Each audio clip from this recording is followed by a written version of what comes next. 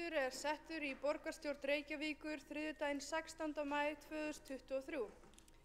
Við göngum til útsendar dagskrá fundarins og förum í fyrsta mál á dagskrá sem umræða græna stíginn að beiðni borgarfulltrúa Samfylkingar, Framsóknar, Pírata og Viðreisnar. Með vísan til 2. málsgreinar 25. grein samþykktar stjórn Reykjavíkurborgar og fundarsköp borgarstjórnar leggur forseti til að umræðu þennan dagskrárlið verði lokið eftir 2 klukkutíma. Skoðast það sem samþykkt ef enginn hreyfir andmælum. Og fyrstur til að taka til máls undir þessum lið borgarfulltrúinn Pavel Bartosek.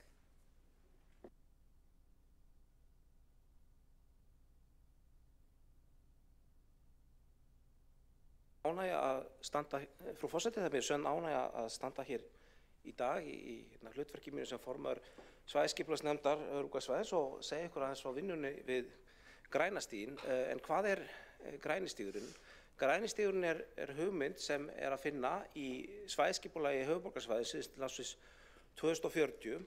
Þegar svæðisskipulagsnefnd kom saman og hóf störf á þessu kjörtímabili þá litum við yfir þau leiðarljós og markmið sem sett hafa verið í gildandi svæðisskipulagi og þau eru þar nokkuð og mörg þeirra hafur gengið mjög vel að vinna eftir, til dæmis samgöngukaflinn sem má segja að samgöngusáttun sé afleika af, en af öðrum þá sóknarfæri til þess að vinna ennþá meira og eitt af því var til dæmis heilnæmt umhverfi og heilbrigt líf sem sérstakt leiðarljós. Og þegar við rýndum þau markmið og leiðarljós sem í þessum kafla þá fannst okkur að græni stígurinn sem hugmynd sem þar sett fram sé eitthvað sem slær mjög margar flugur í einu höggi þegar kemur að þessu tiltekna leiðarljósi.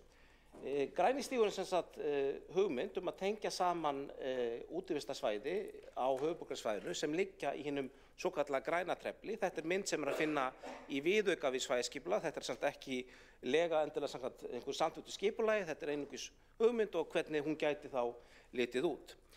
En við búum nefnilega alveg ótrúlegum gessumum hér í upplandi höfuðborgarsvæðisins. Við erum með Esjuna, við erum með Úlfarsfellið, við erum með Heiðmörk sjálfsögðu, við erum með Kaldárselið og fleiri falleg svæði sem borgarbúar og íbúar nágrannasveitarfélaga nýta sér mikið. En það hefur kannski örlítið vantað að fólk upplifi kannski græna trefilinn sem útivistarsvæði í heild sinni.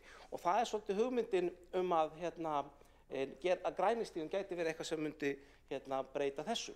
Það liggja nefnilega alveg mjög mörg útivistarsvæði þarna fyrir ofan byggðina og græni stígurinn er hugmynd að tengja þau saman. Og já, hvað fæst með þessu? Af hverju er þetta eitthvað góð hugmynd? Og það eru heilmörgar ástæður fyrir því.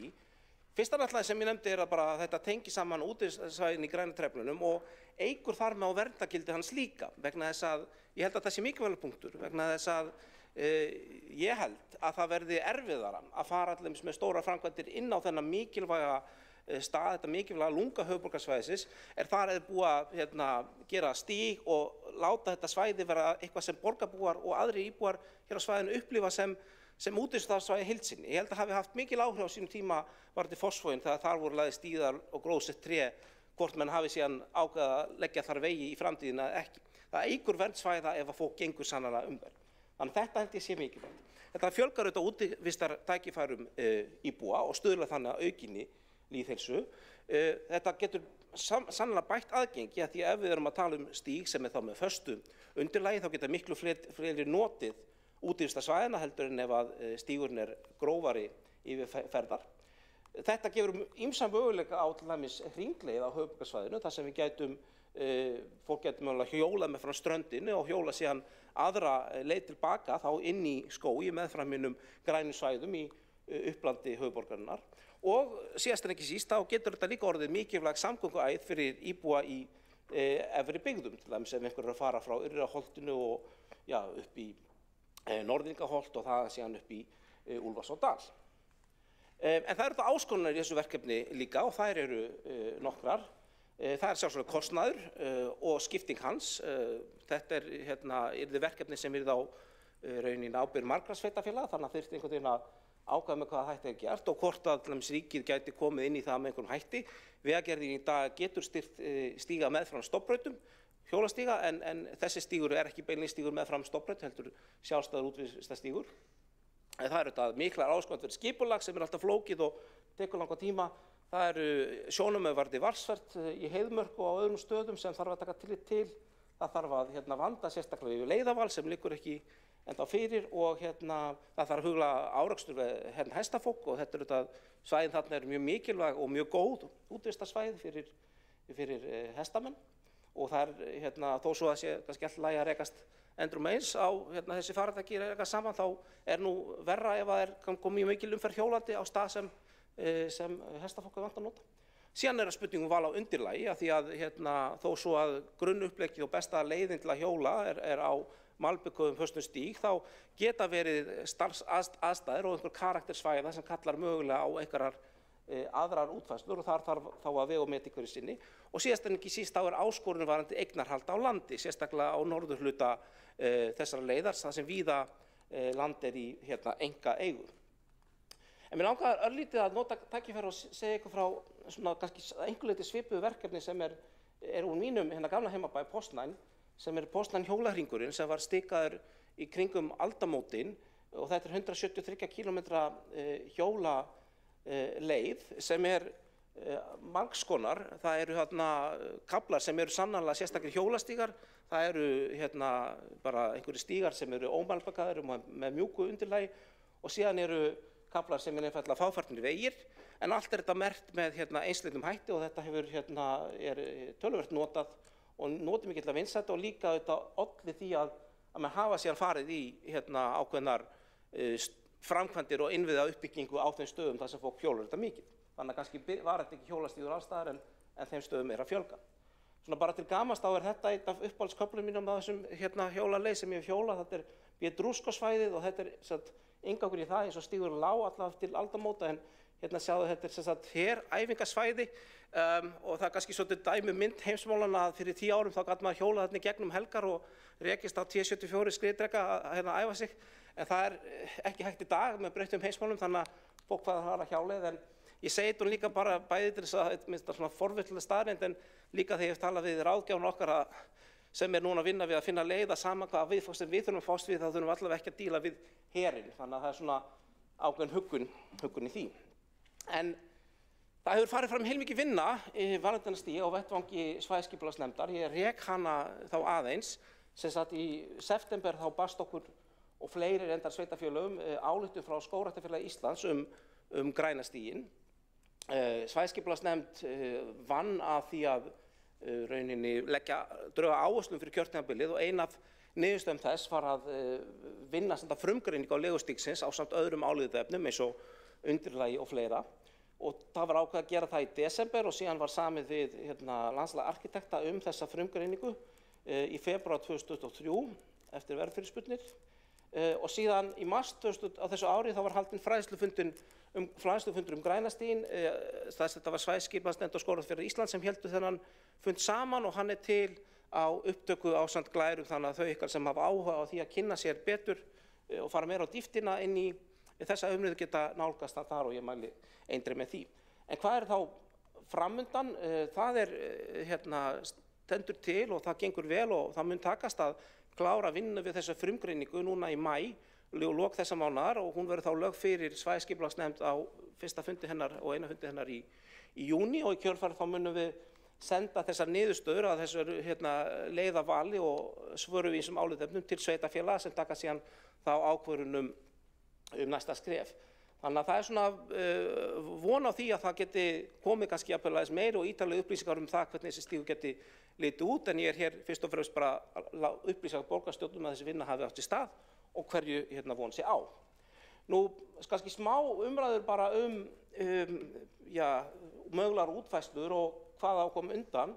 Það hægt að nálgast þetta verkefni en það hætti að við gerum kannski þarna mynd af frábærri hjólaleið í Hollandi vinstra megin að við nálgumst þetta þannig að við byrjum á því að búa til mjög gott hjólastígakerfi og við lítum á þetta sem fyrst og fremst innviða uppbyggingu og opnum ekki stíginn fyrir en það komast starfleiti. Við getum líka tekið það ákvörðun að byrja því að reyna að merkja og stika leiðina eins vel og hægt með þeim innviðum sem eru til staðar og vonast síðan til þess að geta í áföngum byggt hana upp. Það má kannski segja að stígurinn í Fossvogi sé svona dæmustíg sem byrjaði ekki svona glæsilegur hann en hefur smá saman með aukin notkun batnað. Þannig að ég svona hallast svolítið að því að gera þetta í áföngum, það líka spara kostnað og auðveldar ýmsa vinnu, en þó verður þetta að gæta þess að stígurinn í upphafi sé ekki kannski það fráhrindandi að hann beinlínis sé verkefnum til trafala.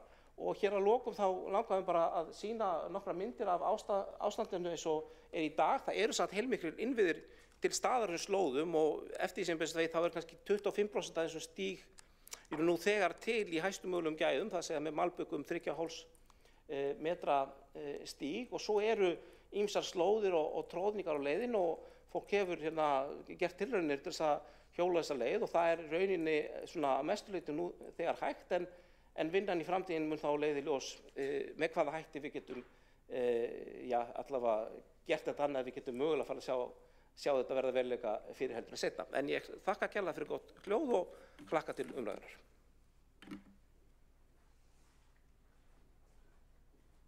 Borgarfulltrúinn hefur lokið við mál sitt. Næst á mælendaskrá borgarfulltrúinn Líf Magnúsdóttir. Forseti og ágæta borgarstjórn, ég kem hingað upp í rauninu bara til þess að fagna þessu verkefni og mér þykir gaman að sjá vinnu nefndarinnar hér í þessum sal og ég held að við ættum að íhuga það að koma oftar inn með það sem að gerist náttúrulega í samstarfi við þá samtök sveitarfélaga á höfuðborgarsvæðinu.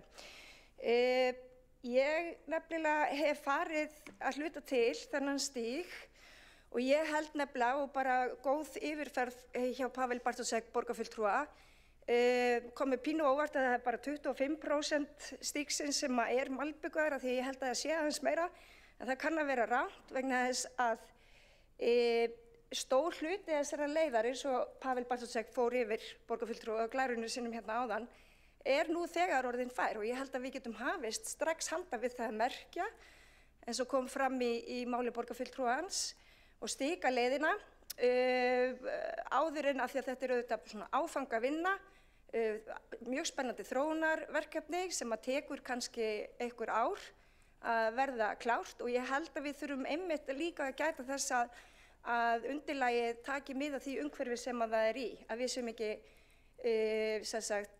við séum að velja líka náttúrulega efni sem að þó við getum hjólað á. Ég held að þarna sé komið frábært tækifæri fyrir líka ferðaþjónustuna. Ég held að hér sé komið ný hlaupaleið sem að hægt að skokka.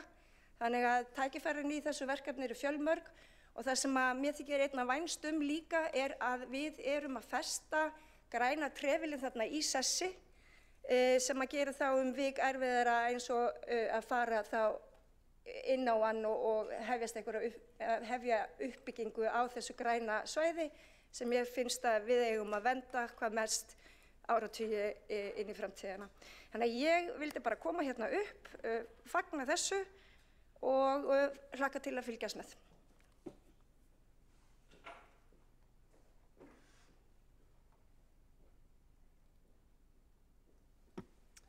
Borgarfulltrúinn hefur lokið við mál sitt. Næst á mælendaskrá borgarfulltrúinn Hjálmar Sveinsson.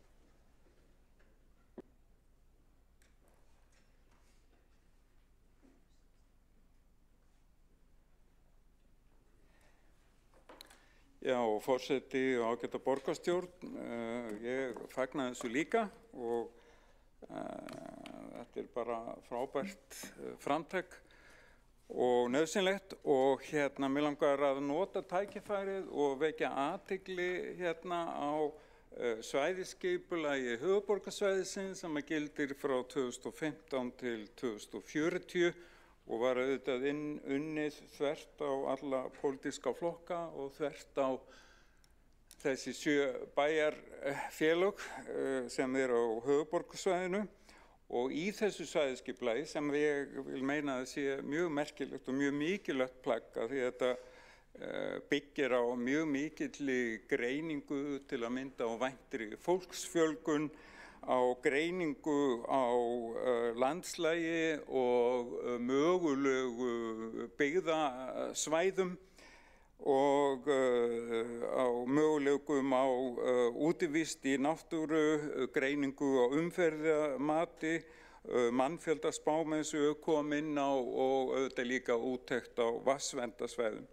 Og í þessu ágæta svæðisskipulagi gengið út frá því að sjálfsögðu að höfuðborgarsvæði sé 1 búsetusvæði, 1 atvinnu- og húsnæðismarkaður með sameiginlega grunnkerfi, útivistarsvæði, auðlindir, útmörk, landslag og náttúru. Og það eru í þessu ágæta plaggi nokkur leiðarljós og mig langaði aðeins að koma inn á það og það eru líka nefndar áskoranir og ég nefni þetta að því að þetta hefur frekar mikið með það að gera sem að frummælandi eða erindi frummælandans vegna þess eins og hefur þegar komið fram að með svæðisskipulaginu skuldbinda sveitarfélögin 7 til þess að setja mörk á milli byggðar og náttúru, byggðar og útmarkar. Af því að það var í áratugi þannig að það var einhvern veginn talið sjálfsagt og þótti bara frekar smart að brjóta endalaust ósnortna náttúru undir byggð og að lokum varð til að mynda, Reykjavík og varð höfuðborgarsvæðið. Reykjavík var allavega einu sinni frekar lítil en frekar þétt borg en árið 2012 það talað sem að skipti máli í svæðisskipulaginu af því þá var verið að vinna þetta skipulag að þá bjuggu að meðaltali 35 íbúar á hektara á höfuðborgarsvæðinu og það eiginlega nær því að vera dreifbýli en borg. Það eru varla til dreifbýli borgir. Og eitt af því sem að svæðisskipulagið tekur á nákvæmlega þetta og það sýnt fram á að 30 árin áður að þá hafði byggðin stækkað tæpa 40 ferkílómetra og íbúum fjölgað 70.000 og bílafjöldi aukist meir en helming. Og það sýnt fram á í þessu svæðisskipulagi að það ekki hægt að halda áfram svona næstu 30 árin.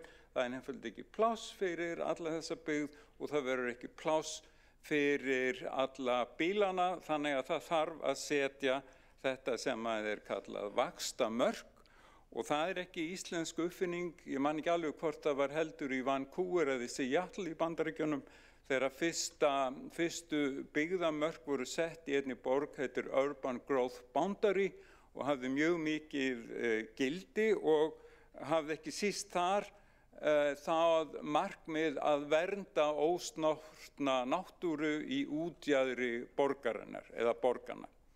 Og þannig að þetta allt tekið inn í þetta ágæta svæðisskipulag og það eru hér þessar áskoranir sem eru nefndar sem ég kom inn á, þar að segja ef það haldið áfram með þróunina eins og hún hefur verið að þá gengur það einfaldlega ekki upp.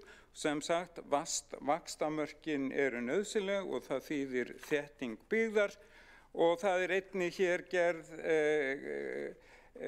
góð grein fyrir því í leiðarljósi 2 sem heitir skilvirkar samgöngur og nútímalegt samgöngukerfi og þarna held ég eiginlega fyrsta skipti í opinberu plaggi sem sveitarfélögin á höfuðborginni senda frá sér árið 2015 nefnd borgarlínan sem að allir voru sammála að væri nauðsynlegt að því að sú uppbygging sem að þarna boðuð samgöngumiðuð og það miðað við það að skilvirkar almenningssamgöngur skipti meginmáli í uppbyggingu sjálfbærrar byggðar.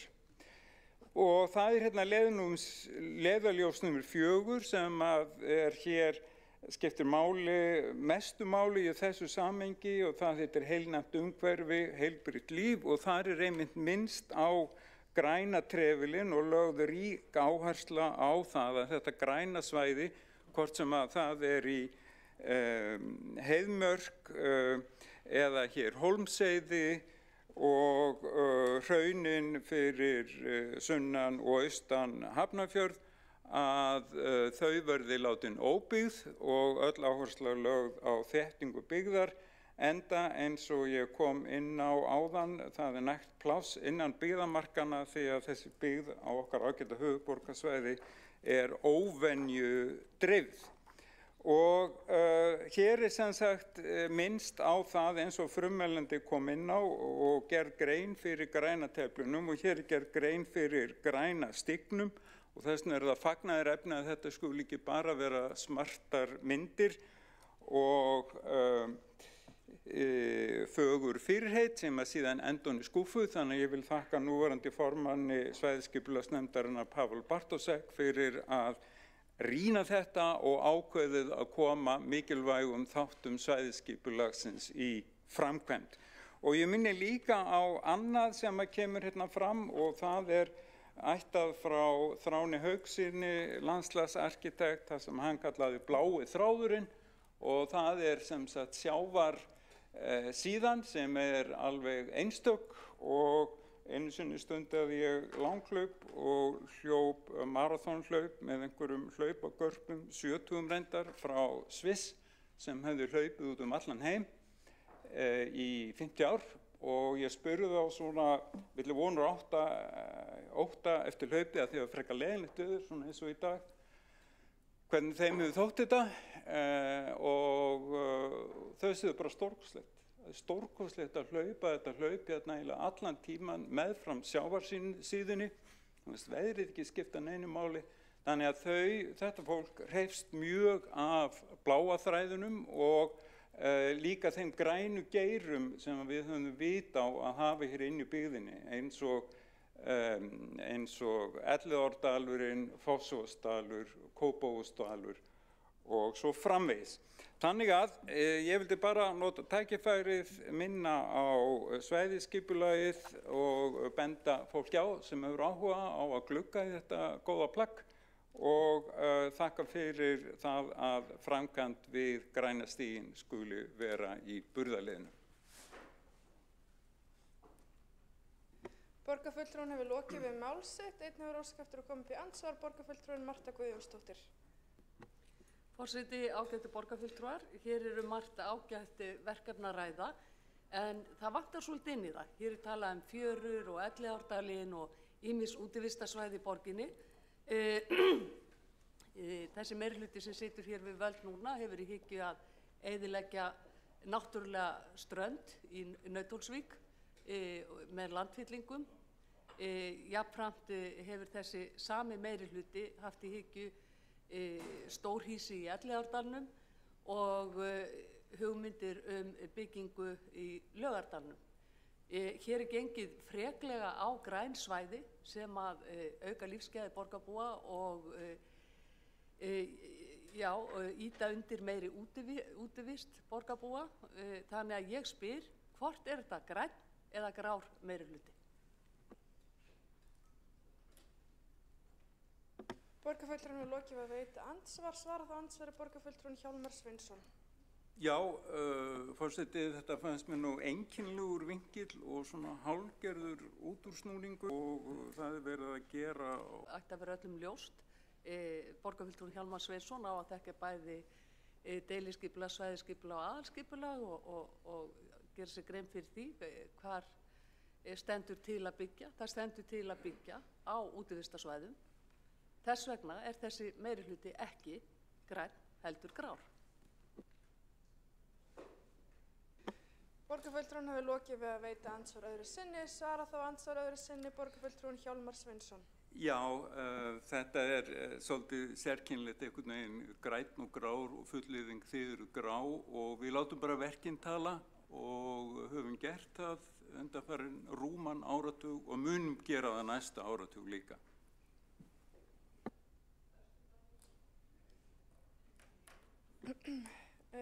Forseti ætlar ekki að heimila örstutta athugasemd. Er þetta athugasemd fundarsköp? Nei. Andsvörum lokið. Hvort sig hefur fengið að tjá sig tvisvar undir í andsvörum og göngum því til næsta borgarfulltrúa á mælendaskrá sem borgarfulltrúinn Einar Þorsteinsson.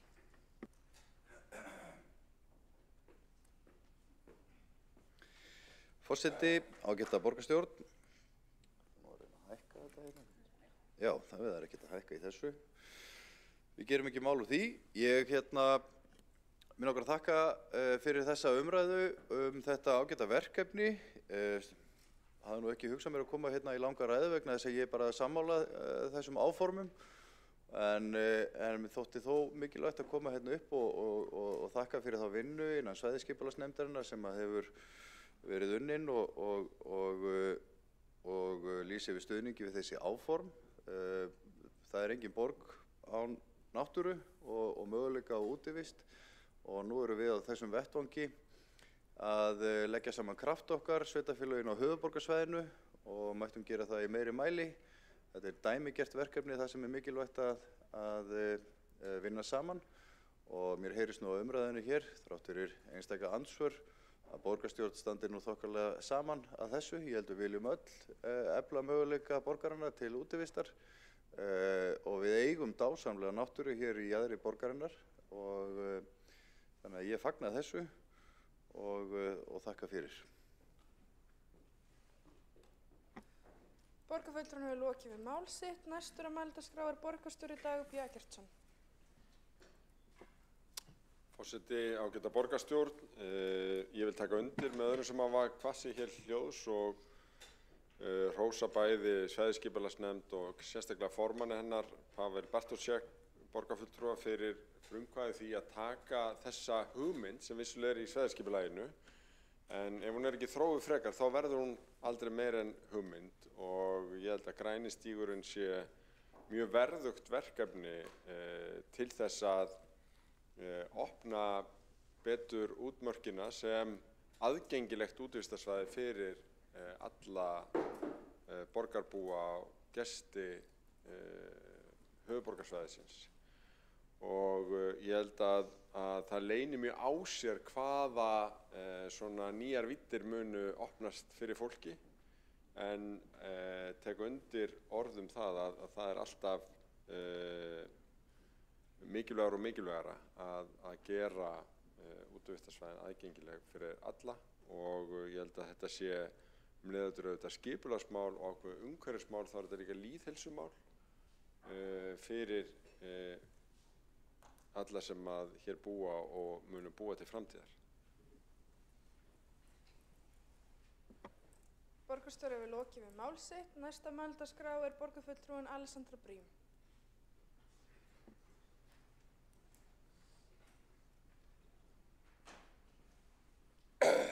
Forseti, borgarstjórn, aðrir ágætir áheyrendur og önnur sem kunna að vera að hlusta. Ég ætlaði nú ekki að hafa þetta mjög langt. Þetta var bara mjög góð yfirferð hérna hjá borgarfulltrúanum Pavel Bartošek og ég hef nú fylgst með framgangi málsins inn í svæðisskipulagsnefnd og þetta mjög spennandi verkefni. Það mjög áhugavert að auka aðgengi höfuðborgarsvæðisins og íbúa og reynda bara ferðafólks, hvort sem innanlands eða utan, að okkar bara náttúruperlum og grænum svæðum á höfuðborgarsvæðinu og raunar suðvesturhorninu. Ég held að með þessum hætti þá séum við svona aðeins að auka sýnileika, bæta aðgengi og minna á það að þrátt fyrir að við eigum þessar stærstu, augljósustu perlur, þá ofboðslega margt annað sem hefur kannski verið minna áberandi sem algjörlega þess virði að skoða og með þessum hætti þá hækkum við svona aðeins sýnileika þeirra svæða líka. Það líka gaman að eiga svona góð verkefni sem nokkurn veginn öll geta verið sammála sem að góð samstaða hefur náðst á höfuðborgarsvæðinu og ég held að við eigum bara, gleðjast þess hvað þetta gengur vel og hvað góð samstaða þessa uppbyggingu. Og ég hlakka bara til að sjá hvernig hún nær fram að ganga. Takk fyrir. Borgarfulltrúinn hefur lokið við mál sitt. Næstur á mælendaskrá borgarfulltrúinn Pavel Bartošek.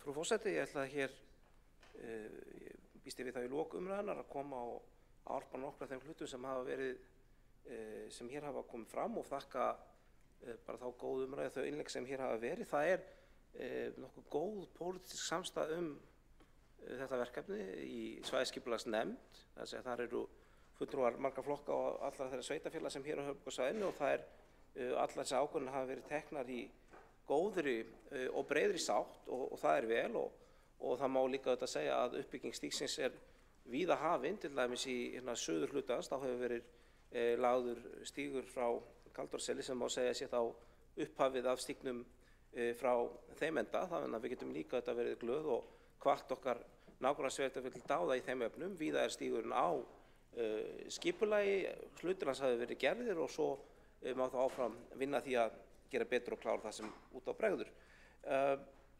Mér langar að ávarpa aðeins það sem borgarfulltrúi Líf Magnúsdóttir sagði varðandi hinn malbika hluta, það er líklega rétt hjá henni, það er stærri hluta leiðin í dag sem malbikaður, það sem ég átti við sá hluti sem þá á sérstökum malbikum 3,5 metra breiðum stígum, þar að segja svona þessi dæmigerði útivistarstígur sem við þekkjum, en það eru sannarlega fleiri kaflar þar sem eru líknotaði vegir sem eru með malbiku undirlagi en ekki beint malbikaði stígar. Það er rétt sem hefur komið fram hjá borgarfulltrúa Hjálmari Sveinssyni að bláþráðurinn kannski svona ákveðið verkefni sem kallast á við þetta verkefni og getur þá búið til ákveðna hringleið, hluti þá leiðina þá meðfram sjó og hluti þá inn í skógi á jaðri byggðarinnar. Og það er líka gaman að segja frá því að þegar þess að borgarfulltrúi Líf Magnúsdóttir nefndi hér hlaup að líklegast grænistígunum frá Esjurótum og niður Kálfdalsar það býr 42 kílómetrar og það vita allir hvað vegalengd það er, þannig að það er tækifæri til þess að búa til einhverja skemmtilega viðburði og ég nefni það til dæmis að þegar að hjólastígurinn í Póstan var opnaður aldamótin þá var byrjað að gera það með svona almennings hjólakeppni, það komu allir á fjallahjólum og hjólunaring og það var svona táknræn leið til þess að ræsa verkefni og heppnaðist mjög vel, þannig að það er líka ákveðin hugmynd. En í því samhengi þá finnst mér kannski mikilvægt að nefna eitt atriði sem ég gerði það hér en myndi kannski skipta máli þegar fram í sækir, það er að huga að tengingu við almenningssamgöngur inn á lykilsvæði, inn á þessum græna stíg. Það er ekki auðvelt að komast upp að Esjurótum eða Kaldársel með almenningssamgöngum í dag. Það er kannski aðeins örfáir staðir á þessari leið, þá helst í kringum Norðlingaholti, þar sem fólk getur tekið almenningssamgöngur inn á stíginn og það er kannski eitthvað sem mættum aðeins að huga betur að því að það væri kostur að geta tekið hjólið í strætó og hjóla hlutar leiðarinnar og tekið síðan hjólið tilbaka á annarri leið. Nú, það er gaman að því að segja að eins og framkom þá héldum við í svæðisskipulagninefnd ásamt Skógræktarfélagi Íslands og fræðslufund græna stíginn sem var vel sóttur og þar komir fulltrúar sveitarfélaga og einnig innviðaráðherra sem nefndi að þetta væri dæmi framkvæmd sem ríkisstjórnin gæti hugsað sér að styðja, sem vel og við sjáum alveg ákveðin tækifæri því, sérstaklega kannski þegar kemur að því að leysa úr þessum mögulega árekstrum milli hjólandi og síðan hestafólks og þar sjáum við fyrir okkur nokkur sóknarfæri. Og svo þakka ég formanni borgarráðs og borgarstjóra og formanni umhverfis- og skipulagskerfa fyrir þeirra góð innlegg og þeirra eins og skil stuðning við verkefni. Mér langar þá að lokum að lesa hér upp bókun sem þá bókun meirihluta og allavega Vinstri-hreyfingarinnar græns framboðs og Flokks fólksins ef ég skil það rétt og kannski bætast fleiri við. Og hún svohljóðandi: Græni stígurinn metnaðfull hugmynd úr svæðisskipulagi höfuðborgarsvæðisins sem gengur út á að tengja saman útivistarsvæðin í grænatreflunum með samfelldum göng og hjólastíg sem í raunveruleg samgönguæð fyrir hjólafólk, örugg og þægileg yfirferðar. Markmiðið honum að auka útivist, bæta lýðheilsu og bæta samgöngu fyrir gangandi og hjólandi auk þess að festa græna trefilinn í sessi. Á vettvangi svæðisskipulagsnefndar höfuðborgarsvæðis hefur verið ráðist í vinnu við frumgreiningu á legu stígsins og fleiri álitaefnum honum tengdum. Stefnt að ljúka þeirri vinnu mánaðamótin og verða niðurstaðan í kjölfarið senda til sveitarfélaganna á höfuðborgarsvæðinu. Verði ákveðið að ráðast í verkefni unnt af áfangaskipti til dæmis með því að merkja fyrsta leið sem færir eru í dag og bæta malbikum stígum í áfangum þar sem við á. Huga þarf að vatnsvernd og náttúruvernd og halda áraksnum við veiðileiðir í lágmarki. Þetta eru spennandi áform sem fróðlegt verður að sjá þróast áfram á næstu misserum. Forseti, ég hef lokið máli mínu. Borgarfulltrúanum er lokið við mál sitt. Einn hefur óskað eftir að koma í andsvar. Borgarfulltrúan Kjartan Magnússon. Forseti, góðir borgarfulltrúar, ég vil bara almennt lýsa yfir ánægju minni með þessa umræðu eins og aðrir hefa gert og þetta er sjálfsögðu mál sem við styðjum öll. Nú, aðeins þetta sem sá sem hóf umræðuna, Pavel Bartósek borgarfulltrúi, kom inn núna í lokin, var varðandi biðstöð strætó við Esjuna. Þá gæti ég ekki verið meira sammála honum, en verð samt að lýsa yfir smá furðu minni vegna þess að í janúar síðastliðnum þá lögðum við sjálfstæðismenn til í umhverfis- og skipulagsráði að það yrði leita leiða til þess að opna aftur biðstöð við Esjuna fyrir strætisvagnafarþega sem þangað vilja fara og ákveðin rök fyrir því sem borgarfulltrúi fór bara mjög vel hérna yfir ræðusinni áðan. Það tók eitthvað 3 eða 4 mánuði að skoða tillöguna og þá var hún felld á fundi umhverfis- og skipulagsráðs 19. janúar síðastliðinn og ég var svolítið undrandi á þessu og mér finnst þetta að vera svolítið ekki alveg fara saman hljóð og mynd þarna að þessi borgarfulltrúi var nýbúinn í umhverfis- og skipulagsráði að fella tillögu okkar biðstöð við Esjurætur og hins vegar leggur hann núna í ræðu sinni áherslu á mikilvægi þess að verið komið fyrir biðstöð við Esjurætur. Vonandi bara, það hafa allir rétt á að skipta skoðun og vonandi hefur bara borgarfulltrúin gert það og við eigum bara að vinna því auðvitað á vettvangi borgarinnar að strætisvagnabiðstöð verið komið fyrir við Esjuna að nýju. Borgarfulltrúin lokið við veita andsvar. Svarað andsvari borgarfulltrúin Pavel Bartósek. Virðulegi forseti, ég þakka borgarfulltrúanum fyrir hans andsvar. Það er nú þannig að ég hef komið alltaf þarna upp í Esju nýlega þar ég tók mig til að hlaupa hluta þessarar leiðar og það er strætóstoppustöð þarna en hins vegar það er rétt hjá borgarfulltrúanum að þessari stoppustöð er ekki þjónað neitt sérstaklega vel í dag. Henni er þjónað af pöntunarþjónustu sem fer aðeins á virkum dögum þannig að það nýtist á augljóslega ekki útivistafólki sem vil nýta hann helgar og ég segi þá bara að þó svo að kannski bara staðan í svona fjárhagsstrætó og annað gefur ekki tilefni þess að sé auðvelt að samþykkja í dag tillögur sem fela í sér meiri útgjöld, þá er það sjálfsögðu mín skoðun að það yfir langtíma áform að þarna sé hægt að koma með almenningssamgöngur og njóta útivistar. Borgarfulltrúin lokið við að svara andsvari. Veitir þú andsvar öðru sinni borgarfulltrúin Kjartan Magnússon. Forseti góði borgarfulltrúar, ég þakka Pavel Bartósek borgarfulltrúa fyrir gott svar. Ég get verið sammála það að það sé bara rétt að reyna að vinna að þessu.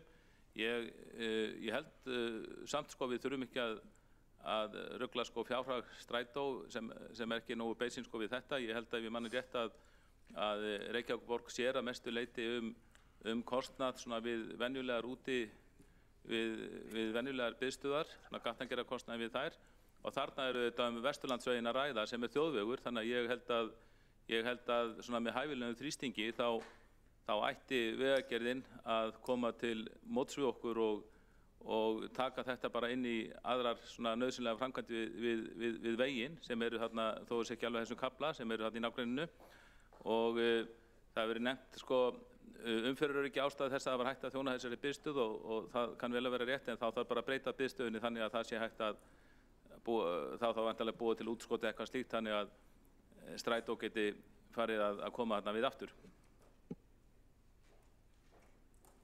Borgarfulltrúin er lokið við að veita andsvar öðru sinni. Svarað andsvar öðru sinni borgarfulltrúin Pavel Bartósek. Já, virðulegi forseti, ég held að þetta ákveðnismunur milli mín og borgarfulltrúans sé ekki þannig að hann verði óbrúanlegur. Eins og nefnt er þá hafa komið ábendingar frá vegagerðinni sem snúa umferðaröryggi sem væntanlega snýst það að það getur á álagspunktum tekið svolítið mikinn tíma og ég valdi ákveðna hættu að reyna að komast aftur út af biðstöðinni inn á aðalveginn en það breyti því ekki að ég bara þá lýsið bara yfir það mín langtíma skoðun að það eigi að vera hægt að þjóna þessari mikilvægustu útivistarpartí Reykvíkinga með almenningssamgöngu þó ég hef ekki séð mér fært að greiða atkvæði með því sem stendur. Borgarfulltrúin hefur lokið við að svara andsvar öðru sinni, telst þá andsvörum lokið og sömuleiðis fyrsta dagskrárlið fundarins. Næsta dagskrá er umræða nýútkomna Já, andsvari kom í raun og veru ekki meðan ræður stóð og þegar þú berð upp andsvar verður að berð upp andsvar meðan ræða stendur. Það er ekki hægt að vera andsvar við... Já, þá setur upp græna. Já, ekkert mál, það er bara... Þú vilt setja á mælendaskrá. Já, flottir. Þá tekur til máls borgarfulltrúi Þorkell Sigurlaugarsson.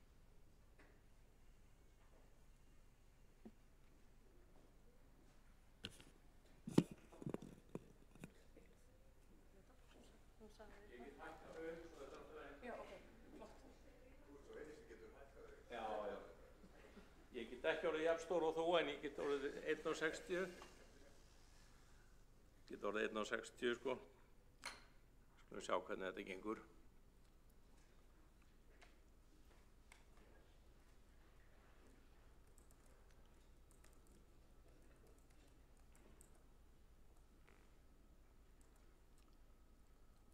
Er þetta komið núna? Heyrið í mér eða? Já. Forseti og borgarstjóri og ágæta borgarstjórn og áhorfendur.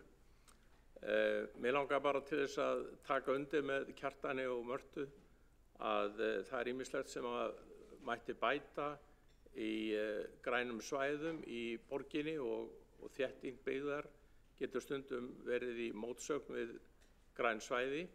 Ég hef nú búin að vera í íbúðaráði Kjalarnes nokkuð lengi núna, heilt ár, og þar eru íbúar mjög óánægðir einmitt með almenningssamgöngur og hafa margoft bent á það og verið með lausnir sem á að vera hægt að leysa.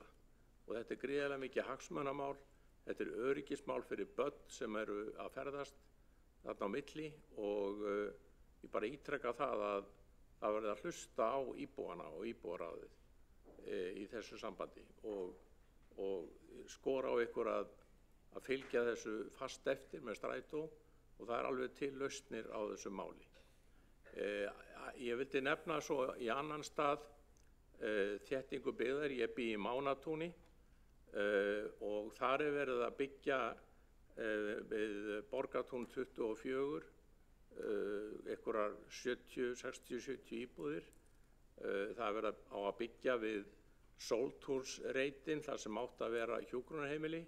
Það er búið að breyta því að kröfu eiganda í stóra byggingu sem að er einhver 60-70 íbúðir og þar á að hefði verið gott að hafa útivistarsvæði en það er ekki gert ráð fyrir því, en þá þarf að leggja mikla áherslu á það og svo á að byggja 100 íbúðir við Kringlumýrarbraut, horn á Kringlumýrarbraut og Borgartún.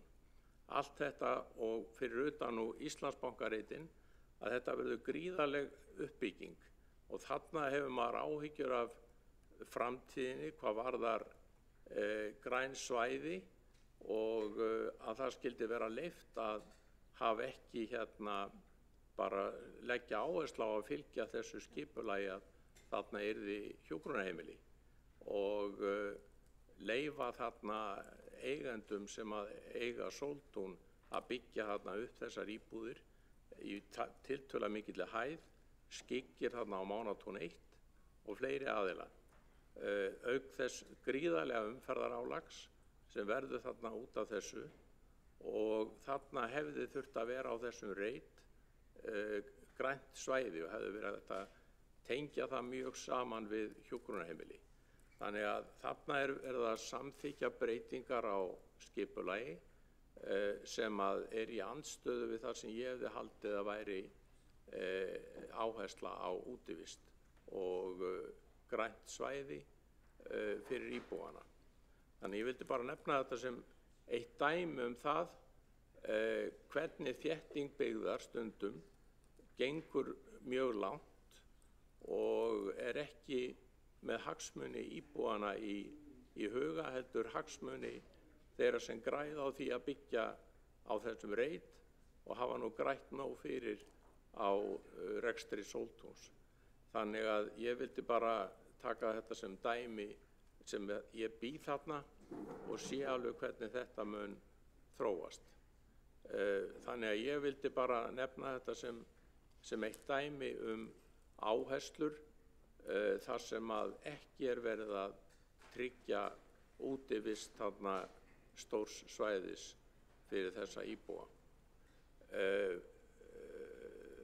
Og ég legg áherslu aftur á Kjalarnesið, horfið á það er gríðarlega vanrækt svæði, Sundabraut, kannski kemur hún, ég held að verði allt gert til þess að koma í veg fyrir það, það nú þegar búið að gera margt til þess að koma í veg fyrir það og þarna hefði verið hægt að byggja upp mun meira útivistarsvæði, nota fjöruna fyrir sjóböð og gera miklu meira fyrir þennan hluta Reykjavíkur. Þetta partur af Reykjavík, það gleymist stundum. Þetta eins og þetta sé eitthvað viðhengi við Reykjavík. Þetta hluta af Reykjavík. En ég þakka fyrir að fá að benda á þetta atriði. Takk fyrir. Borgarfulltrúinn hefur lokið við mál sitt og vill forseti benda á að þetta fyrsta ræða borgarfulltrúans í borgarstjórn og óskar honum til hamingju með það. 3 hafa óskað eftir að koma upp í andsvar og því andsvarstíma styttur í 1 mínútu hvert andsvar. Fyrstu til þess að veita andsvar borgarstjóri Dagur B. Eggertsson. Forseti, ágæta borgarstjórn, leið og ég óska borgarfulltrúanum til hamingju með sína fyrstu ræðu, vildi ég bara koma því mjög skýrt á framfæri að breytingarnar á deiliskipulagi Sóltúni ganga alls ekki á almenningsgarðinn sem þar fyrirhugaður. Þvert á móti eru þessar breytingar þannig að byggingareiturinn í raun betur afmarkaður þar sem áður var hjúkrunarheimili núna íbúðabygging eins og borgarfulltrúinn nefndi, en í stað tengibyggingar kemur í raun leiksvæði og tenging inn á almenningsgarðssvæðið.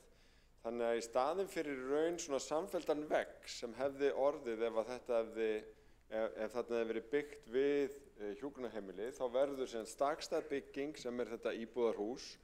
Almenningsgarðurinn verður eftir sem áður þarna sunnan við og í miklu librari tengingu við allt nágrenni, meðal annars með gerð leiksvæðis. Þannig að ég hef tekið eftir að fleiri hafa ekki alveg kveikt á þessu en þetta nokkuð skýrt ef að deiliskipulagsbreytingin skoðuð. Borgarfulltrúinn hefur lokið við að veita andsvar. Vildirðu svara andsvari? Þá gott að gefa merki, já, og svara þá andsvari borgarfulltrúi Þorkell Sigurlaugsson.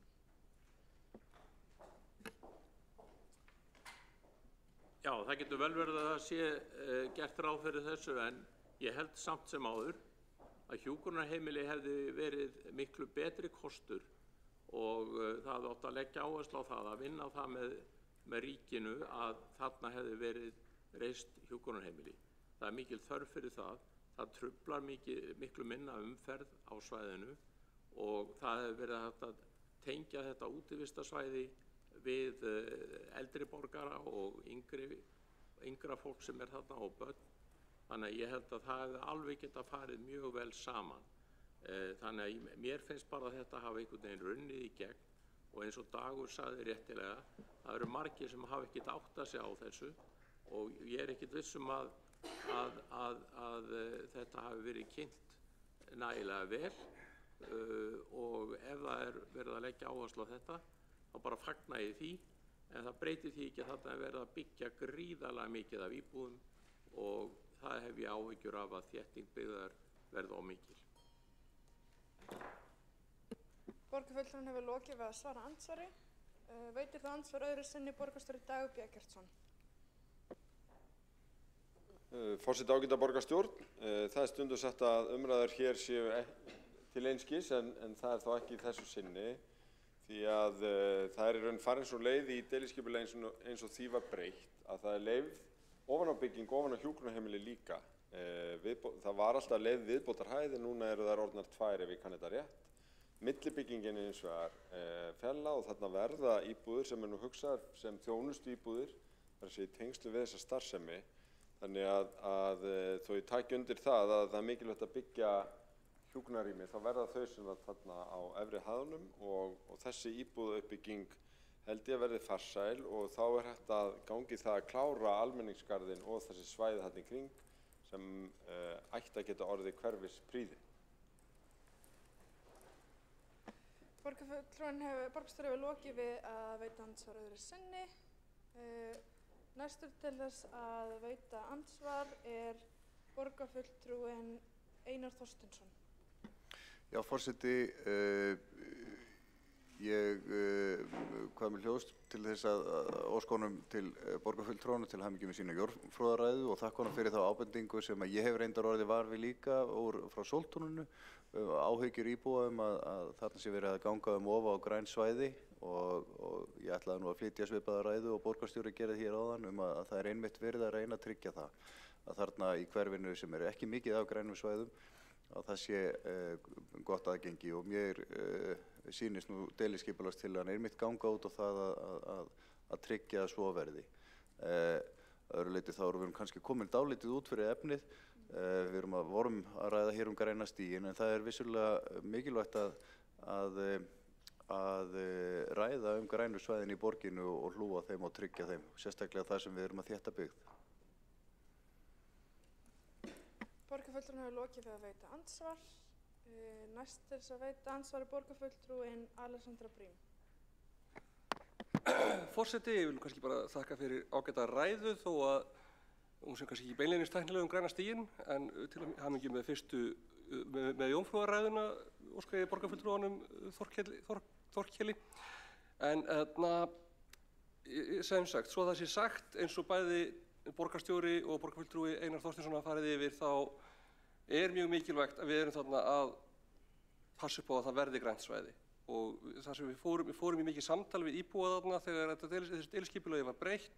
Það er verið að minnka yfirborðið á byggingunum þarna miðað við það deiliskipulag sem var í gildi fyrir og það er bara einfaldlega þannig að það er ekki alveg þessi vilji hjá ríkinu til þess að byggja hjúkrunarheimili eins og upphaflega heimildin stóð til Þannig að við vorum að reyna að lenda því hvernig væri hægt að klára þetta.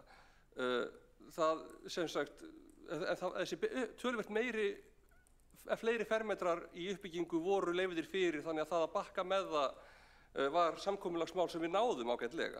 Við erum að ferlega þessa tengibyggingu. Og já, það verður þetta græna svæðið á þessum stað. Borgarfulltrúinn hefur lokið við að veita andsvar. Ekki hafa fleiri óska eftir að koma upp í andsvar.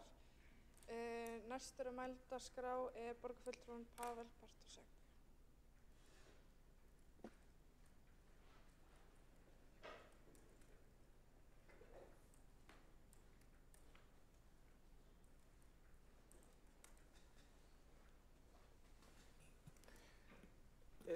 Virðulegur forseti, mér langaði bara að koma hér upp í lokinu vegna þess að fyrir því að frummælendur ljúki umræðu og eins og ég sagði þá hefur sem betur fer verið nokkuð breið samstaða þetta mál í svæðisskipulagsnefnd og ég lít svo að hér sé einnig það sem samstaðan greinilega slíka að það þurfti aðeins að skipta umræðefni til þess að finna stað þar sem við varum ósammála. Þannig ég lít að þetta sé dæmi að sé full sátt græna stíginn hér og þau verkefni en kannski minni sátt þéttingu byggðar og það er bara vel, það er eðlilegt að hafa ólíkar skoðanir á því. En mín skoðun er að þetta verkefni er einmitt mikilvægt vegna þess að við erum að þétta byggð við borg vegna þess að ef við búum í þéttri byggð þá er þeim mikilvægt að borgarbúar og aðrir íbúar höfuðborgarsvæðis hafi stór glæsileg útivistarsvæði til þess að geta notið náttúrunnar. Þannig að þetta fer vel saman en ég þakka enn og aftur fyrir góða og fróðlega umræðu hér í borgarstjórn. Borgarfulltrúi hefur lokið við mál sitt, ekki hafa fleiri hvatt sér hljóð sem til þessum lið og telst á umræðu lokið. Næst á dagskrá umræða nýútkomna skýrslu innviðaráðuneytisins Nýir Skerjafjörður, áhrif byggðar og framkvæmda á flug og rekstrar, öryggi Reykjavíkurflugvallar. 7. liður á dagskrá þessa fundar tillaga borgarfulltrúa Sjálfstæðisflokksins ítarlegri rannsóknir á flug og rekstraröryggi Reykjavíkurflugvallar og hefur forseti ákveðið að umræða þessa tvo liði fari fram samhliða og fer atkvæðagreiðsla fram í lok umræðunnar. Með vísan til 2. málsgreinar 25. greinar samþykktar stjórn Reykjavíkurborgar og fundarsköp borgarstjórnar leggur forseti til að umræða þessa dagskrárliði verði lokið eftir 2 klukkutíma og skoðast það sem samþykkt ef enginn hreyfir andmæli. Ertu að biðja að komast á mælendaskrá eða andmæli? Já. Þá skulum við bera þetta upp. ef ég má aðeins... Umræðulaust, ok. umræðulaust til Við óskum samþykktar. eftir að fara fram atkvæðagreiðsla Já, og það er það borið upp til samþykktar umræðulaust, en borgarstjórn afgreiðir tillögu forseta undir hverjum lið umræðulaust eins og fram kemur í 3. málsgrein 25. grein samþykkta. En þeir sem eru sammála því, það vantar. Hvað vantar? Magnús, Davíð, Pavel og Líf.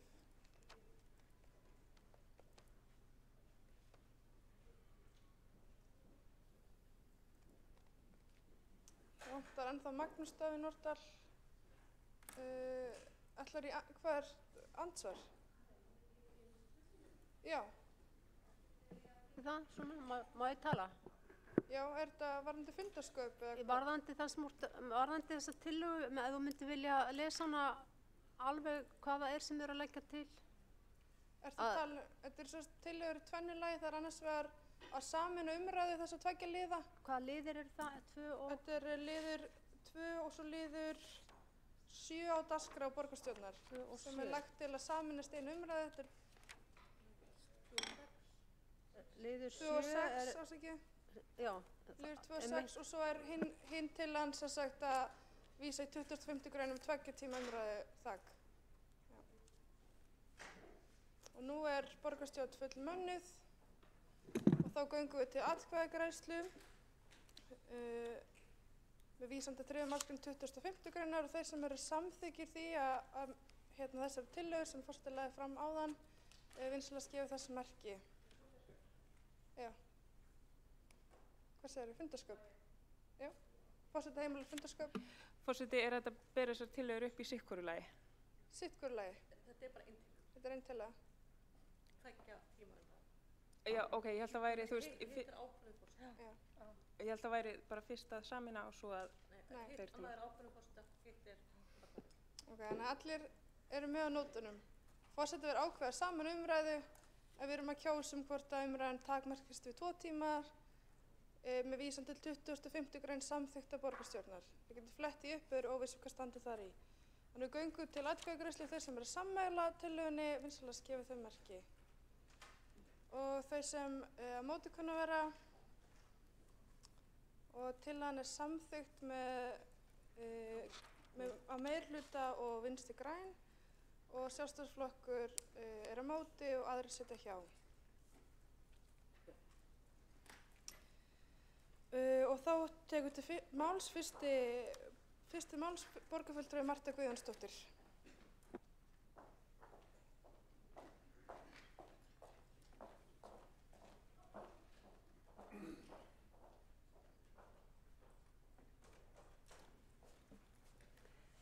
Forseti, ágætu borgarfulltrúar, mér finnst afar leitt að ræðutími undir þessum lið skuli vera takmarkaður 2 klukkustundir vegna þess að hér er mjög mikilvægt mál að ræða sem að þarfnast ítarlegrar umræðu.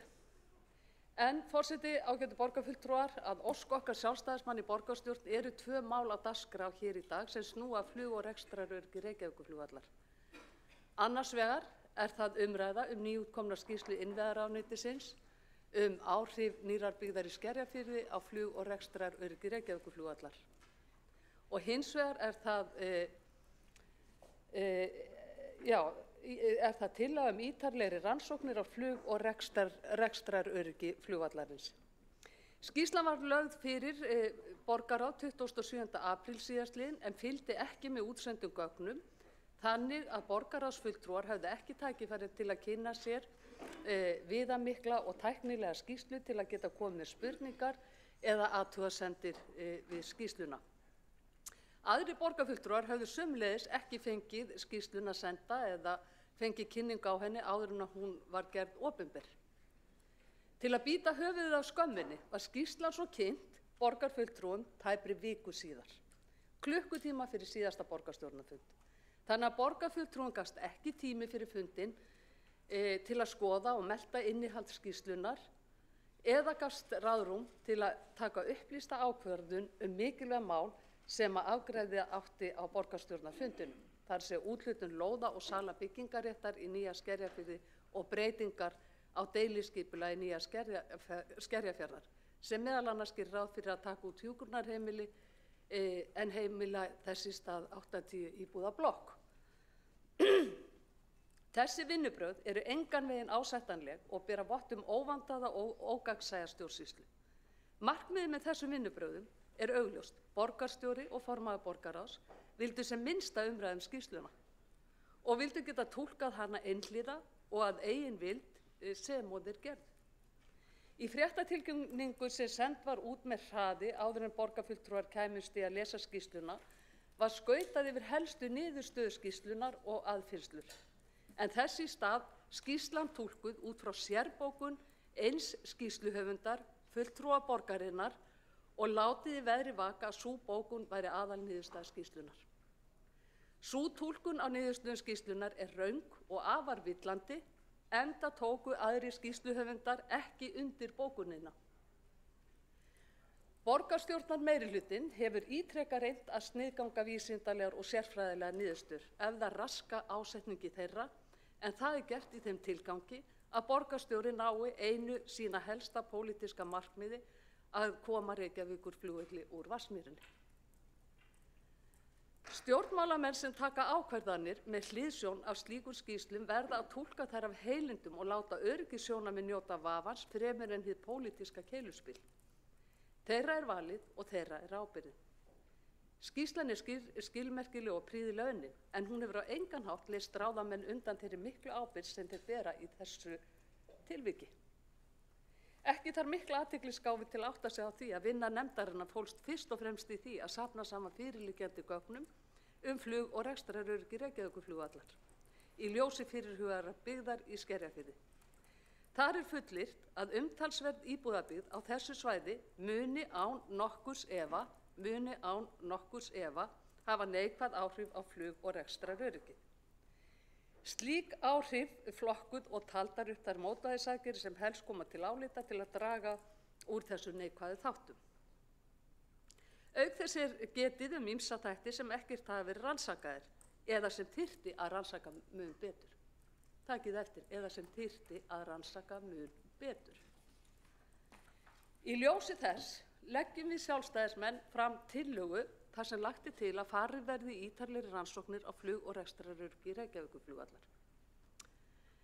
Tillögan hljóðar svo: Lagt er til að farið verði ítarlegri rannsóknir á áhrifum nýrrar byggðar í Skerjafirði á flug- og rekstraröryggi Reykjavíkurflugvallar, samanber niðurstöður nýútkominnar skýrslu það málefni sem ber heiti Nýi Skerjafjörður, áhrif byggðar og framkvæmda á flug- og rekstraröryggi Reykjavíkurflugvallar. Skýrslan kveður á ábendingar margvíslegar ítarlegar rannsóknir sem fram þyrfti að fara til að fá gleggri mynd af áhrifum viðbótar byggðar á flug- og rekstraröryggi vallarins.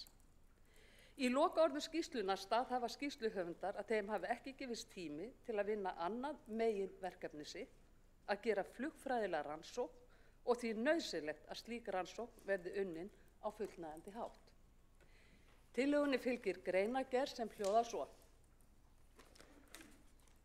Innviðaráðherra skipaði starfshóp í júlí 2022 sem átti að vinna að rannsókn áhrifa nýrra byggðar og framkvæmda í Skerjafirði á flug- og rekstraröryggi Reykjavíkurflugvallar. Vinna nefndarinnar fólst einkum í því að safna saman fyrirliggjandi gögnum flug- og rekstraröryggi Reykjavíkurflugvallar í ljósi fyrirhugaðrar byggðar í Skerjafirði. Í skýrslunni er fullyrt að umtalsverð íbúðabyggð á þessu svæði mun á nokkurs efa hafa neikvæð áhrif á flug- og rekstraröryggið, slík neikvæð áhrif flokkuð og taldar upp þær mótvægisaðgerðir sem helst koma til álita til að draga úr þessu neikvæðu þáttum. Auk þess er getið ýmsa þætti sem ekkert hafa verið rannsakaðir eða sem þyrfti að rannsaka mun betur eins og áður sagði. Í ályktun öryggisnefndar Félags íslenskra atvinnuflugmanna vegna málefna Reykjavíkurflugvallar segir, með leyfi forseta: Rétt er að benda á að til eru hjá Isavia gögn yfir vindmælingar á Reykjavíkurflugvelli sem ná 10 ára aftur í tímann. Þessi gögn geta meðal annars sýnt hvort og hvaða áhrif uppbygging í nálægð vallarins hefur haft á vindafar á vellinum á þessu tímabili. Mikilvægt er að rýna þessi gögn til hlítar til að meta áhrif byggðar á vindafar. Sömuleiðis þarf að rannsaka áhrif viðbótarbyggðar á brautarskilyrði, svo sem bleytu og ísingarmyndun. Í lokaorðum skýrslunnar eru talin upp fleiri atriði sem ekki hafa verið rannsökuð sem að geta haft áhrif á rekstraröryggi flugvallarins. Umtalaðar mótvægisaðgerðir hafa ekki verið skilgreindar til hlítar eða útfærðar og óvíst að þær beri tilætlaðan árangur, en þó er víst að rekstraröryggið skerðist. Tilvitnun lýkur. Í lokaorðum skýrslunnar segir meðal annars: starfshópnum var falið að vinna flugfræðilega rannsókn á fyrirhugaðri byggð í Skerjafirði, auk áhrifa hennar og tilheyrandi framkvæmda á flug- og rekstraröryggi Reykjavíkurflugvallar. Nauðsynlegt hefði verið að vinna ítarlega rannsókn á aðstæðum og notkun á Reykjavíkurflugvelli til þess að uppfylla beiðni flugfræðilega rannsókn. Að teknu tilliti til þess tímaramma sem til vinnunnar var ætlaður er hins vegar ljóst að rannsóknin var að mestu takmörkuð við rýni á fyrirliggjandi gögnum.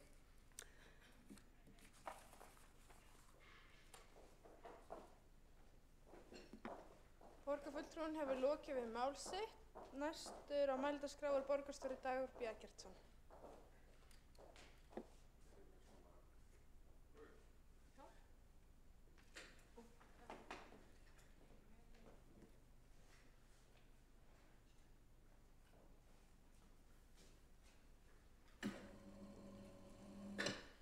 Forseti, ágæta borgarstjórn.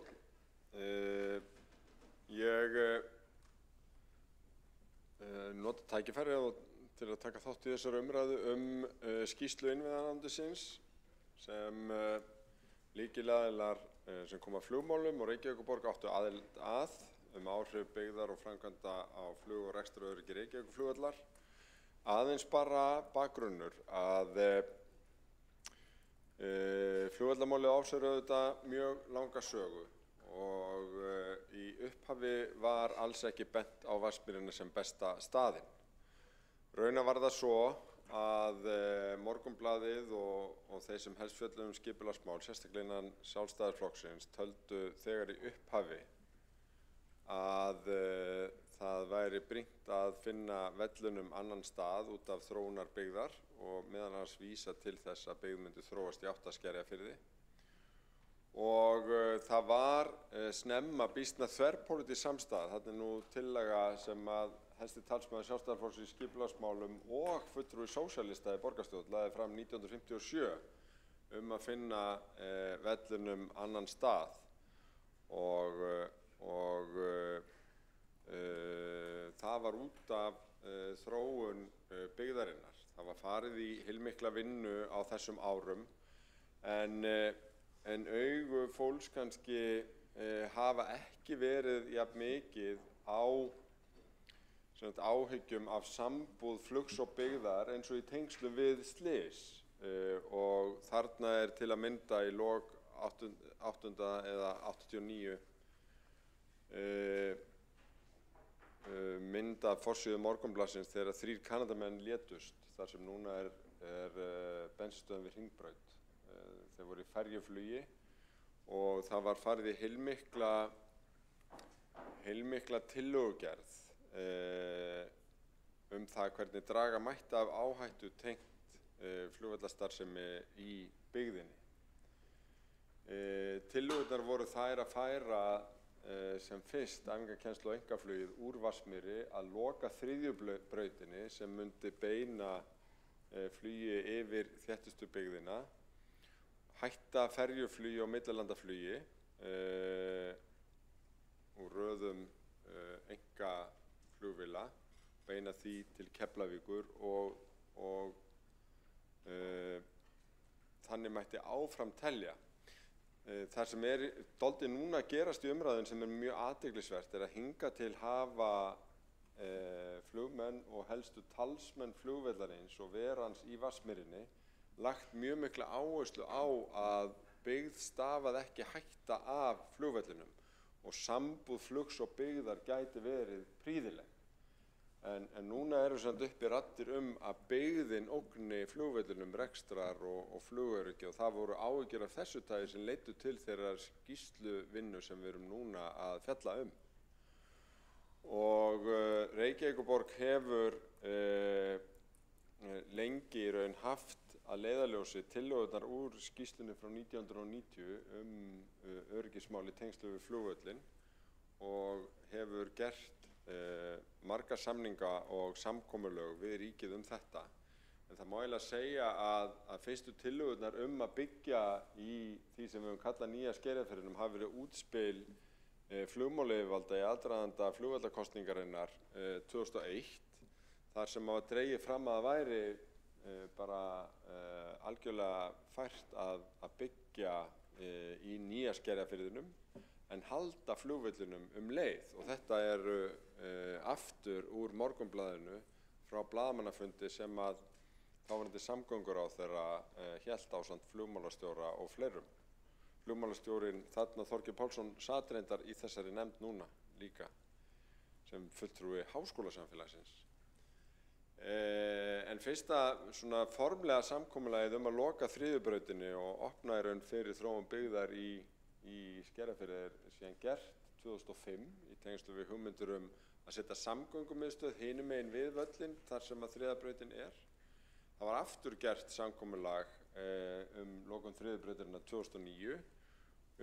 Þriðja samkomulagið lokun þriðjubrautarinnar var gert 2013 og fjórða samkomulagið lokun þriðjubrautarinnar var gert síðar sama ár og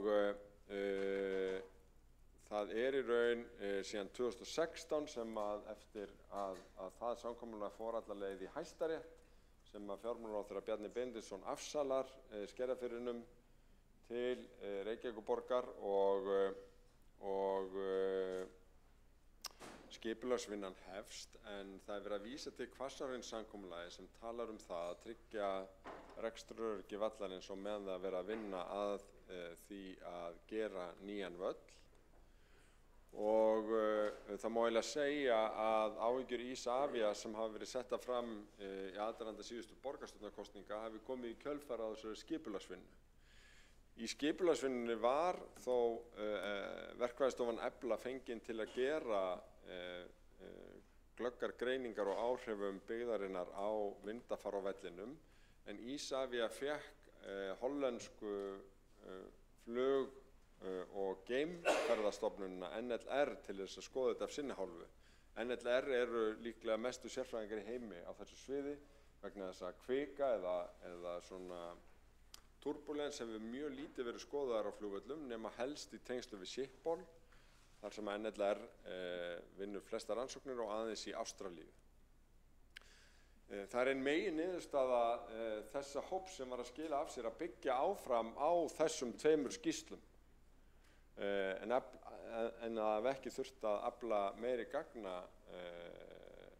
heldur var afla viðbóta gagna frá Eflu og það var rýnt í fyrirliggjandi gögn. Þau draga fram að í fyrsta lagi að þó að það hafi verið svona flogið fyrir áhyggjur í umræðunni af kviku og áhrifum byggðar á flugvöllin að þá hafa verið einmitt mældur vindhraði árum saman án þess að ástæða hafi verið talin til þess að vinna úr þeim gögnum. Jafnvel þó að í þeim felist mat á hvað tilkoma hlíðarendasvæðisins til dæmis þýðir en það kemur auðvitað fram skýrt í skýrslunni að það voru 2-3 atvik sem voru melduð af þeim sem voru að lenda á vellinum þegar hlíðarendabíðin var ung en engar slíkar meldingar á síðustu árum sem bendir til þess að það lærist nú fljótt að lenda á vellinum við aðeins breyttar aðstæður. En það eru flugskilin númer 3 og 4 sem hafa langmest áhrif samkvæmt þessum rannsóknum og það dregið mjög vel fram í niðurstöðum Eflu. En til dæmis þegar það var farið í að reisa skýli fyrir landhelgisgæsluna eða nýjan Landspítala þá var ekkert verið að meta áhrifin af þeirri byggð. Þannig að það eitthvað svona, þetta aðalega verið rætt í tengslu við nýja Skerjafirði. Hlíðarendi var heldur ekki metin. Hérna sést þetta ágætlega, þetta auðvitað dálítið tæknilegt, en þarna sjáum þið 2 toppa sem eru þá flugskílatopparnir og áhrifin af byggðinni eru þarna inn á milli. Þetta sést betur hér, þar sem eru 2 svona rauðir punktar, þetta eru flugskílapunktarnir, en í raun hægir fyrst og fremst á meðalvindinum vegna nýju byggðarinnar, þannig að það í raun eykur lendingahæfni en getur skapað kviku. Og þetta fjallar nú skýrslan og NLR dregur það fram í sinni úttekt að þetta gæti haft áhrif á eina af 45.000 lendingum á hverju mánuði, sem 0,13%, og þeir leggja til þá mótvægisaðgerð að í þessari vindátt, sem bara ein af mjög mörgum, og þá sé látið vita úr flugturni að það gæti verið hætta á meiri kviðum. Hljómar ekki dramatískt að láta vita þessu í flugturni sem mótvægisaðgerð, en við höfum í raun ekki látið þar við sitja, heldur þá var strax samlesin þessi skýrsla við deiliskipulagi sem við vorum að klára. Það var verið að gera smávægilegar aðra breytingar á deiliskipulaginu í Skerjafirði og það var bætt við í raun inn í hönnunarforsendur fyrir byggðina að huga að því að hlutir sem gætu haft áhrif á vindafar yrðu hannaðir þannig að það myndi heldur draga úr vindi heldur en að mynduðust ekki vindgöng. Það búið að draga byggðina líka frá vellinum með það sem ráð var fyrir gert í upphafi og tryggt að byggðin verði lág næst vellinum.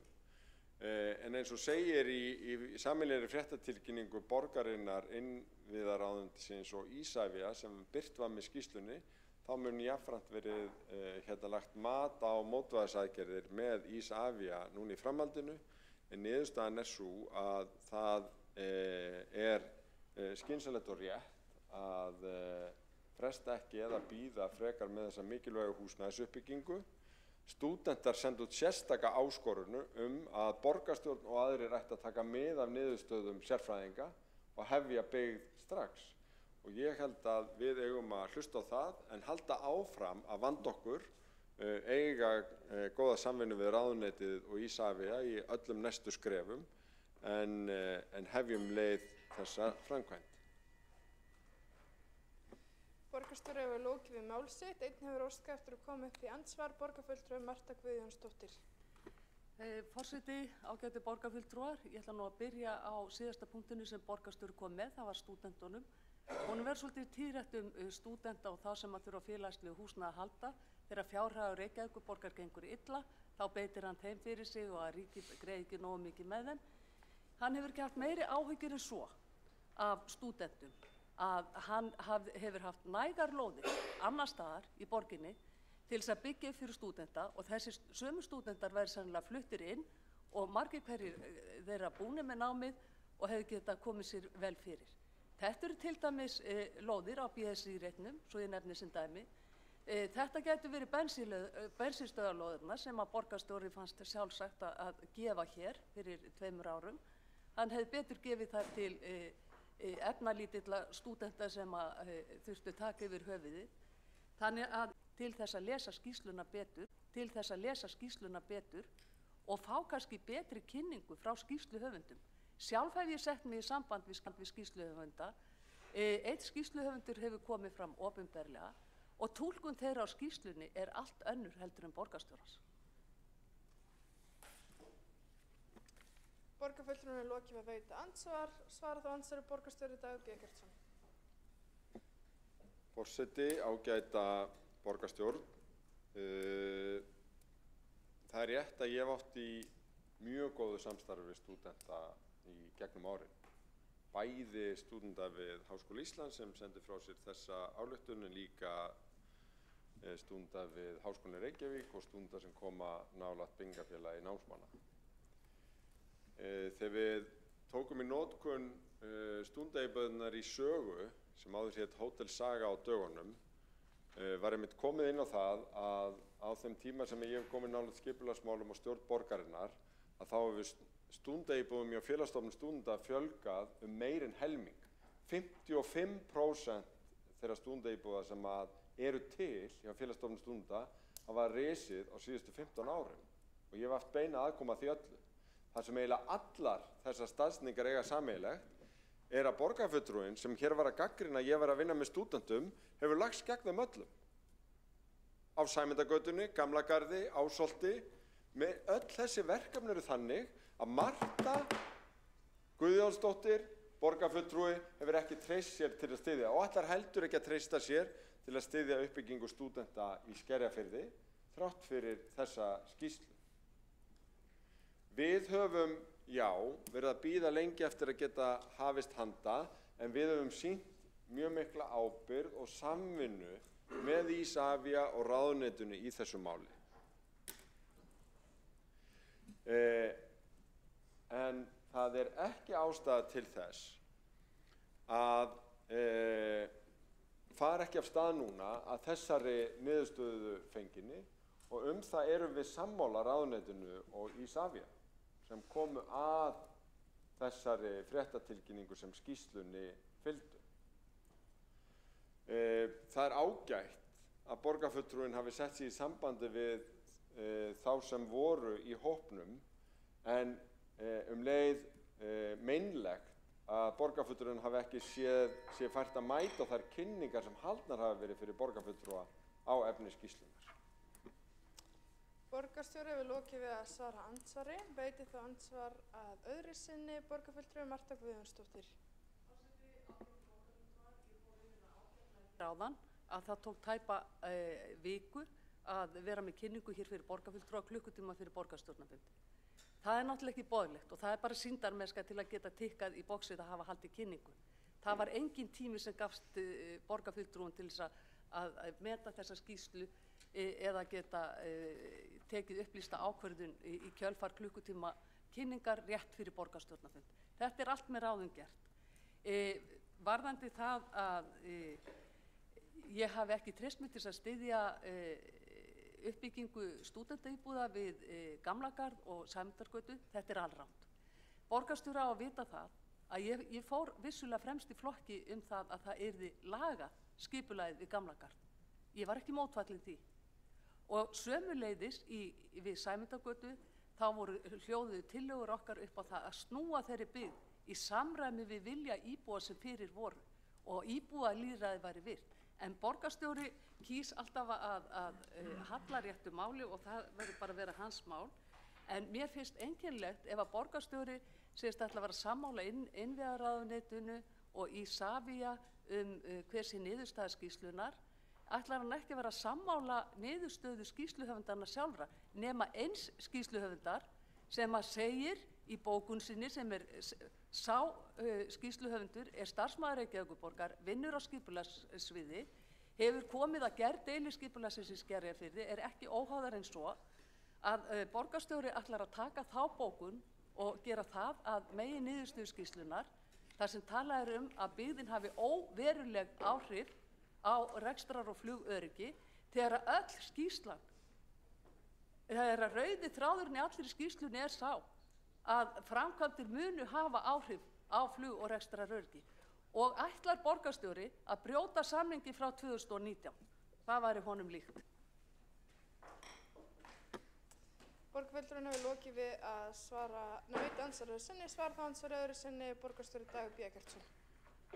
Forseti ágæta borgarstjórn, Reykjavíkurborg stendur að sjálfsögðu við samninginn frá 2019 og það er meðal annars í anda hans að það var farið í þessa vinnu og það er einmitt ein af megin niðurstöðum skýrslunnar að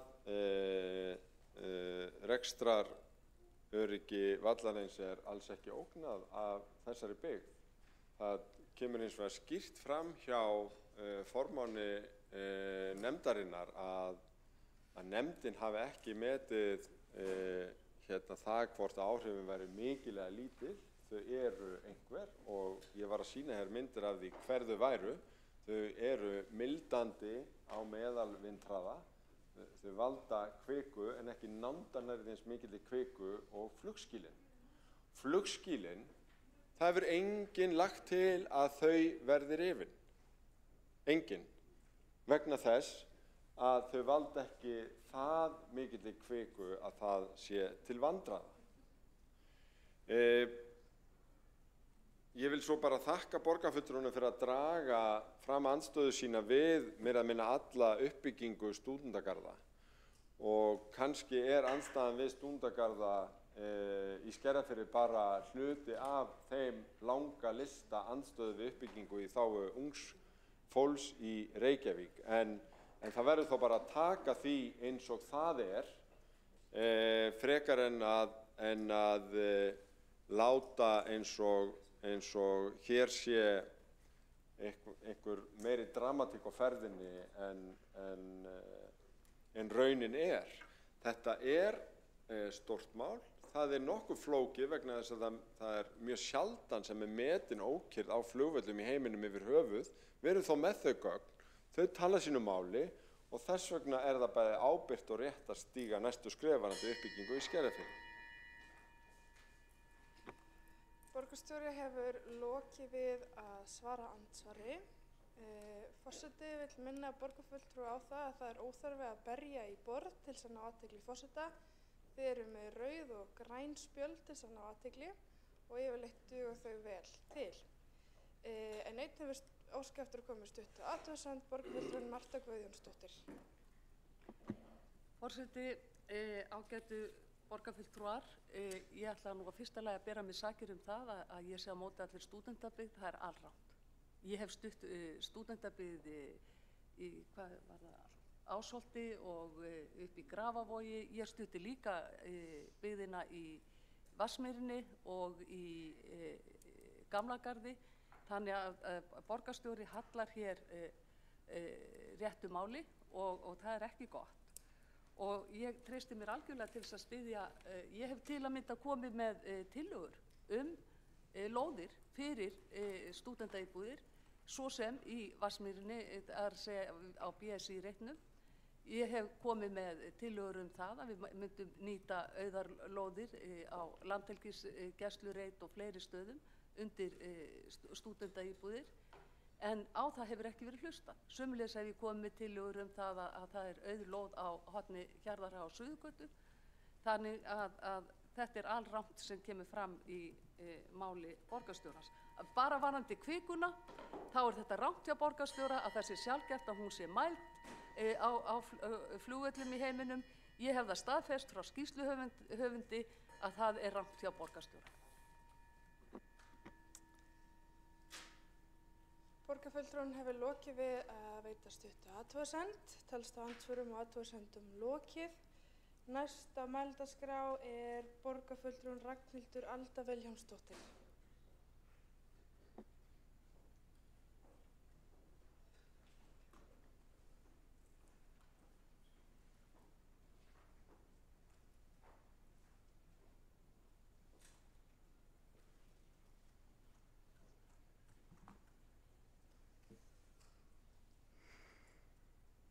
Já, ágæti forseti, borgarstjórn og áhorfendur. Þessi skýrsla eins og kannski allir sá frekar tæknileg, en ég ætla mér að reyna að útskýra hana svolítið á mannamáli og raun og veru það sem þetta snýst saman allt saman um. Og þess vegna valdi ég þennan titil, því það kjarni málsins að við erum í raun og veru ekki að ræða einhverjar byggingar þannig lagað og steypu, við erum að ræða fólk. Við erum að ræða öryggi fólk sem ferðast Reykjavíkurflugvöll, því að sjálfsögðu Reykjavíkurflugvöll bara bygging sem að mörg 100.000 manns heimsækir og ferðast Og það einmitt öryggi þessa fólks sem hér til umræðu. En ok, hvað þýða þessar niðurstöður skýrslu innviðaráðuneytisins?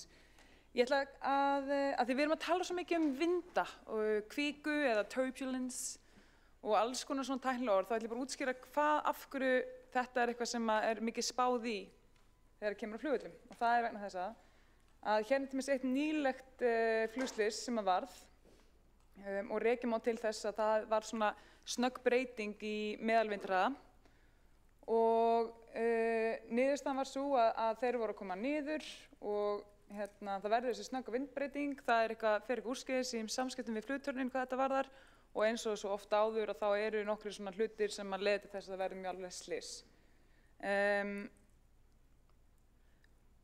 Borgarstjórinn nefndi mitt flugslysina áðan og eitt af því sem hann tók einnig fram var að flugslys vegna þess að einhverju menn hérna mistu algjörlega flugbrautinu, vill að meina. Þetta náttúrulega eitthvað sem að hefur, þú veist, svolítið magna dæmi að taka vegna þess að þetta eitthvað sem að þótti þá ótrúlega ósjaldgæft og ótrúlegt að það var, það hefur bara ekki gerst síðan, sko.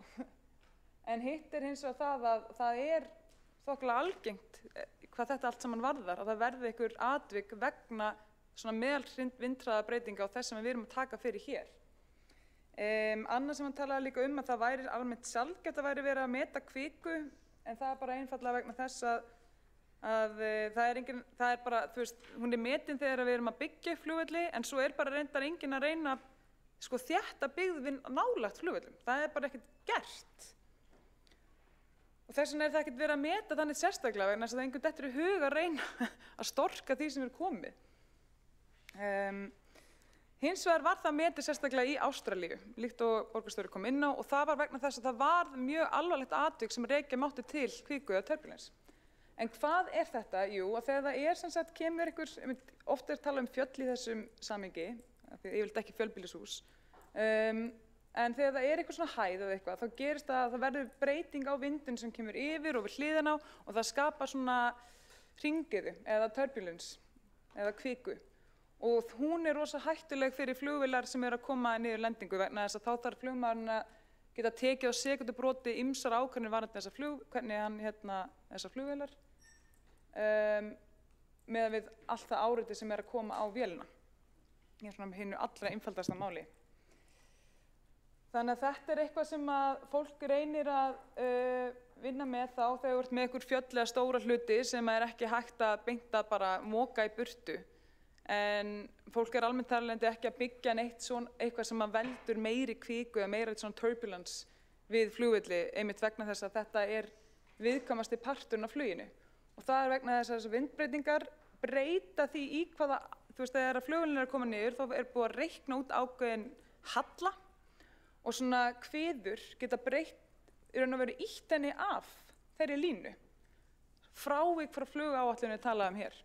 Ítt henni upp eða ítt henni niður og þá getur oft munað bara sekúndubrotum hvort að flugvélin næra hætta við að lenda og taka svona hring eða þá hætta við að fara upp og koma sér aftur niður.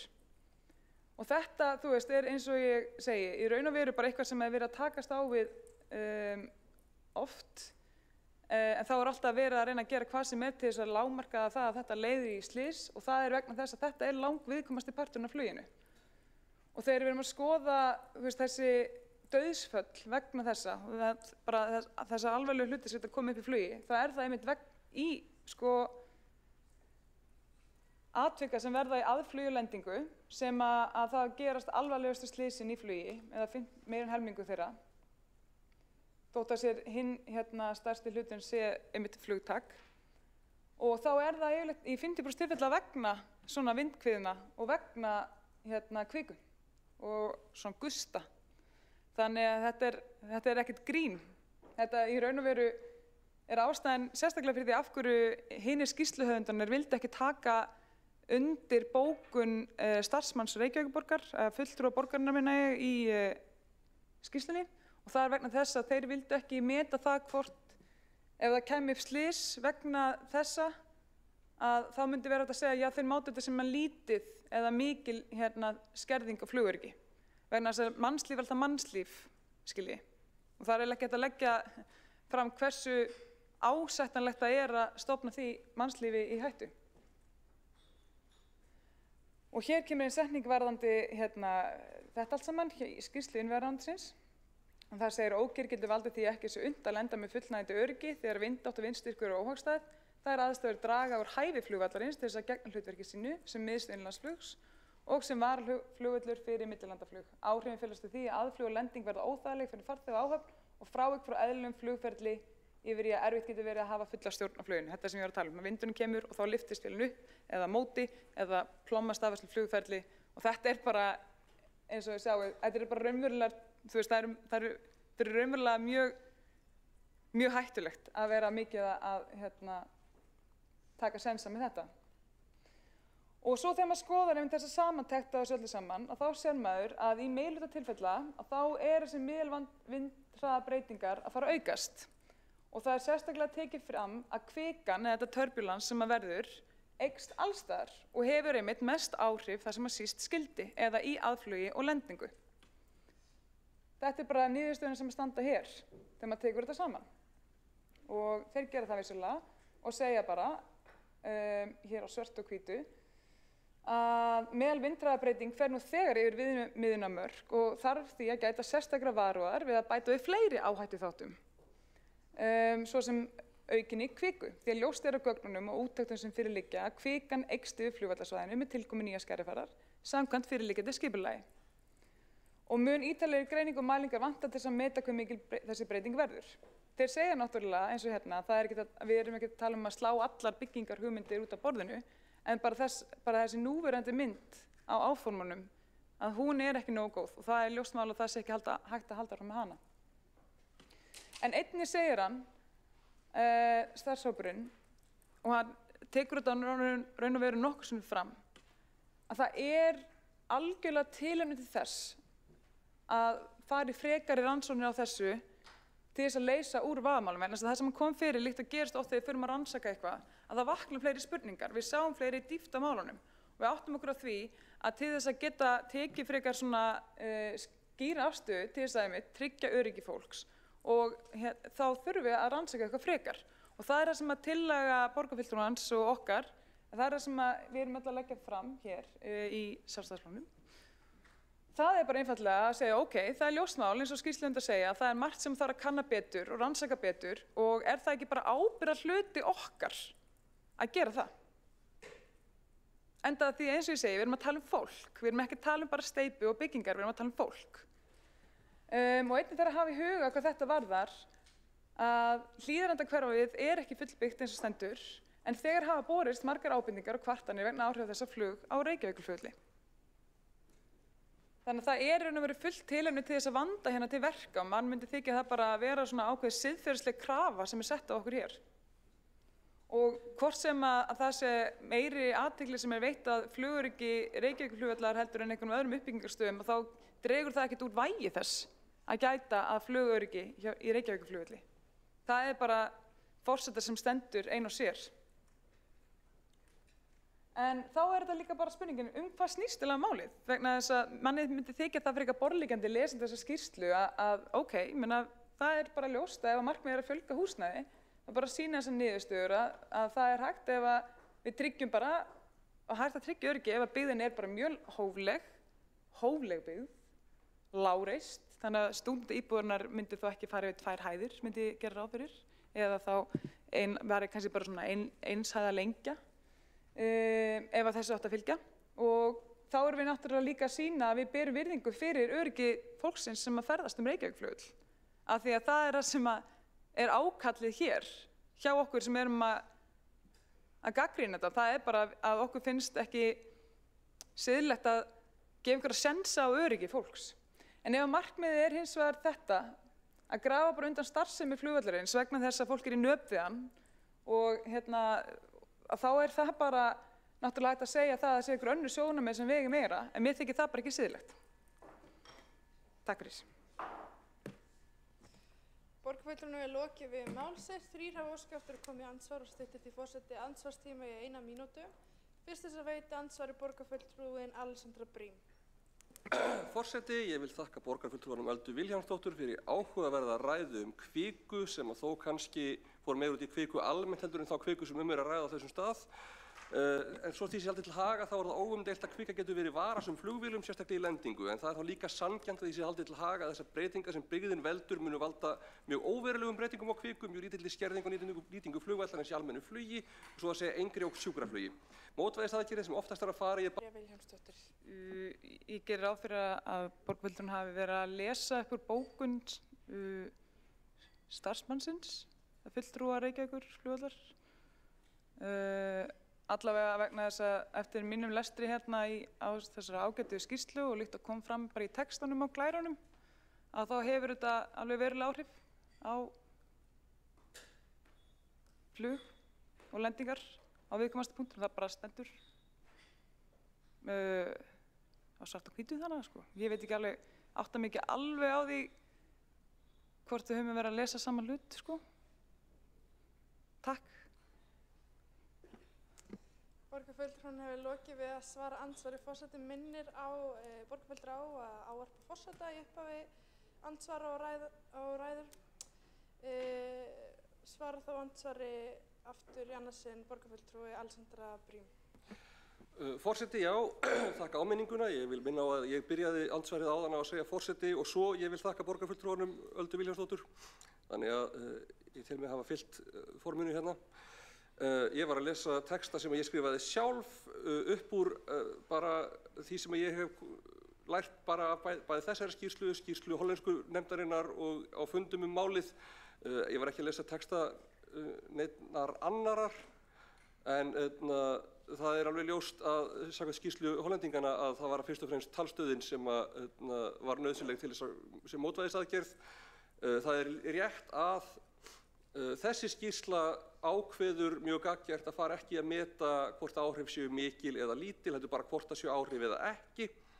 Það ákveðin ákvörðun, það allt í lagi, en það hins vegar skýr afstaða bæði innviðaráðuneytisins og Reykjavíkurborgar að það sé ekki brot á samkomulaginu að halda áfram og að mótvægisaðgerðirnar dugi til þess að draga úr þessum áhrifum sem þó verða og mér finnst það bara jákvætt að það sé hægt að leysa svona í ákveðinni sátt í stað þess að vera endalaust föst í sömu skotgröfunum og ég vildi að fleiri gætu tekið þátt í því.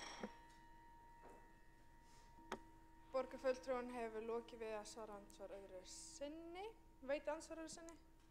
Svarað andsvar öðru sinni borgarfulltrúi Ragnhildur Alda María Vilhjálmsdóttir. Sko, ágæti forseti. Það stendur nokkur stöðum hérna varðandi kvikuna að hún hafi viss sannarlega áhrif á lendingar innanlega fráflug og og almennt bara séð það einmitt eins og kom fram líka í skýrslunni að það ákveðið var að fara að skoða sérstaklega meira kvikuna vegna þess að þetta voru forrannsóknir sem að hollenska rannsóknarstofnunin gerði og þótti því tilefni til þess að skoða þetta nánar og það var sá fyrirvari líka settur á þær rannsóknir.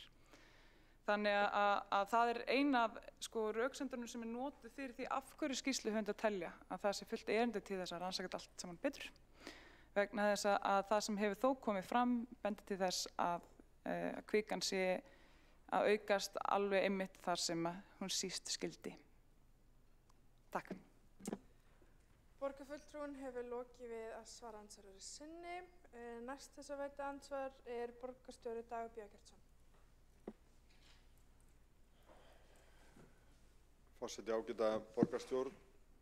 Ég ætlaði kannski ekki að blanda mér í þessa umræðu en get ekki látið orða bundist þegar að borgarfulltrúinn leyfir sér að segja hér hlæjandi að banaslys þegar 3 Kanadamenn fórust 1988 hafi verið svo einstakt og ótrúlegt enda hafi ekki nein slík slys orðið síðan.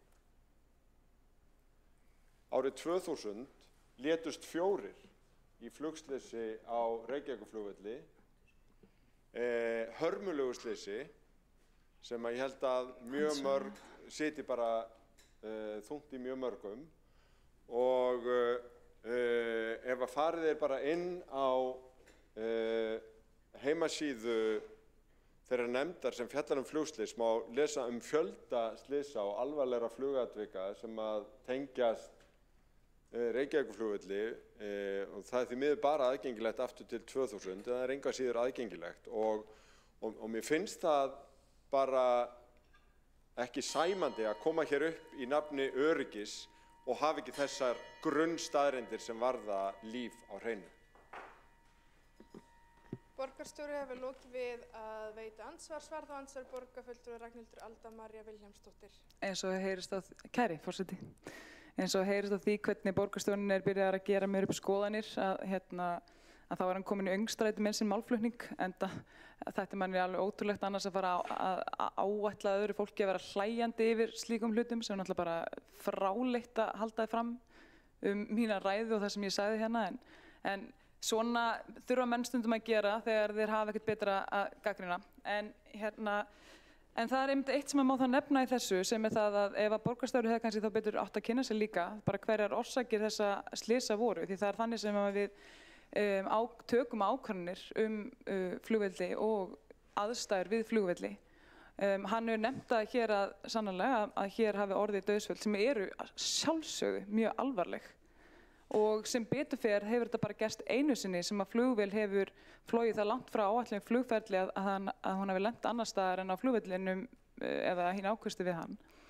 En það sem við erum einmitt að benda á hér og það sem er verið að benda á í þessari skýrslu er það að aðstæðurnar sem að skapast með nýrri byggðinni munum geta valdið því að fleiri flugvélar fari sinni flugferli. Þannig að þá er það spurningin, er það sem hann vill? Borgarfulltrúinn hefur lokið við að svara andsvari.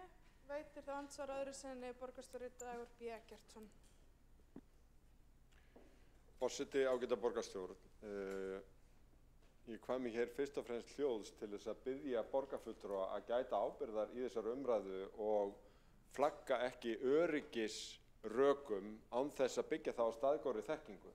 Það var farið í þessa úttekt til þess að svara þeirri spurningu hvort það væri óhætt að fara í framkvæmdir. Það er óhætt. Síðan er hér verið að gera einhverjum pólitískun leik og sá einhverju óvissu en segja leið að engin flugslys hafi orðið í tengslum við Reykjavíkurflugvöll síðan 1988. Og ég bara get ekki látið hjá líða að halda staðreyndum málsins til haga og vonast bara til þess að borgarfulltrúar allir nálgist þessa umræðu af meiri nærgætni og ábyrgð en þetta. Borgarstjóri hefur lokið við að veita andsvar öðru sinni. Svar þá andsvari öðru sinni borgarfulltrúinn Ragnhildur Alda María Vilhjálmsdóttir. Já, ég þarf náttúrulega bara að benda á það að hér er borgarstjóri að gera mér upp skoðanir, ekki bara það heldur en að segja að ég hafi sagt eitthvað allt annað en ég sagði. Það er náttúrulega bara svolítið pirrandi að þurfa að eyða þessum andsvörum í að leiðrétta svoleiðis vitleysu frekar en að tala bara það sem þetta snýst nákvæmlega, einmitt flugöryggi sem að hann snýr svo úr og reynir að setja upp í eitthvað allt annað sko. En af því að það er einmitt þetta að skýrslan sýnir að byggðin ógnar flugöryggi og öryggi fólks. Það er bara niðurstaðan og kemur hérna fram og hún fer svolítið ítarlega út í það hvernig byggðin þrengir að flugöryggi og rekstrinum og akkur getum við ekki bara að tala um það? En þetta er sem ég er að segja, sko. Maður veit að menn eru komnir í eitthvað rosalegt öngstræti þegar þeirra ansvör snúast það að gera mann upp skoðanir og segja að sagt eitthvað allt annað ég sagði frekar en að tækla bara nákvæmlega þessa skýrslu, sko. En þetta er svona, við bara vonumst til þess að hann hafi eitthvað betra að fá að nefna við andsvör og annar menn og konur. Borgarfulltrúinn hefur lokið við að svara andsvar öðru sinni. Forseti minnir aftur á að ávarpa forseta í upphafi ræðu og andsvara. En andsvörum telst nú lokið undir þessari ræðu og næstur á mælendaskrá er borgarfulltrúinn Björn Gíslason.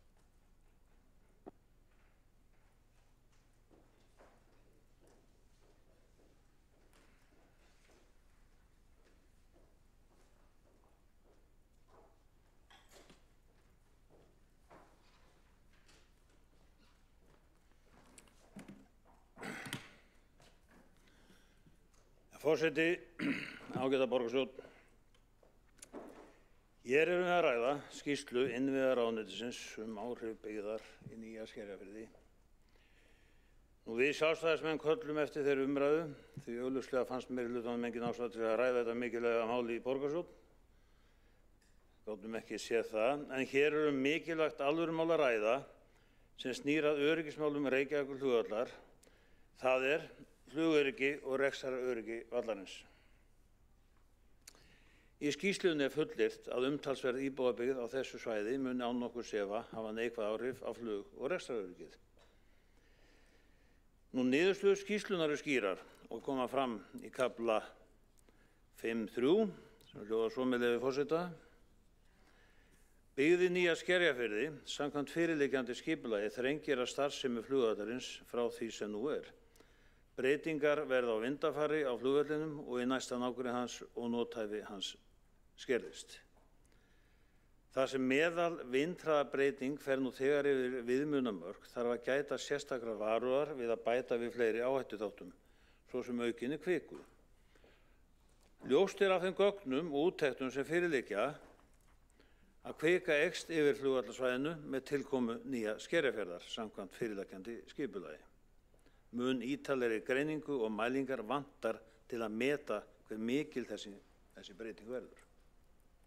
Ekki hægt að fullyrða án frekari rannsókna að byggðin hafi slík áhrif á aðstæður fyrir flug á Reykjavíkurflugvelli að þörf sé á að hætta við byggingarhugmyndir í nýja Skerjafirði. Tilvitnun lýkur.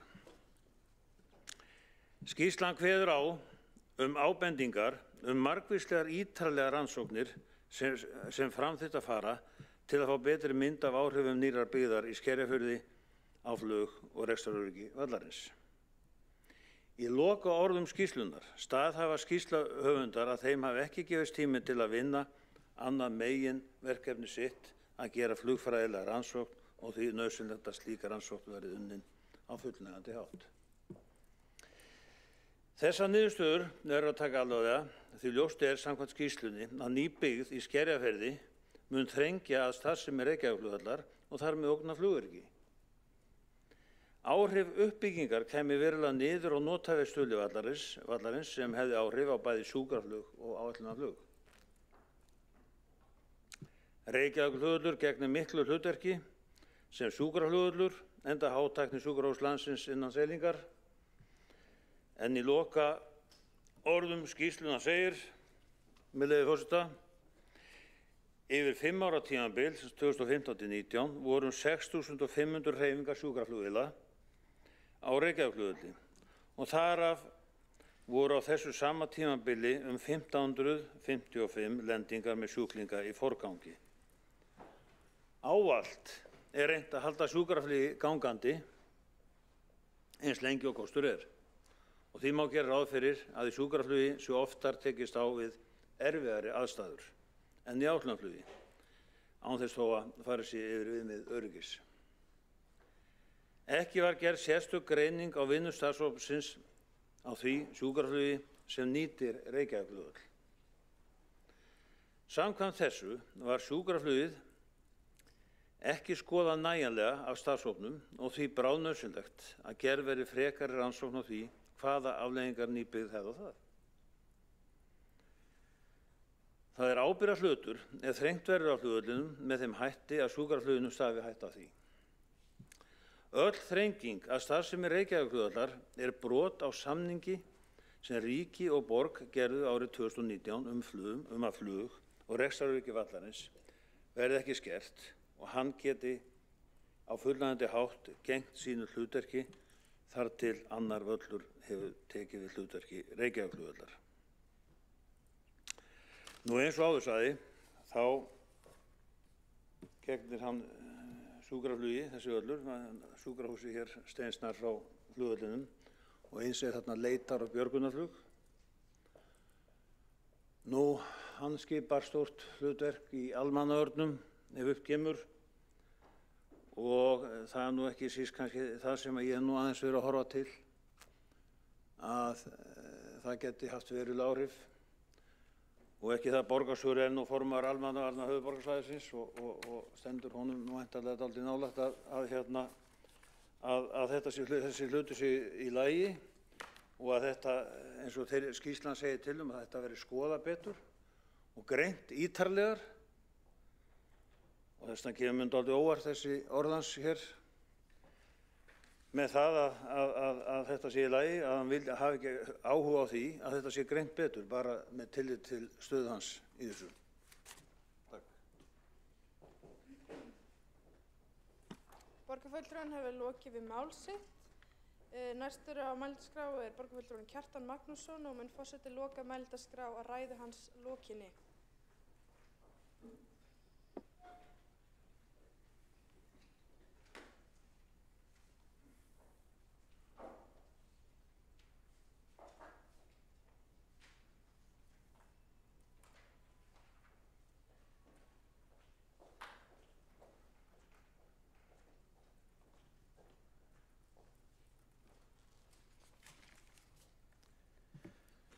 Forseti, góðir borgarfulltrúar, ég tek undir með sumum öðrum borgarfulltrúum sem hafa talað hér á undan mér að umræðan þessi mál afar mikilvæg og mikilvægt að borgarfulltrúar hafi ekki gert það nú þegar, þá kynni þeir sér þessa skýrslu nokkuð vel eins og að getið mér hér áðan, þá var það með hraði og hlausturslegum vinnubröðum sem hún var lögð fyrir síðasta borgarstjórnarfund og þetta skýrsla sem á ekki að fá skemmri skírn svo má segja, enda snertir þetta mikilvægan málaflokk. Nú,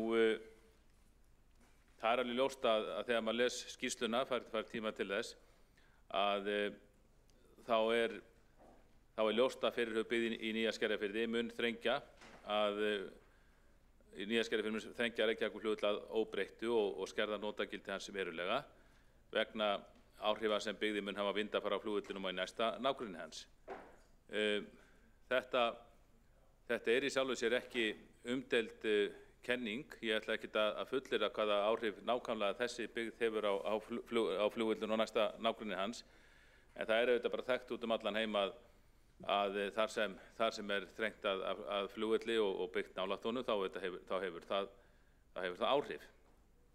Og þessi skýrsla staðfesti það að í henni koma fram áhyggjur sérfræðinga að skert notagildi vallarins muni leiða til erfiðleika og minni þjónustu í farþegaflugi og sjúkraflugi.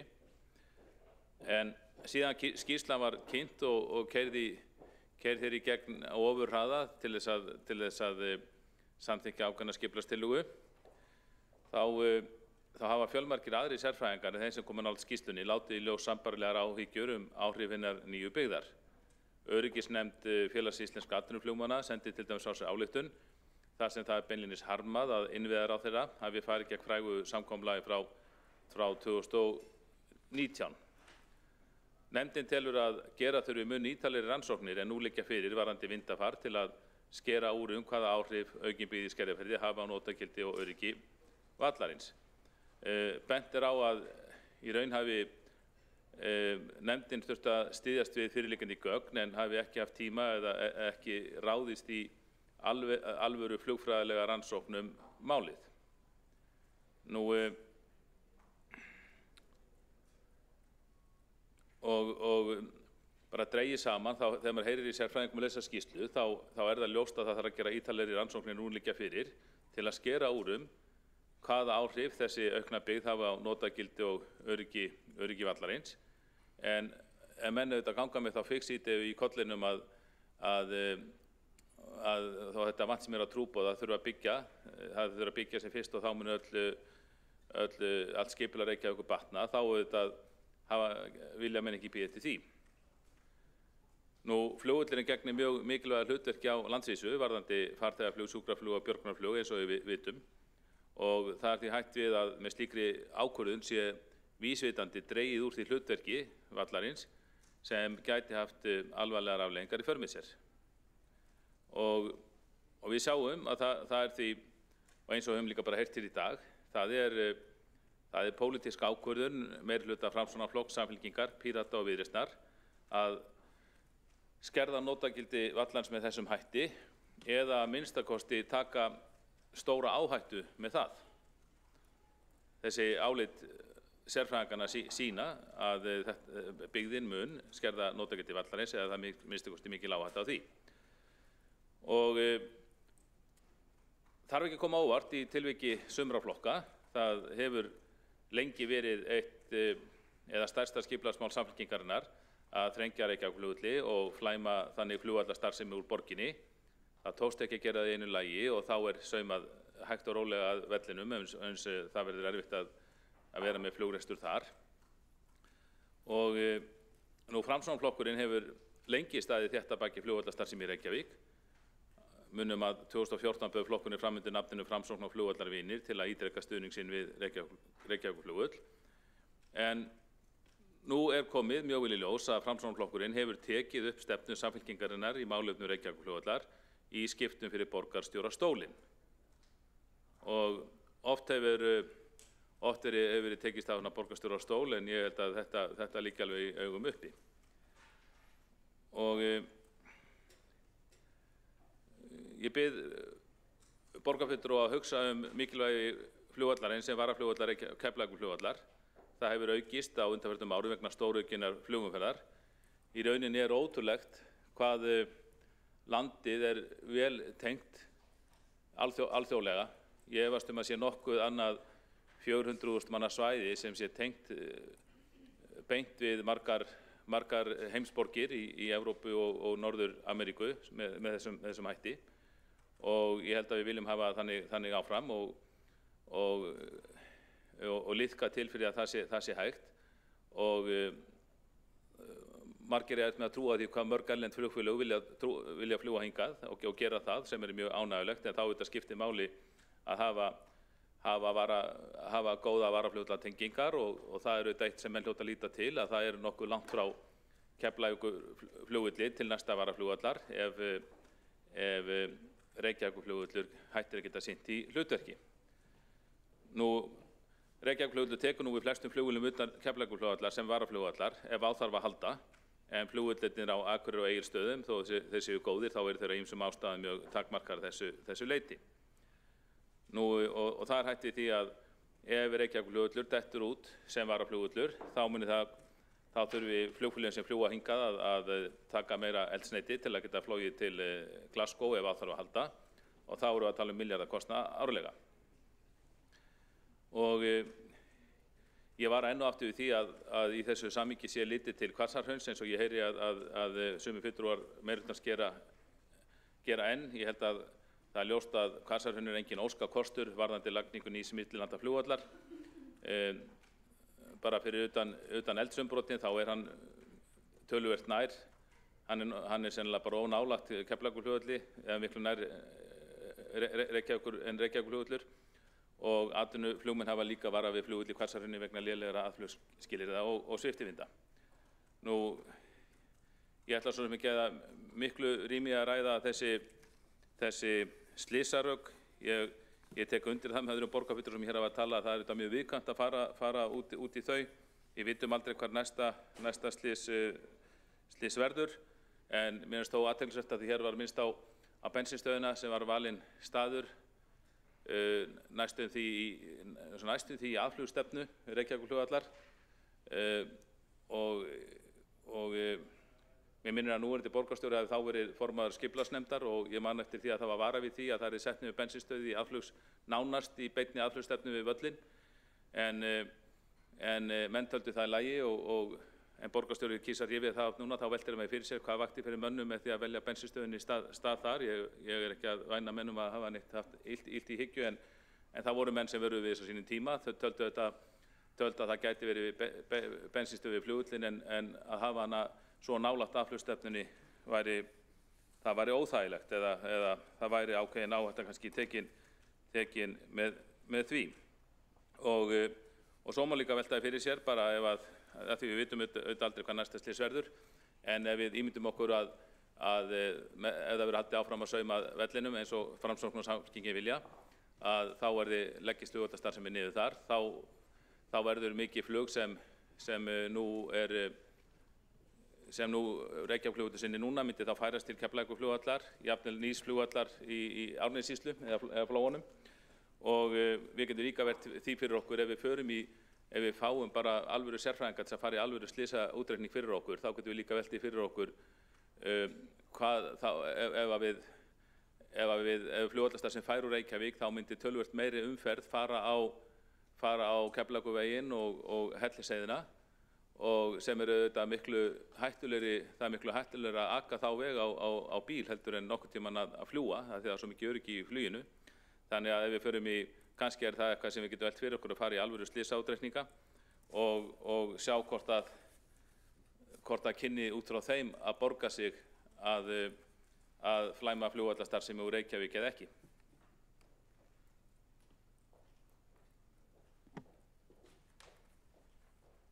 Borgarfulltrúinn hefur lokið við mál sitt. Næstur á máldagskrá borgarfulltrúinn Einar Þorsteinsson.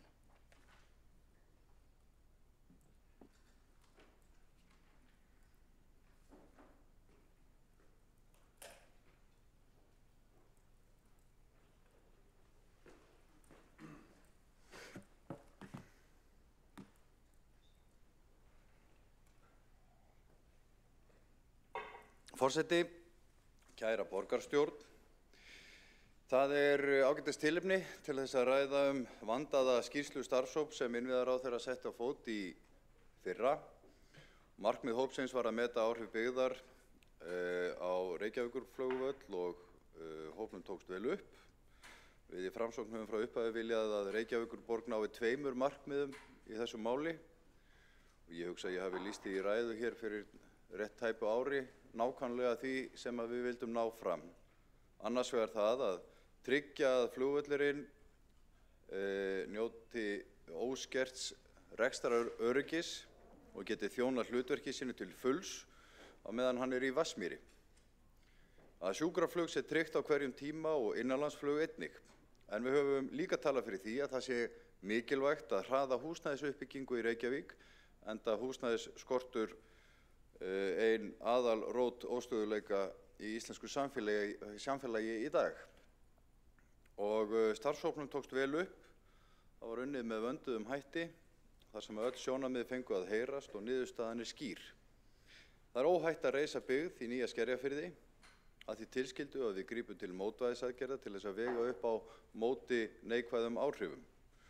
Og þetta höfum við í meirihlutanum þegar gert að hluta til, eins og við ræddum í borgarstjórn hér fyrir skömmu og borgarstjóri fór yfir í ræðu sinni hér áðan.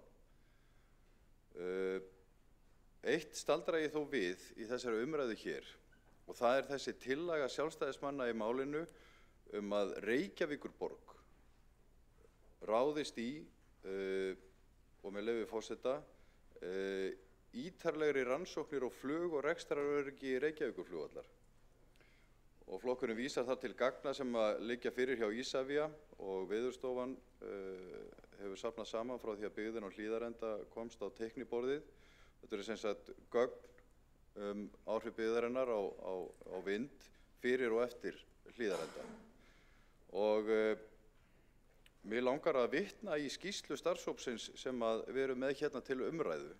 Það sem segir með leyfi forseta, því og þetta ein af þeim mótvægisaðgerðum og ábendingum í skýrslunni sem nefnt að skynsamlegt sé að grípa til. Og þar segir, með leyfi forseta, því óháð uppbyggingu Nýja Skerjafjarðar lagt til að unnið verði úr veðurgögnum Isavia sem Veðurstofan hefur fengið og út frá þeirri vinnu verði lagt mat á kviku. Í skýrslunni segir sem sagt, óháð uppbyggingu í Nýja Skerjafirði. Og þarna starfshópurinn búinn að vera að vinna með öll þau ítarlegu gögn sem liggja fyrir áhrif byggðarinnar á flugvöllinn. Og þessi tillaga kemur gríðarlega óvart vegna þess að í niðurstöðu starfshópsins einmitt staðfest að Isavia sé falið þetta verkefni og óháð uppbyggingunni í Nýja Skerjafirði vísa til þess að þessi vinna mun ekki bara gagnast Reykjavíkurflugvelli heldur öllum flugvöllum á landinu, enda snúa þessar mælingar að Hlíðarenda en ekki nýja hverfinu í Skerjafirði sem ekki þegar byggt. Og mælingarnar og niðurstöðnar þær úr þeim eru almenns eðlis áhrif byggðar og flug og koma því til skoðunar þegar kemur að móta stefnu uppbyggingu við Keflavíkurflugvöll til dæmis. Og mér finnst þetta hálfgerður skrípaleikur að koma með svona tillögu af því að það búið að fela Isavia og Veðurstofinni þetta verkefni. Og hún ber það með sér þessi tillaga að Reykjavíkurborg eigi að fara í þessar rannsóknir, vinna úr þessum gögnum. Eigum við ekki bara að gera veðurspá líka? Það verkefni sem Veðurstofan hefur með höndum.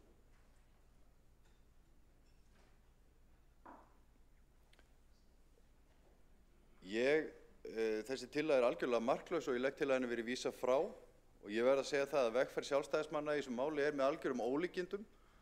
Þessi meirihluti hefur unnið þetta mál í góðri samvinnu við innviðaráðuneytið og Isavia og svo verður áfram. En það greinilegt að sjálfstæðismenn vilja hafa þetta mál áfram í skotgröfunum og það sérstakt vegna þess að sjálfstæðismenn hafa varðað þá leið sem við erum að vinna eftir hér frá upphafi. Það eru sjálfstæðismenn sem hafa gert flesta þá samninga sem snúa að uppbyggingu íbúðarhúsnæðis við flugvöllin og það var á vakt sjálfstæðismanna sem að þriðja flugbrautin var tekin og það eru líka sjálfstæðismenn sem að hafa ekki stutt það að það verði byggð ný flugstöð úr fjármálaráðuneytinu eins og innviðaráðherra formaður Framsóknarflokksins hefur verið að þrýsta á. Þannig að hvar stendur Sjálfstæðisflokkurinn varðandi flugvöllin? Sjálfstæðisflokkurinn í þessu máli er bara eins og vindhani við endan á einhverri flugbraut og snýst bara í hvaða átt sem að vindurinn blæs. Það er Framsókn sem að stendur vörð flugvöllin að meðan hann er hér í Vatnsmýrinni og vinnur öll þau mál sem að snúa flugvöllinum af fagmennsku og heilindum.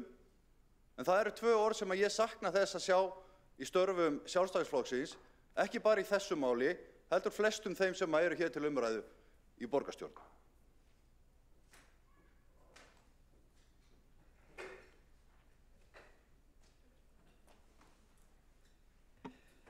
Borgarfulltrúinn hefur lokið við mál sitt. 4 hafa óskað eftir að koma upp í andsvar og því styttir forseti ræðutíma niður í 1 mínútu. Fyrst þess að veita andsvar er borgarfulltrúinn Marta Guðjónsdóttir. Forseti, ágætu borgarfulltrúar, Einar Þorsteinsson, borgarfulltrúi, talar hér að við stundum ekki hér fagmennsku eða heilind í okkar störfum. Ég vísa því til föðurhúsanna. Hér lofaði hann breytingum fyrir kosningar. Lítið hefur sérst af þeim breytingum. Hann hefur sogast inn í meirihlutann og aðalega inn í Samfylkinguna og lepur allt upp eftir því sem að þaðan kemur. Það eru breytingarna sem borgarbúar finna fyrir. Varðandi þessa veðurfarsrannsóknir, já, það var talað að það væri óháð byggðin að gera þær, en hitt er annað mál að hér stendur í skýrslunni með leyfi forseta, hvorki greiningu Eflu né NLR var skoðað hvað áhrif úrkoma hafði á rekstur og lendingarskilyrði flugvallarins, enda ekki það beðið. Þekkt er að aukinn hlíðarvindur á blauta braut hefur áhrif á lendingarskilyrði. Þetta er alvarlegt atriði sem þarf að skoða. Svona eru mörg atriði í þessari skýrslu sem þarf að rannsaka betur og fara ítarlegar í. Og ég segi bara farðu í Google Find Einar Þorsteinsson borgarfulltrúi, þá sérðu að það er verið að krefjast rannsókna aftur og aftur í þessari skýrslu. Ég treysti sérfræðingum, meirihlutinn og formaður borgarráðs gera það ekki og þeir fengu ekki að ljúka þeirri rannsókn sem þeir voru beðnir flugfræðileg rannsókn. Borgarfulltrúinn hefur lokið að veita andsvar. Svara þá andsvari borgarfulltrúinn Einar Þorsteinsson. Forseti, við getum rannsakað til eilíðarnóns, en þeir sem rannsaka öryggi munu aldrei komast að þeirri niðurstöðu að það sé hægt að fullyrða að það verði aldrei neitt óhapp, hvorki á Reykjanesbrautinni eða hvar sem en rannsaka öryggi. Við höfum hins vegar stuðst við ítarlegar rannsóknir á áhrifum byggðarinnar á flugvöllin og niðurstaðan skýr, byggðin hefur áhrif. Það þarf ekki að koma óvart. Og hvernig vinnum við þá með þær niðurstöður? Við grípum til mótvægisaðgerða. Og þessi starfshópur sem skipaður er helstu sérfræðingur landsins í flugöryggismálum, hann kemst að þeirri niðurstöðu að það sé óhætt að byggja. Og borgarstjórnarflokkur Sjálfstæðisflokksins getur farið hérna með lærðar ræður það hvað vindur er, en það hefur bara enga efnislega þýðingu inn í þetta mál. Borgarfulltrúinn hefur lokið við að svara andsvari. Veitir þá andsvar öðru sinni borgarfulltrúinn Marta Guðjónsdóttir. Forseti, ágætu borgarfulltrúar, hér er grafalvarlegt mál að ræða. Hér er að ræða flugöryggi og rekstraröryggi Reykjavíkurflugvallar. Og flugöryggi getur verið ógnað samkvæmt skýrslunni og það kemur margsinnis fram að það þurfi að skilgreina til dæmis mótvægisaðgerðirnar sem að borgarfulltrúinn Einar Þorsteinsson bendir á og það er rangt að skýrslan staðhæfi það að það sé óhætt að byggja. Það kemur ekkert fram í skýrslunni sem segir til það.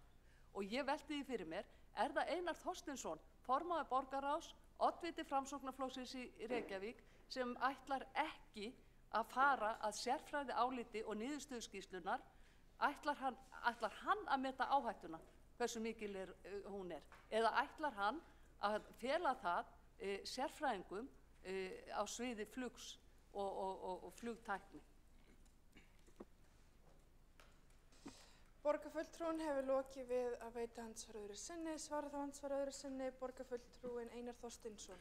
Forseti, ég bara átta mig ekki á því hvað borgarfulltrúinn að fara.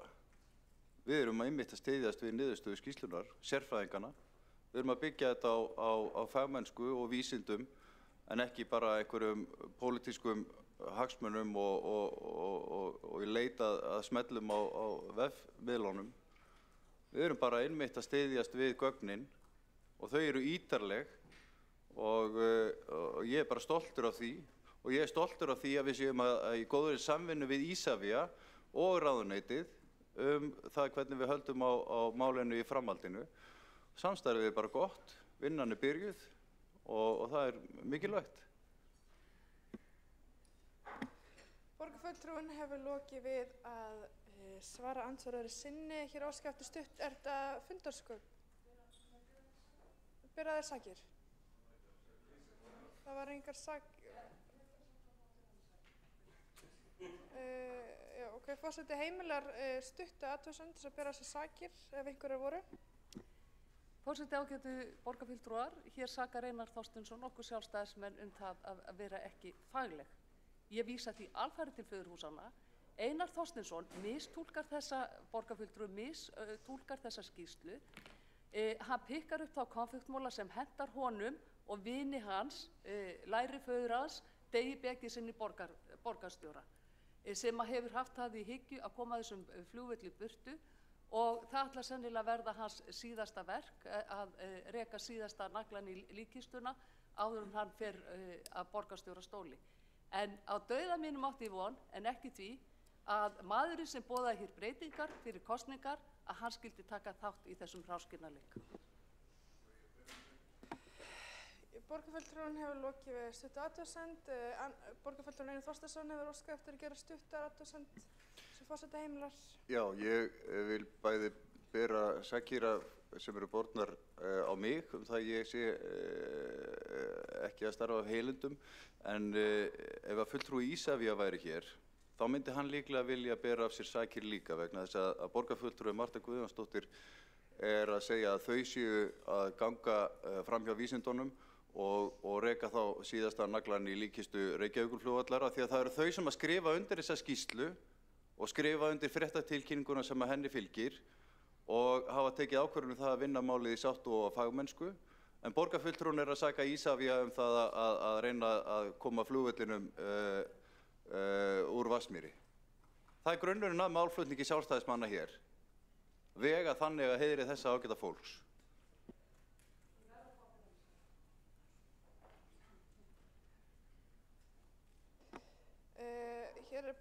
Hérna eru báðar aðilar búin að óska eftir að veita athugasemd og hafa fengið það einu sinni.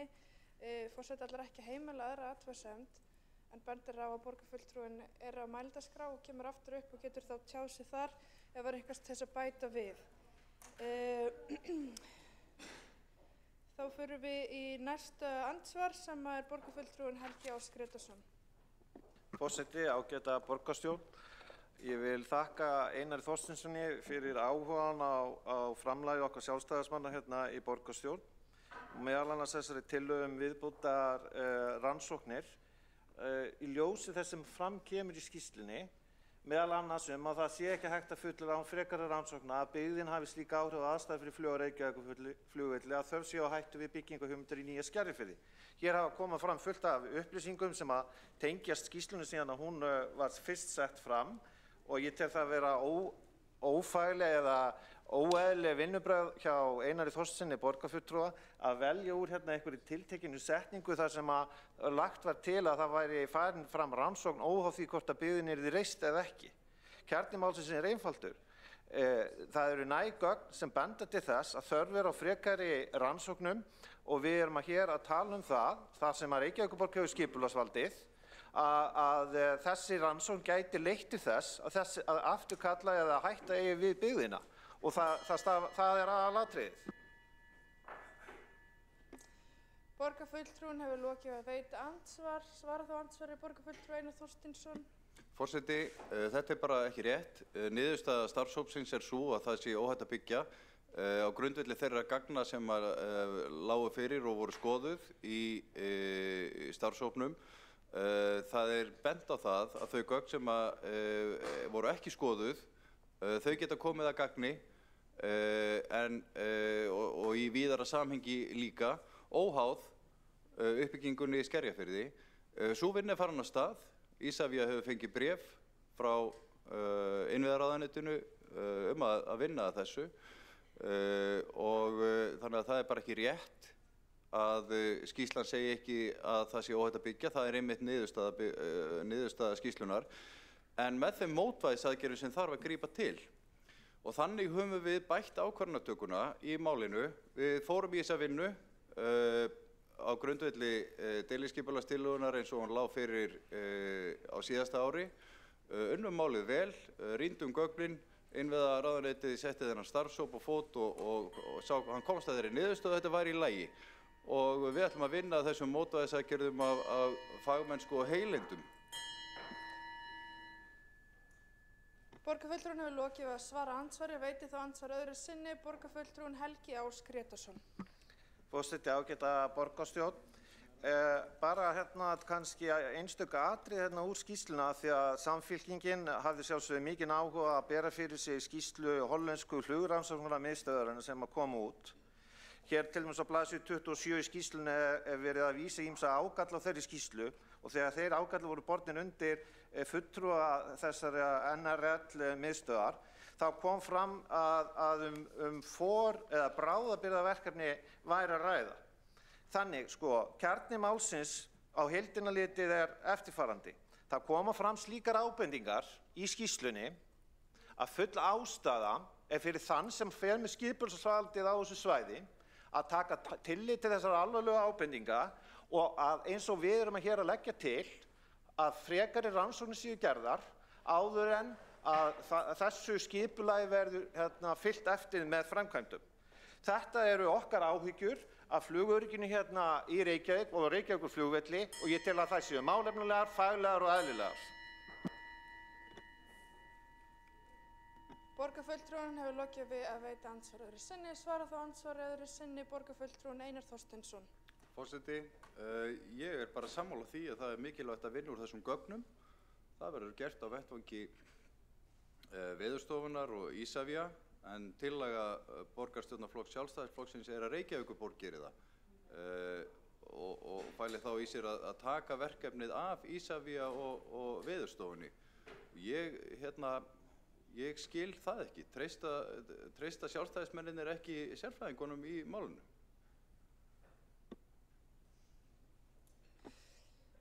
Borgarfulltrúinn hefur lokið við að svara andsvari öðru sinni. Talst á andsvörum lokið. Ætlar að koma stuttu athugasemd, óska eftir? Já. Forseti minnir borgarfulltrúa á að koma ekki með spurningar í lok andsvara, en heimilar hér stuttu athugasemd. Já, þakkaði fyrir að koma með þann, forseti borgarstjórn, þakkaði fyrir að koma með þann punkt vegna þess að það var mikilvægt. Það kemur ekki fram í tillögunni, bara stutt athugasemd, hver eigi að framkvæma rannsóknina. Reykjavíkurborg hefur oft farið í alls konar rannsóknir sem að hún lætur aðra gera í samvinnu við aðrar opinberar stofnanir. Þannig að það er ekki það sem kemur fram í texta tillögunnar sjálfur.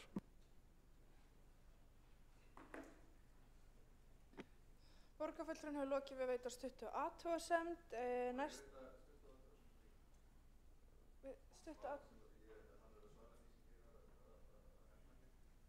Forseti heimilar stuttu athugasemd vegna þess að það var borin upp spurning í síðustu andsvari, þannig að heimilar ekki eftir athugasemd. Stuttu athugasemdir eru einungis til þess að nota í einstökum tilvikum. Næstur til þess að veita andsvar borgarfulltrúinn Kjartan Magnússon.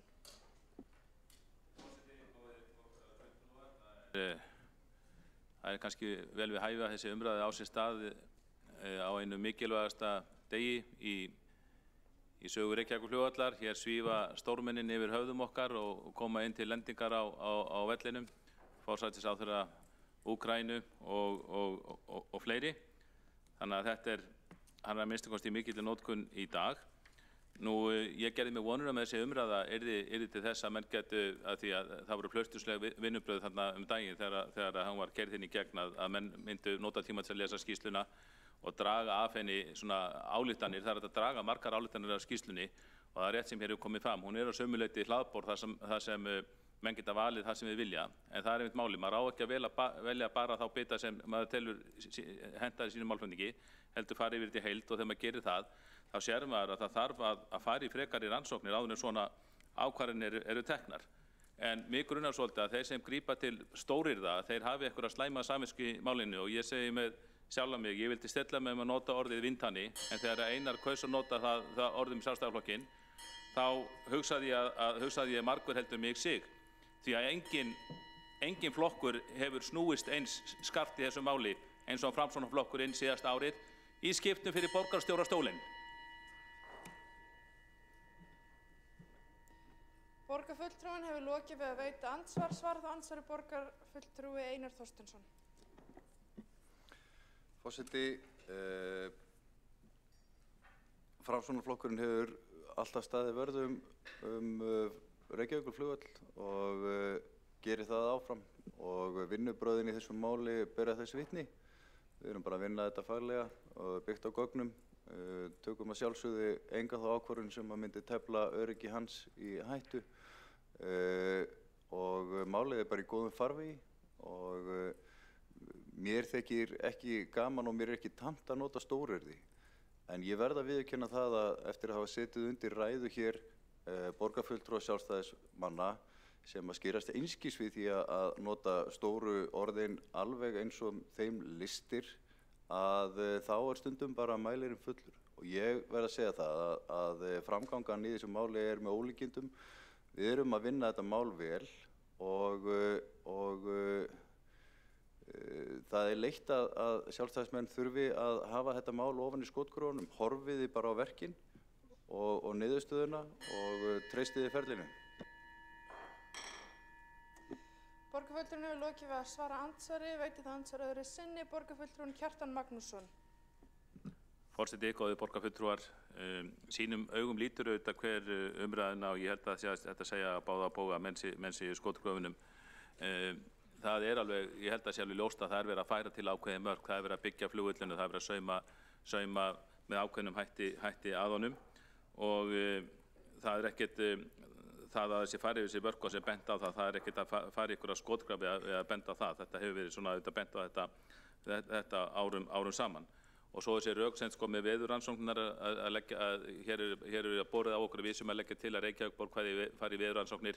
Auðvitað hefur það margoft komið fyrir að Reykjavíkurborg hefur keypt veðurrannsóknir af sérfræðingum í skipulagsmálum þegar verið að skipuleggja í hverfi eitthvað slíkt. Þetta stór skipulagsleg ákvörðun og það væri ekkert að því að borgin færi fram á veðurrannsóknir aftur, ekki þar með sagt að borginni að gera það, auðvitað bara eðlilegast að það gert í samráði við þessa nefnd eða samráði við Isavia og eins og skýrslan ber með sér, þá þar gefið mjög sterklega undir fótinn með að frekari rannsóknir þurfi. En til þess að láta þetta lítið eitthvað illa út, þá því skrökvað hér að við sem leggjum til að bara einhverjir borgarstarfsmenn fari í það, auðvitað ekki svo. Borgarfulltrúinn hefur lokið við að veita andsvar öðru sinni, svara þá andsvar öðru sinni, borgarfulltrúinn Einar Þorsteinsson. Forseti, ég geri það að umtalsefni þessi tillaga, hún stórfurðuleg og ég ætla ekki að spyrja borgarfulltrúann út í það vegna þess að hann hefur ekki rétt á að svara, búið með sitt andsvar. Málið, það á að vinna úr þessum gögnum og það vita Sjálfstæðismenn og það á borðinu hjá Isavia og Veðurstofunni og þess vegna furðulegt að bera hana hér upp. En það að mig grunar einvörðungu til þess að fá hér umræðu það að við séum ósammála. Í grunninn held ég að við séum sammála. Það þarf að standa vörð flugvöllinn og tryggja hans rekstraröryggi og tryggja samningarna hann. En ég held að Sjálfstæðismenn styðji líka húsnæðisuppbyggingu. Þannig já, ég hef ekki fleiri orð þetta. Borgarfulltrúinn hefur lokið við að svara andsvar öðru sinni. Óskað eftir stuttu athugasemd, það fundarsköp eða... Já, forseti heimilar ekki stuttu athugasemd hér. Stuttur athugasemdir eru einungis til þess að vera notaðar í sérstökum tilvikum. þú ert að óska eftir að bera það sakir. Já. Forseti heimilar stuttu athugasemd til þess.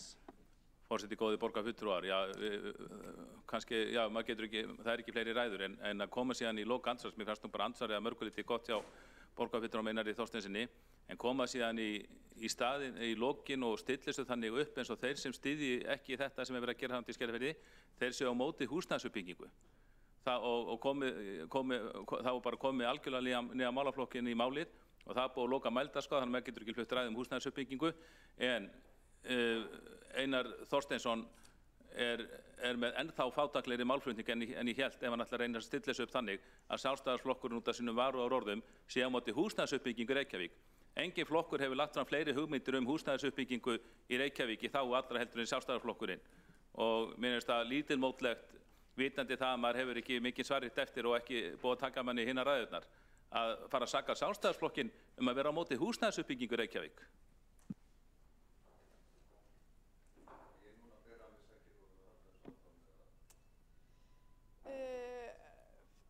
Borgarfulltrúinn hafi lokið við að veita stuttu athugasemd. Ertu að óska eftir Einar Þorsteinsson? Nei. Þá fyrir við í næsta andsvar við þessa ræðu og það er borgarfulltrúinn Björn Gíslason. Já, forseti, ágæta borgarstjórn. Það ég vil nú segja það borgarfulltrúi Einar Þorsteinsson, mér finnst það mistúlka þessa skýrslu aðeins eins og svo sem hefur komið fram.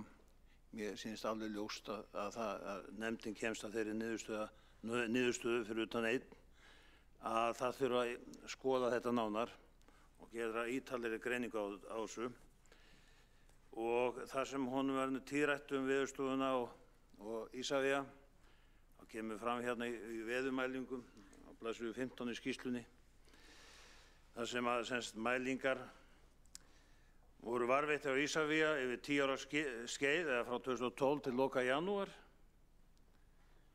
og að mati Veðurstofuna er ekki unnt að ljúka þessari vinnu sem búið var að gera sem á einn skömmum tíma og væntingar stóðu til og því ekki hægt að taka þessi gögn inn í þá vinnu sem hefur farið fram hjá starfshópnum. Ég vil bara spyrja Einar að því, ég ætla nú ekki að vera með neinn stóryrði og þú veist að þegar menn eru með stóryrði þá eru komnir í einhvern ham og missa dómgreindina og er ekki rétt að skoða þetta nánar áður en við förum að vaða í það að byggja þarna. Það er bara mín hugmynd, sko. Ég get ekki séð neitt annað út úr þessari skýrslu en að það þurfa að skoða þetta mun betur. Borgarfulltrúinn hefur lokið við að veita andsvar. Svarðansvari borgarfulltrúinn Einar Þorsteinsson. Forseti, ég þakka borgarfulltrúnum fyrir þessa spurningu. Aðgerðirnar sem starfshópurinn bendir á að skoða megi til þess að bregðast við neikvæðum áhrifum byggðarinnar á flugvöllin er að takmarka hæð byggðarinnar og skoða hvernig draga megi úr áhrifum vinds frá jöðrum byggðarinnar með annar útfærslu á skipulagi og formun mannvirkja. Það kemur líka til skoðunar landslagsmótun á milli byggðarinnar og flugvallarins og síðan gefa skýr fyrirmæli til flugmanna. Þetta eru aðal ábendingarnar og við tökum þær mjög alvarlega, höfum þegar sett inn í deiliskipulagstillögu slíka atriði og höldum áfram að vinna að málinu í samvinnu við Isavia. Óháð uppbyggingu nýja Skerjafjarðar, óháð á að klára að vinna úr þessum gögnum. Þetta er niðurstaða sérfræðinganna og þannig að spurningin á að fresta þessu og vinna frekar úr gögnunum. Það er ekki niðurstaða starfshópsins, þannig að ég geri það ekki að minni niðurstöðu heldur.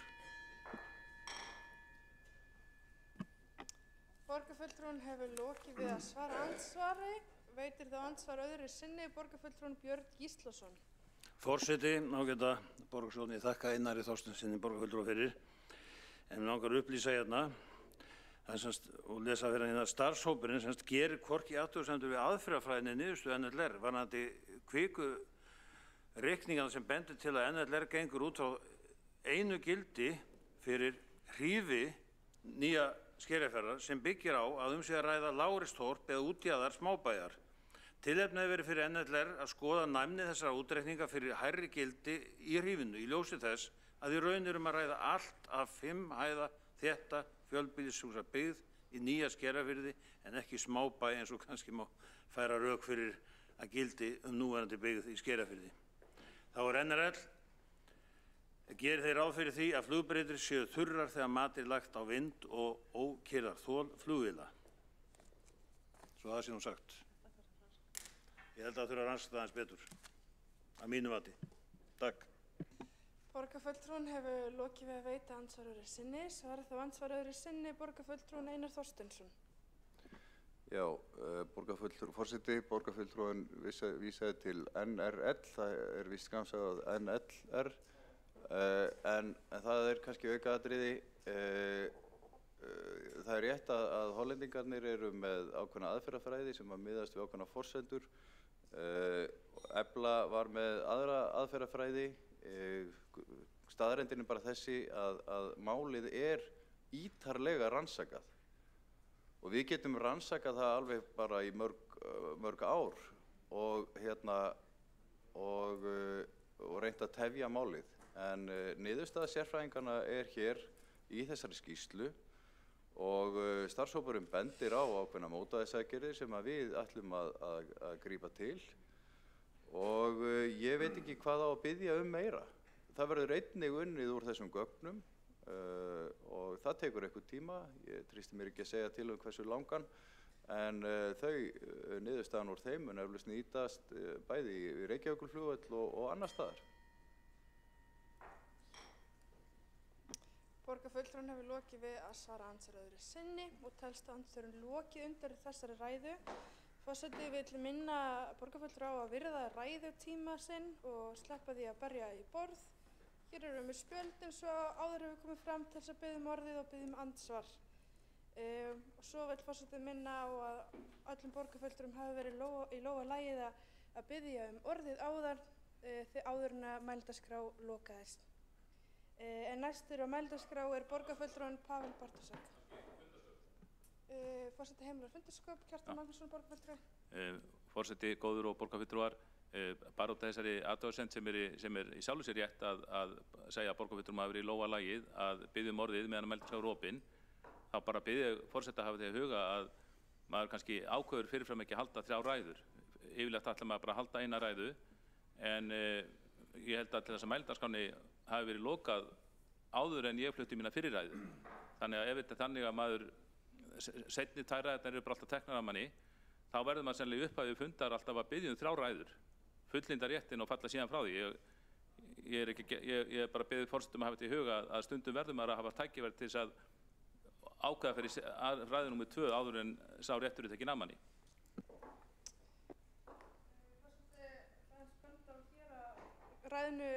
Ræðutíma til óskæfti ræðu var lokað eftir ræðu umrædds borgarfulltrúa sem að tjáði síðan fundarsköp.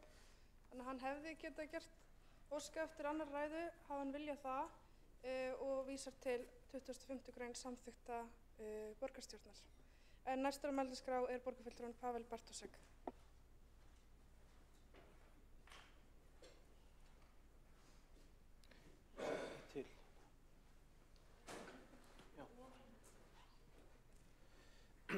Virðulegi forseti, ég vil þakka fyrir þessa umræðu sem margt hefur verið mjög áhugaverð og langar aðeins að koma inn í örstutt.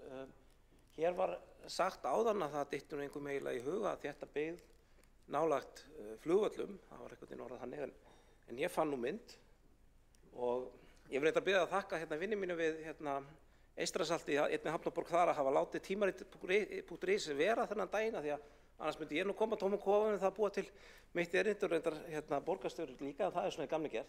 Þessi mynd frá aldamótum cirka og þarna verið að þrengja all hressilega flugvöllum, þarna verið að leggja til byggð í Skerjafirði, þarna verið að leggja til að fluggarðarnir verði teknir í burtu og þar kom í staðinn atvinnuhúsnæði, háskólasvæði og íbúabyggð og þarna verið að leggja til að flugvallarstarfsemin færist öll austur fyrir norður-suður flugbrautina og þarna búið að leggja niður norðaustur-suðvestur brautina eða eins og hún hét þá norðaustur-suðvestur flugbrautin því að það var það sem hún var kölluð þá og alla tíð þá kölluð árið 2014.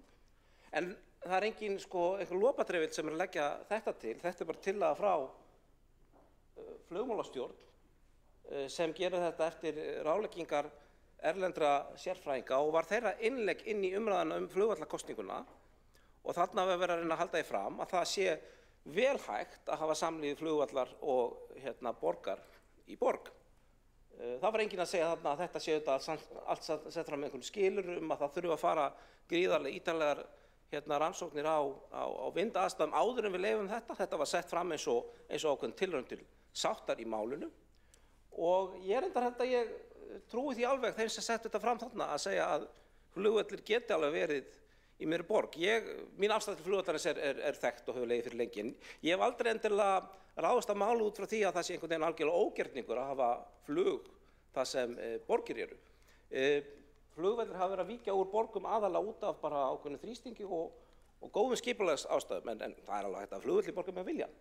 Þarna sjáum við reyndar aðra látlista tillögu flugmálastjórnar sem tíma að byggja einhvers 30-40 hektara landfyllingu í miðjum Skerjafirðinum sem endar við Nauthólsvík og þerar hjólastíg og það sem menn geta þá fylgst með flugur og lenda þegar þeir eru í sólbaðgörðum fyrir stöðum og því miður held ég reyndar að þessi mynd hafi ekki endilega verið til þess að hjálpa málstaðnum á sínum tíma en hún er auðvitað sett fram af einhverju ástæðu, hún er sett kannski samt fram af góðum hug til þess að taka mið af því að það er fólk í borginni sem vill sjá meiri uppbyggingu miðsvæðis og þetta er kannski tilboð þeirra sem vilja samt áfram halda að vera með flug í miðborg til að sjá hvernig þetta skapa meiri rými fyrir flugvallarstarfsemi í miðri borg en halda samt áfram flugvallarrekstri.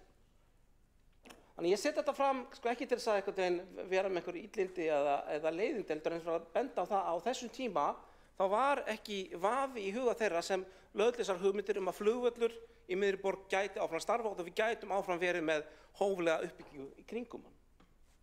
Og mér virðist sem bara svona við staðsettum okkur aðeins vegna þess að sem einstaklingur sem vill sjá Vatnsmýrina byggjast upp sem íbúabyggð þá mætti stundum halda á umræðinu að færi fram einhverju gríðarlegur offors og væri að þrýsta út flugvöllum hverju einasta dag en þetta er mynd úr Morgunblaðinu árið 2001 og það má segja að reyndar bara taka fram að Morgunblaðið stóð sér nokkuð vel í vandaðri umfjöllun flugvallarmál á sínum tíma og birti margar ítarlegar greiningar og þetta voru einhvern veginn svona valkostir sem voru settir upp að þetta til vinstri myndi gerast ef við myndum ákveða að færa flugvöllin, þetta til hægri myndi gerast ef flugvöllin myndi vera áfram. Voru allir sammála í umræðunum að norðaustur-suðvesturbrautin myndi fara og þar mætti byggja upp og svo var einhver svona tilraun til þess að vera með einhverja millilendingu loki. Og hver er staðan í dag og hvaða mynd erum við að rífast? Við erum ekki að rífast myndina til vinstri, við erum ekki að rífast myndina í miðjunni, við erum að rífast myndina til hægri. Við erum samt að rífast þá sýn sem var sett fram af þeim sem vildu sjá flugvöllinn áfram í Vatnsmýrinni, ekki sýn þeirra sem vildu sjá hann fara burt. Mér finnst þetta bara dálítið mikilvægt að hafa á hreinu og hvernig hefur gengið að byggja upp þessi 3 svæði sem þarna eru á mynd lengst til hægri. Hlíðarendi hefur byggst upp eða er að klára að byggjast upp og það er vel, það þurfti reyndar dómsmál í Hæstarétti til þess að það næðist í gegn en gerðist nú samt. Skerjafjörðurinn við erum að fara í þá uppbyggingu en hann hefur ekki byggst upp og það hefur lítil umræða verið það að byggja upp á flugvallarsvæðinu. En ég myndi sjá það að öll þessi svæði gætu byggst upp. Fólk hefur ólíkar stefnur í flugvallarmálum. Stefna Viðreisnar í Reykjavík er nokkuð afdráttarlaus og það segir við viljum að flugvöllurinn fari úr Vatnsmýrinni, fari í staðinn þétt og blöndu byggð, hefja skal sem fyrst uppbyggingu Skerjafjörð á öðrum svæðum í Vatnsmýri.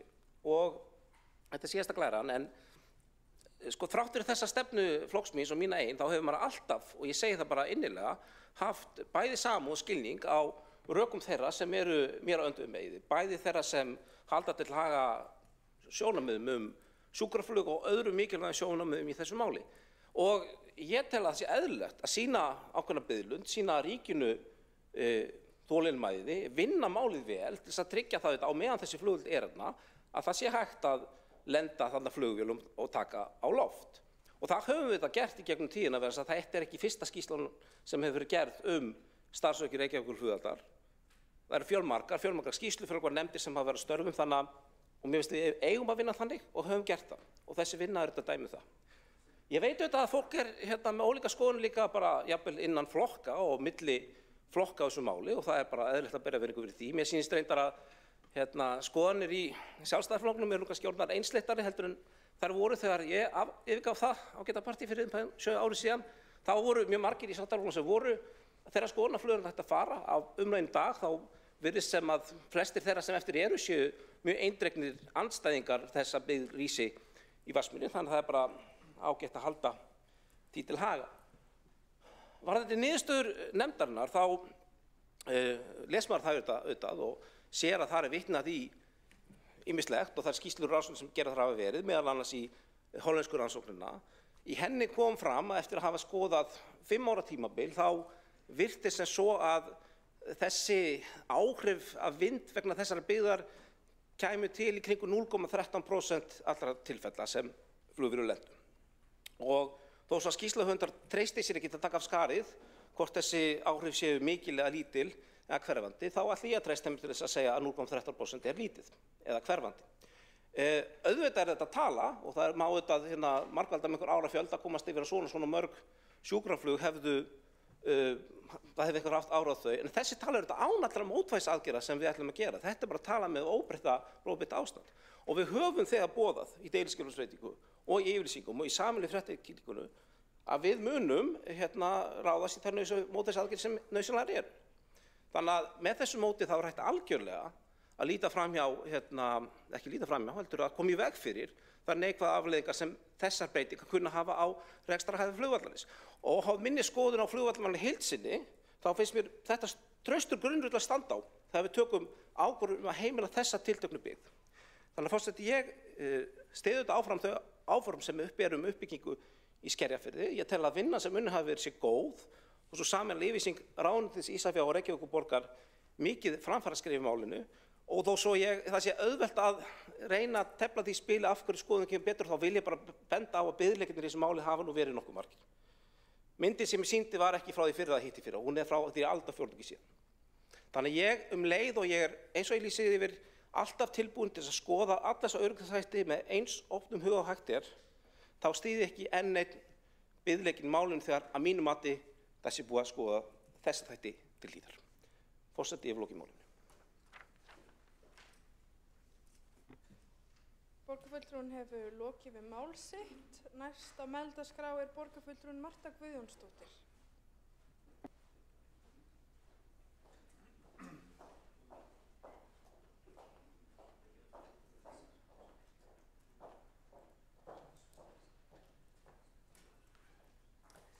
Forseti, ágætu borgarfulltrúar, umræðan hér í dag af hálfu meirihlutans hefur með ólíkindum.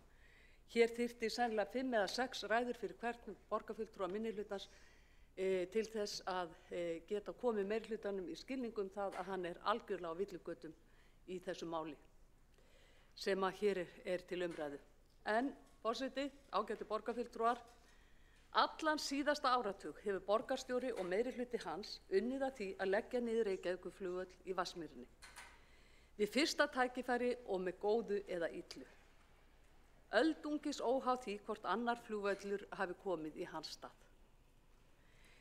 Þessu til staðfestingar er löng saga einelti borgaryfirvalda gegn vellinum og starfsemi hans.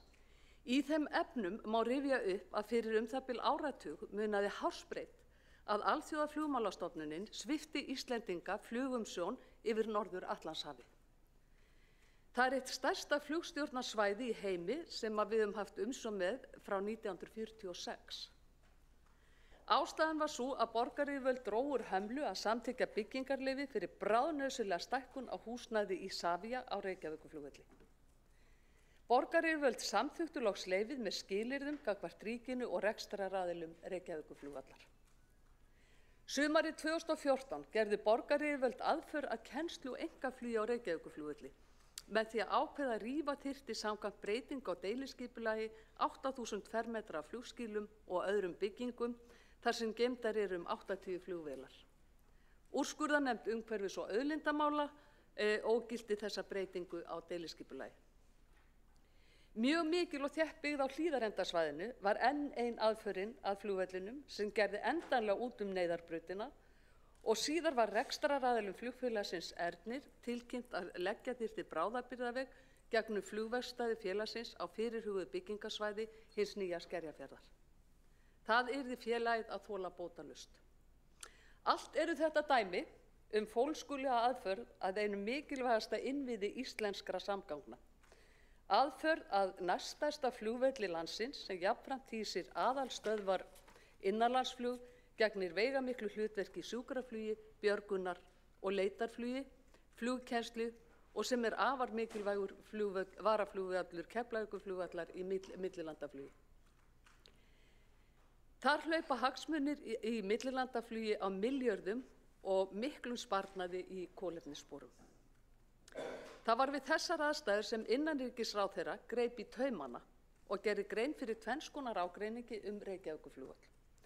Menn kynni að greina á það hvort Vatnsmýrin væri heppilegasti staður fyrir flugvöll til allrar frambúðar.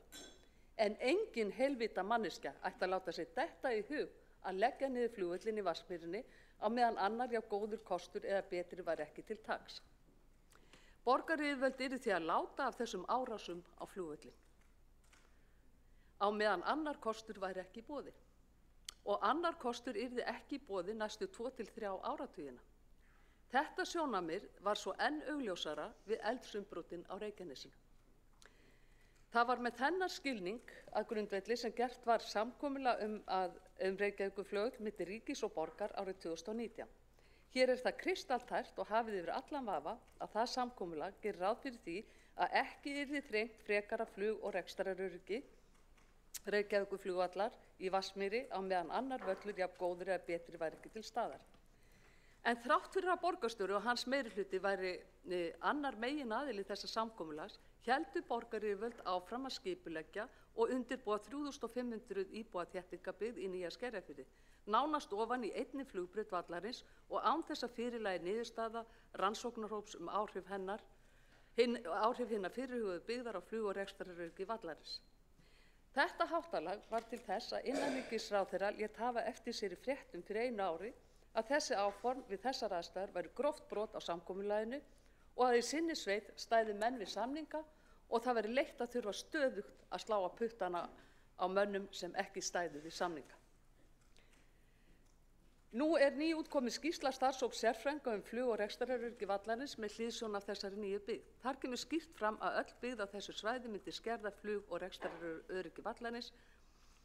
Á hvern hátt slík skerðing myndi eiga sér stað, talin upp dæmi hugsanlegar mótvægisaðgerðir en því jafnframt haldi fram að ekki sé hægt að staðfesta neitt árangur þeirra án frekari rannsókna.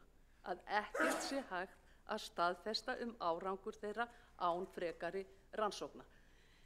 Samt sem áður kemur Einar Þorsteinsson borgarfulltrúi hér ítrekað upp í pontu og andsvör og telur að það sé komið grænt ljós á byggð í Skerjafirði einungis með mótvægisaðgerðum. En hann þyrfti að lesa betur skýrsluna.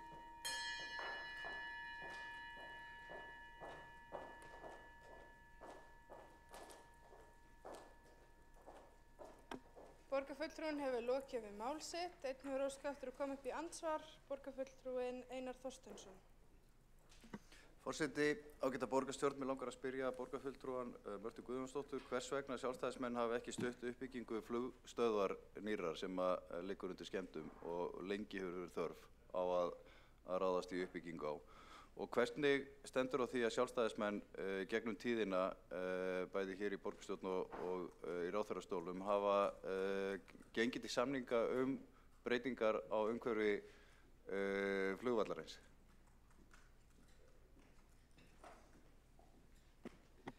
Borgarfulltrúinn hefur lokið við að veita andsvar. Svarað á andsvari borgarfulltrúinn Marta Guðjónsdóttir. Forseti, ágætu borgarfulltrúar, ég geri mig fyllilega grein fyrir því að borgarfulltrúinn Einar Þorsteinsson hafi miklar áhyggjur af því að flokksmenn hans, margir hverjir ekki miklir viðhlæðendur þeirra skoðana sem að borgarfulltrúinn hefur í þessu máli eða borgarstjórnarhópur Framsóknarflokksins. Það heyrast miklar gagnrýnisraddir innan Framsóknarflokksins á framferði og framgöngu borgarstjórnarhópsins í þessu máli núna.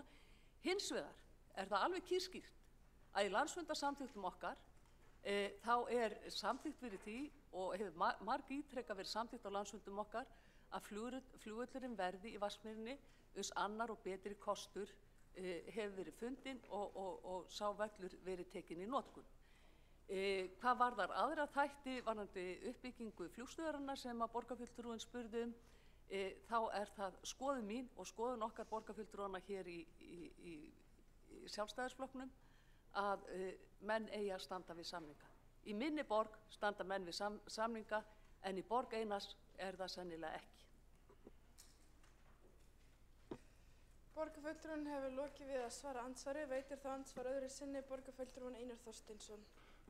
Forseti, ég vil bara vísa þessari gagnrýni til föðurhúsanna. Allir sveitarstjórnarfulltrúar Framsóknar allt land, þingflokkur og forysta sendu frá sér sameiginlega ályktun þetta mál þar sem að við stöndum einhuga saman niðurstöðuna enda hún málefnaleg og byggð á vísindalegum gögnum og treystir flugvöllinn og rekstraröryggi hans. En mér þætti forvitnilegt að fá svar við spurningunum minni. Hvers vegna Sjálfstæðisflokkurinn í Reykjavíkurborg með eina skoðun á þessum tíma, aðra skoðun fyrir nokkrum árum og hver verður skoðun eftir nokkur ár og af hverju Sjálfstæðisflokkurinn ekki tilbúinn sem hefur fjárveitingavaldið varðandi þessa flugstöð, af hverju hann ekki tilbúinn til þess að standa vörð rekstraröryggi flugvallar eins og það sé sómi að því að geta lent á Reykjavíkurflugvelli en dregur alltaf lappirnar. Það eins og hann hafi ekki skýra skoðun í þessu máli. Borgarfulltrúinn hefur lokið við að svara andsvar öðru sinni. Veit andsvar öðru sinni, svara þá andsvar öðru sinni borgarfulltrúinn Marta Guðjónsdóttir.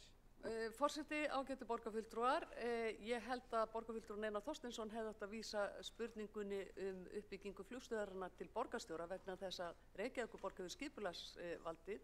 Það hefur ekki staðið á okkar mönnum í ríkisstjórn eða þingi að þessi flugstöð fari upp.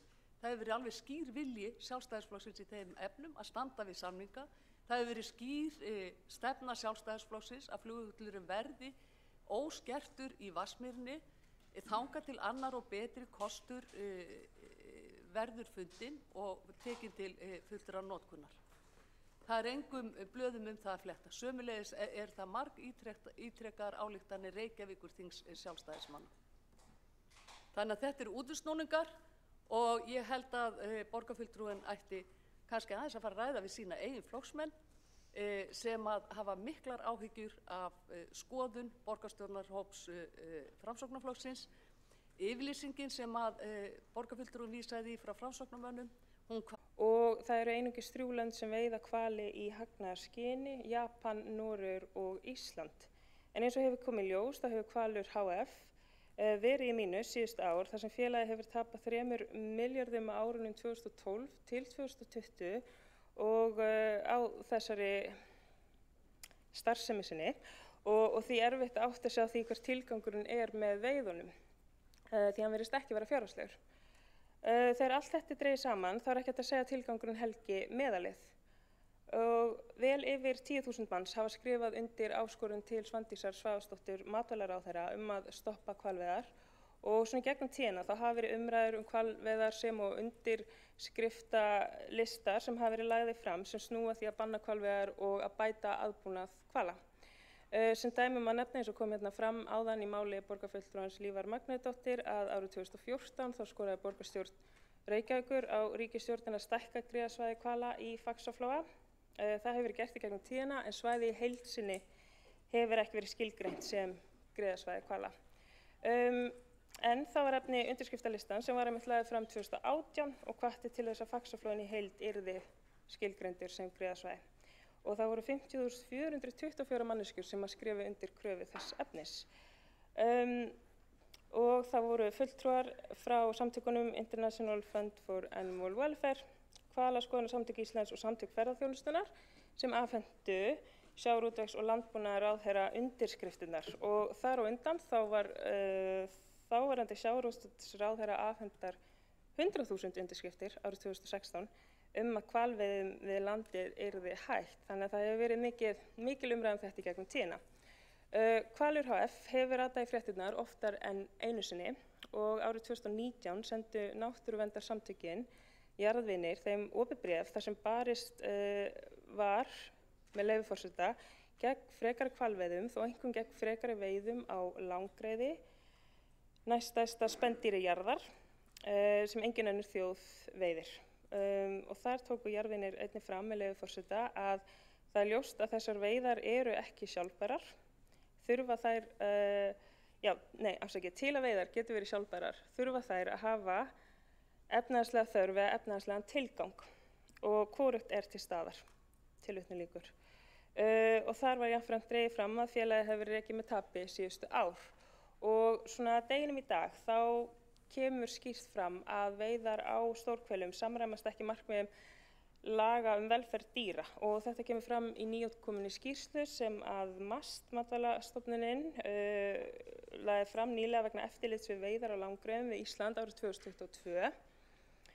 Hvalirnir voru skoðaðir af eftirlits dýralækni MAST og eftirlit var viðhaft með veiðum á 58 hvölum borð í hvalveiðibátum og af þeim 148 hvölum sem voru veiddir þá voru 36 hvalir, eða 26% þeirra, skotnir oftar en einu sinni.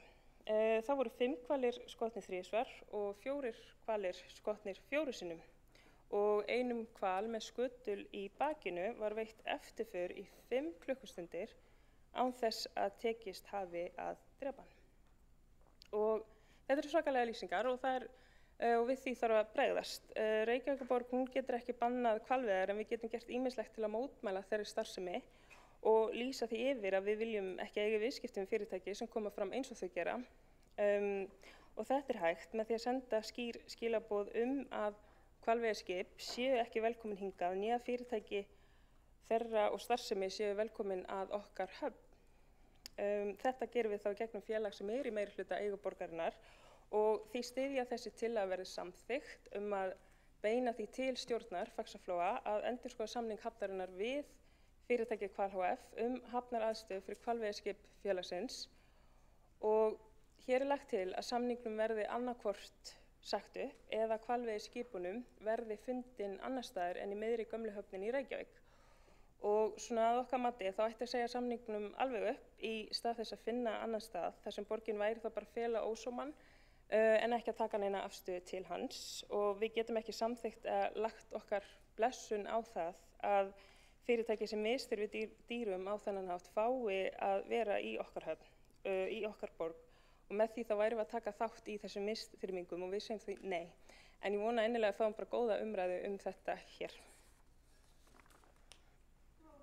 Sanna Magdalena Massadóttir lokið máli sínu næst á mælendaskrá er Magnea Gná Jóhannsdóttir.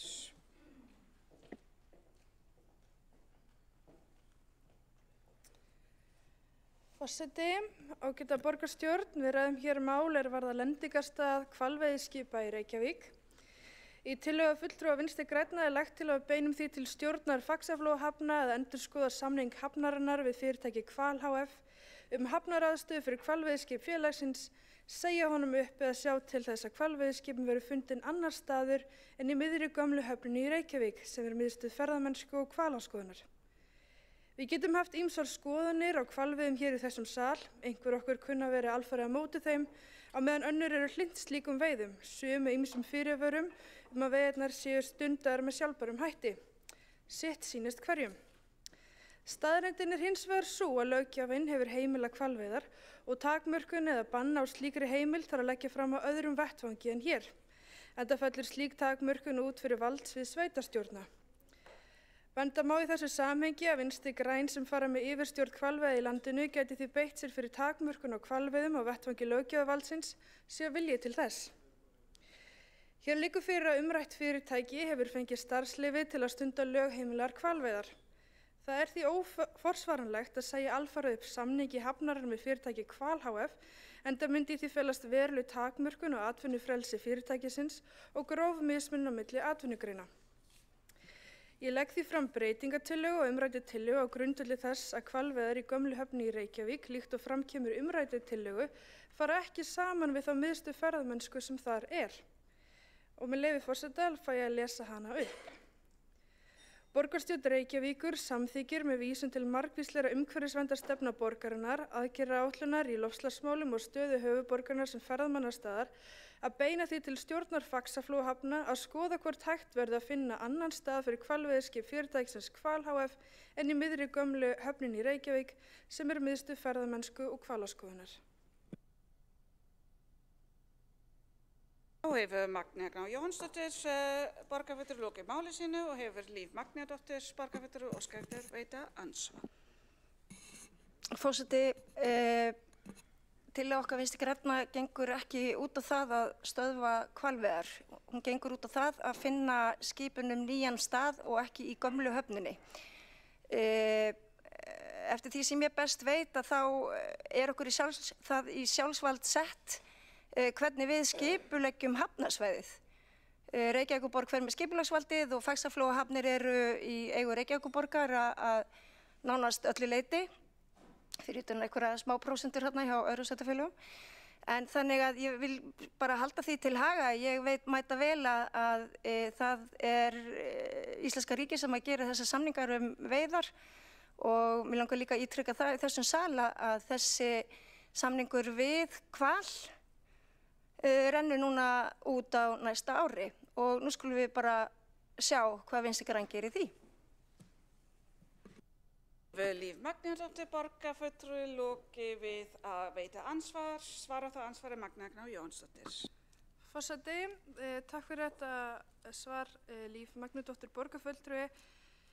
Það rétt hjá borgarfulltrúnum að við förum vissulega með skipulagsvald og þess vegna legg ég til að við felum stjórn Faxaflóahafna að skoða mögulega annan stað fyrir þessa lendingasvæði hvalveiðiskipa. Það sem ég átti við varandi það að við getum ekki takmarkað of þeirra réttindi, atvinnuréttindi, þetta lögleg starfsemi í landinu og með því að segja upp samningi við umrætt fyrirtæki væru við í raun og vera að setja skorður þegar atvinnufrelsið gæti ekki lent neins staðar við Faxaflóahafnir og það var raun og það sem ég átti við og upp á svona jafnræði að við séum að tryggja það að það sé rétt stjórnsýslu framkvæmd í þessu máli. Þá hefur Magnea Gná Jóhannsdóttir lokið við að svara ansvar, veitir það ansvaru sinni Líf Magnýadóttir. Forseti, það hefur enginn í þessum sal og þaðan að síður ég verið að gera tilraun til þess að skerða einhver atvinnuréttindi þessara hvalveiðiskipa nema síður sér. Með því að segja upp samningi þá ekki útilokað að þú getur gengið til nýs samnings. Það nú bara þannig. Þannig að það var í rauninni ekkert í því. Ég held að þetta sé oftúlkun hjá borgarfulltrúanum og ég vil bara halda því til haga hér.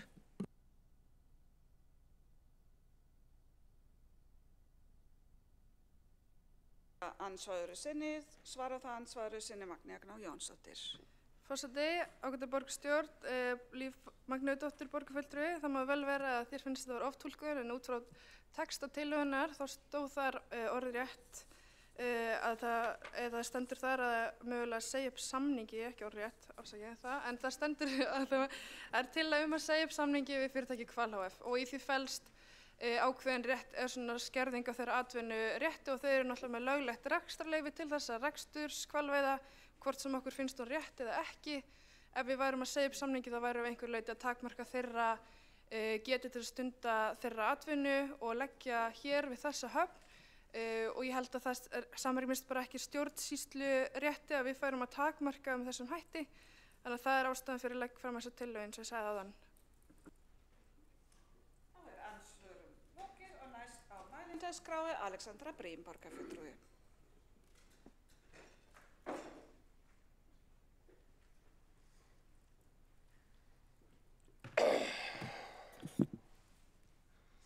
Forseti, borgarstjórn og önnur sem á heyra. Hvalveiðar á Íslandi í dag eru alveg ótrúleg tímaskekkja. Ég get alveg skilið að þjóð sem að draga fram lífið á hjara veraldar skuli nýta öll hugsanleg ráð til að komast af, eins og Íslendingar gerðu í fyrndinni, eins og Grænlendingar og frumbyggjar í norðanverðri Norður-Ameríku gera ennþá upp að vissu marki, en erum við á þeim stað í dag. Lífsviðurværi okkar í hættu legðust hvalveiðar af á landinu.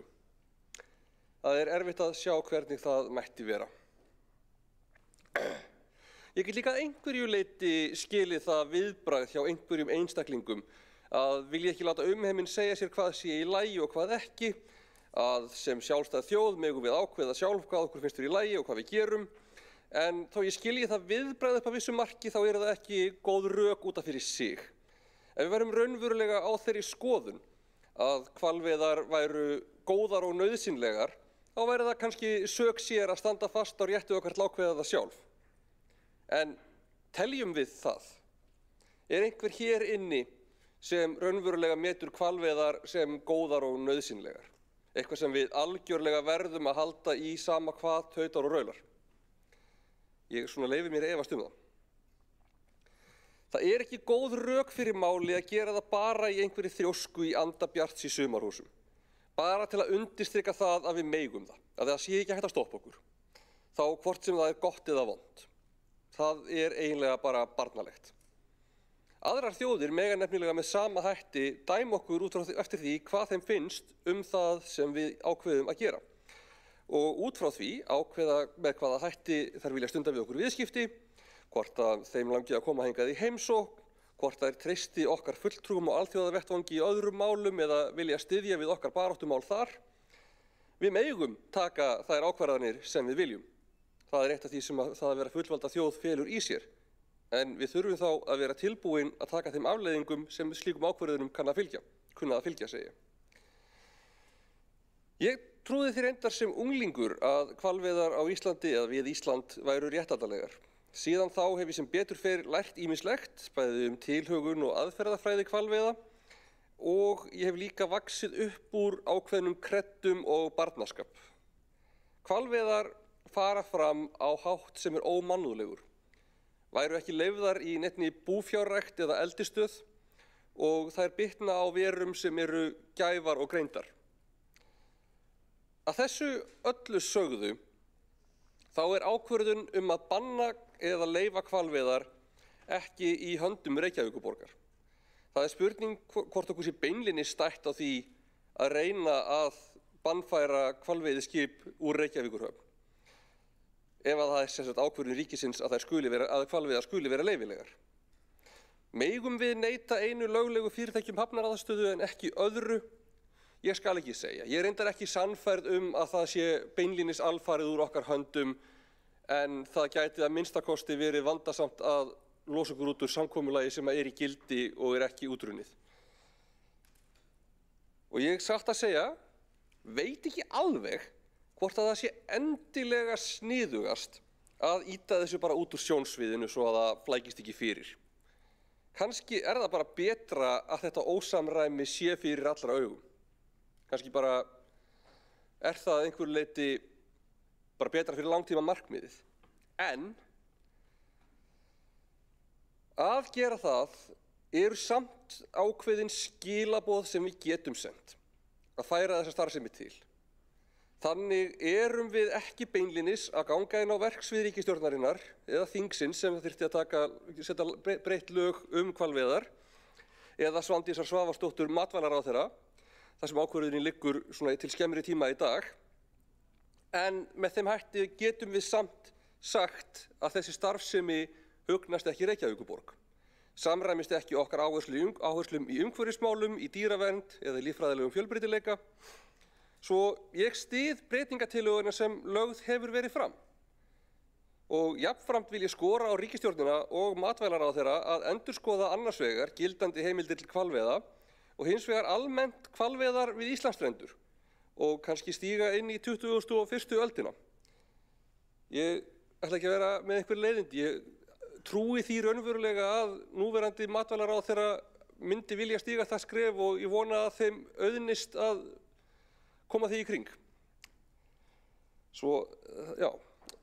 Þannig að þó svo ég sé í raunin ekki sannfærður að það að færa þetta burt úr höfninni í Reykjavík sé besta leiðin til þess að koma í veg fyrir þetta til lengri tíma, þá held ég að ég styðji þessa breytingatillögu af því að það eru þau skilaboð sem okkur er fært að senda.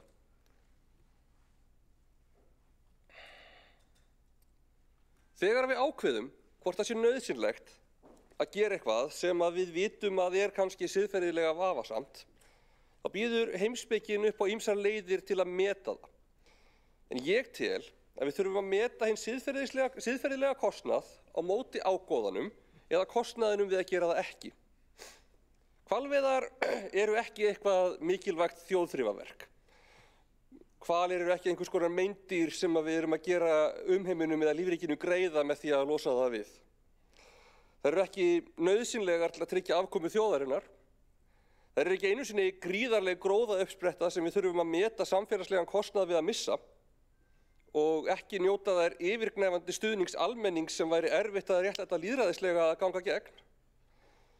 Og ég tel persónulega að hvalveiðar þurfi meiri réttlætingu til en bara til að senda einhver skilaboð út í heiminn að við gerum það sem við viljum sama hvað hver segir. Við erum þrátt fyrir allt ekki Bjartur í sumarhúsum eða við ættum minnst að kosti ekki að vilja vera hann.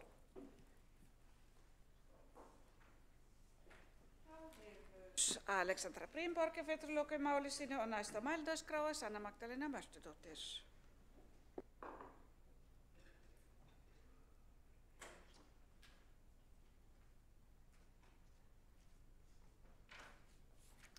Forseti, borgarstjórn. Hér finnst mér mikilvægt að spyrja hvenær tekur keðjuábyrgð við, hvenær tekur keðjuábyrgð gildi, vitandi það sem við vitum, óháð því hvað okkur kann að finnast hvalveiðar, vitandi það sem hefur nýlega komið fram, er þá ekki eðlilegt að við skoðum það út frá keðjuábyrgð, að við skoðum í rauninni hvaða fyrirtæki við erum að bjóða inn fyrir okkar borgarmörk og hvað gerist, hvernig viðbrögð sendum við frá okkur þegar það kemur í ljós, með leyfi forseta, að veiðar á stórhvelum samræmast ekki markmiðum laga velferð dýra. Tilvitnun lýkur. Þá hefur Sanna Magdalena Mörtudóttir borgarfulltrúi lokið máli sínu og næst á mælendaskrá Kolbrún Áslaugar Baldursdóttir borgarfulltrúi.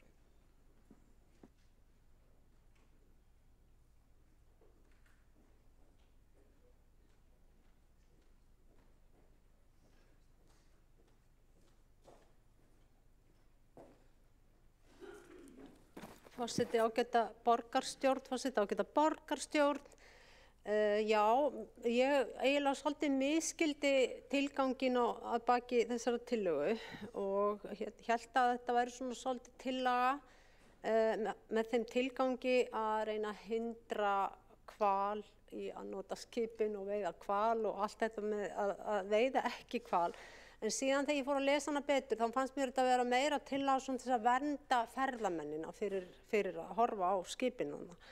Og ég verð nú bara að segja, eins mikla virðingu ég ber fyrir ferðamennum sem koma til landsins og þá er ég svona ekkert endilega upptekin af því að vernda þeirra tilfinningar líka hvort þessu. Ég er mikið frekar bara með hugan við aumingja skepnunar sem er að lenda í netum hvals.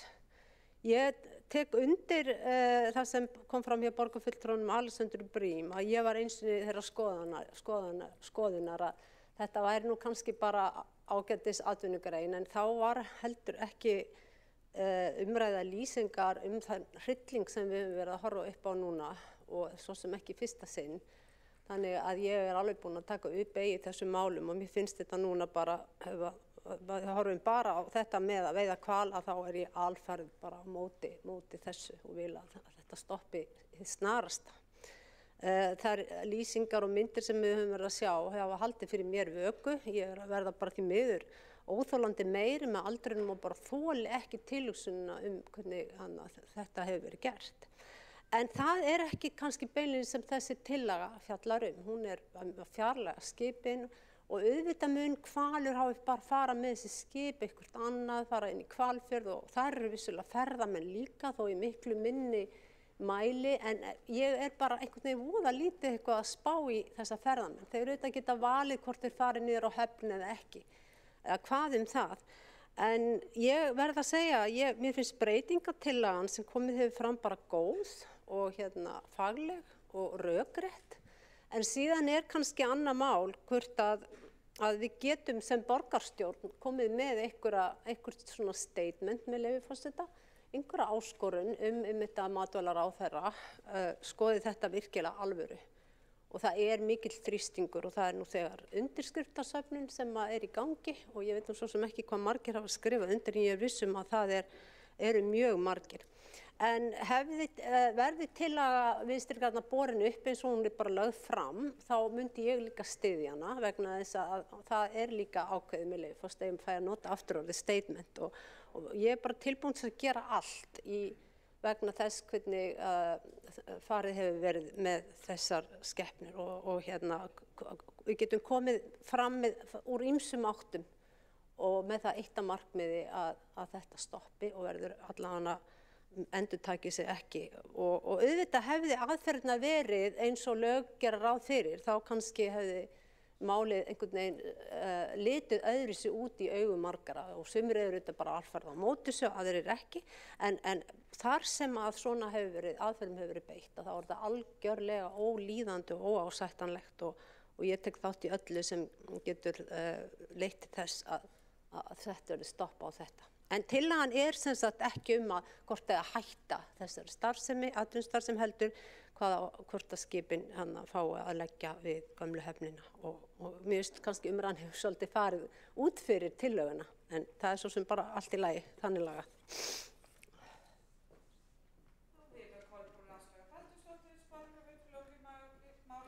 Næstur á mælendaskrá Skúli Helgason, borgarfulltrúi. Forseti minni á að borgarfulltrúi slökka á símanum sér það heyrist eitthvað í salnum. Takk. Forseti, ágæta borgarstjórn, ég vil byrja því að þakka fyrir þessa tillögu. Mér finnst hún góð og mikilvæg og hún rifjar upp fyrir hvað við stöndum. Ísland land óspilltrar náttúru, hreinleika og við erum samfélag sem stærum okkur af því að vera málsvarar friðar í samfélagi þjóðana. En við höfum hins vegar í gegnum aldirna verið veiðimannasamfélag, fiskveiði þjóð í grunninn og landbúnaðarsamfélag í annan stað.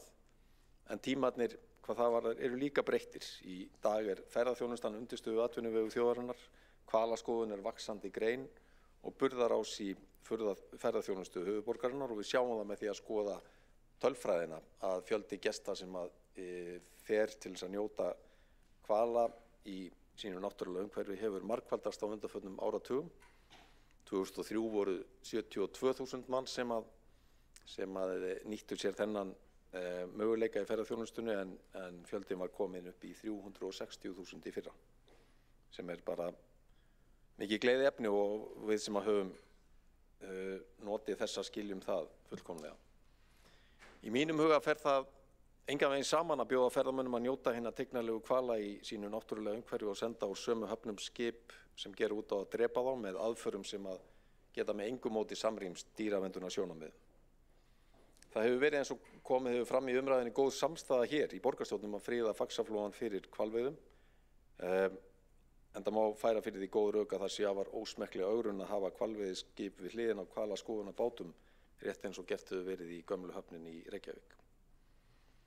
Tillagan góð, það langmestu leyti og mjög gott skref í rétta átt, nefnilega að Ísland verði sem fyrst samfélag sem gefur hvölum grið og að við hættum hvalveiðum fyrir fullt og fast.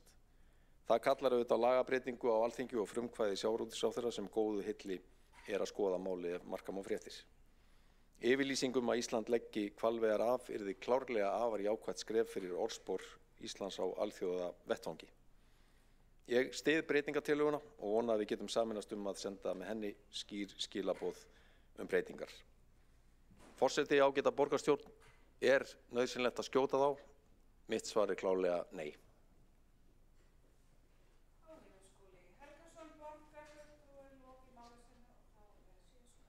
Dagskrá Líf Magnúsdóttir. Forseti og ágæta borgarstjórn. Ég vil bara þakka fyrir mjög góðar umræður hér í dag.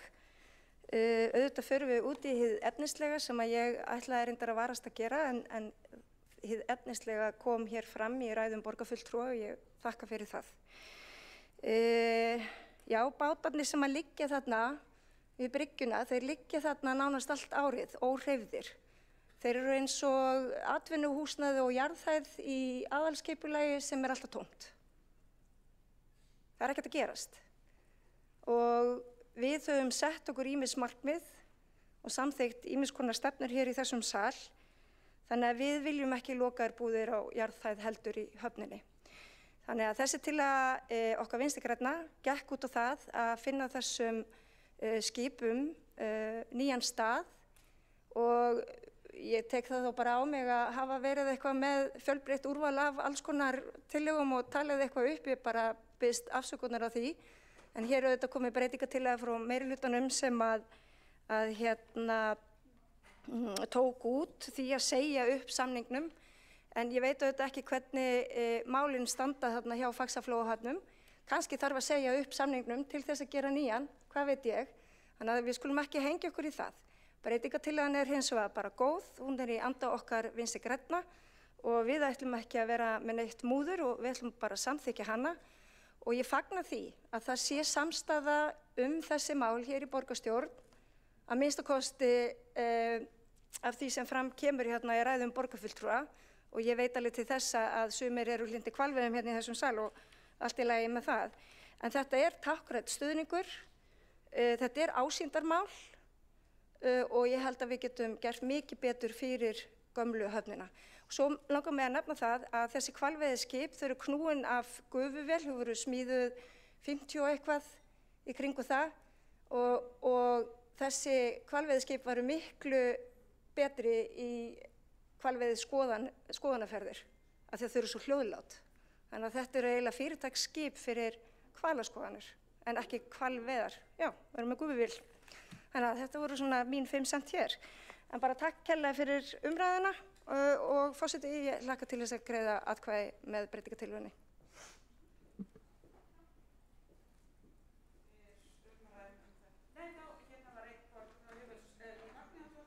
Borgarfulltrúi lokið máli sínu og Hjálmar Sveinsson, borgarfulltrúi, óska eftir að veita ansvar. Já, ég ætlaði nú að nota tækifæri til að koma einlega með meðsvar og mér finnst það fín tillaga og það sem ég hef kannski athuga við kannski hana og ekki síður breytingatillöguna er að út úr þessum að lesa að það sé bara allt í lagi með hvalveiðar svo lengi sem við sjáum þær ekki, svo lengi sem við höfum ekki fyrir augunum á okkur. Og ég er svona smá ósáttur við það, en ég skil að það eru ákveðnir lögfræðilegar annmarkar á að ganga lengra, þannig að ég skal bara sættast á þessa miðlunartillögu félaga minna, en ég vildi koma hinu á framfæri að eftir því sem best vitum núna nýlega eru hvalveiðar hreinlega ógeðslegar, ómannúðlegar og eru ekkert að gera með það hvort að ferðamönnum blöskrar að sjá hvalveiðiskip eða ekki. Borgarfulltrúi búinn að veita ansvar, svara það ansvar Líf Magnúsdóttir.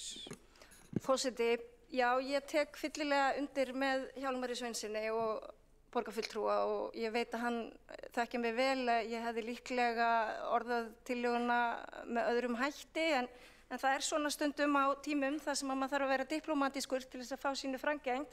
Þá reynir maður auðvitað að vanda sig og vera kannski dansað dálítið við raunveruleikann í þessu máli eins og öðrum. Ég lít svo á, mér þykir bara ágætt að vera hreinskipti með það. Ég hef algjöra andúð á hvalveiðum og ég vil að þær hætti tafarlaust, en þetta er dálítið svona eins og bara með flugvöllinn. Við erum sífellt að þrengja að honum, þangað til einn daginn þá fer hann.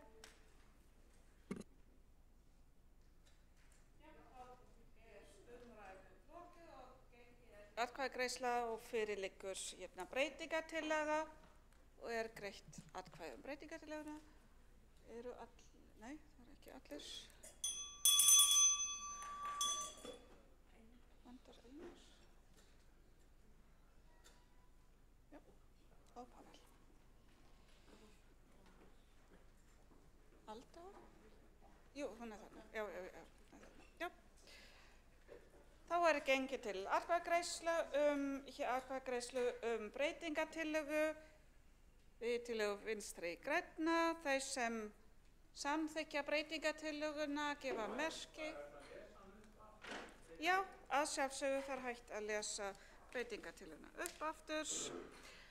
Hún er svohljóðandi: Borgarstjórn Reykjavíkur samþykki með vísun til margvíslegra umhverfisverndarstefna borgarinnar, aðgerðaáætlunar í loftslagsmálum og stöðu höfuðborgarinnar sem ferðamannastaðar að beina því til stjórnar Faxaflóahafna að skoða hvort hægt verði að finna annan stað fyrir hvalveiðiskip fyrirtækisins Hvals hf.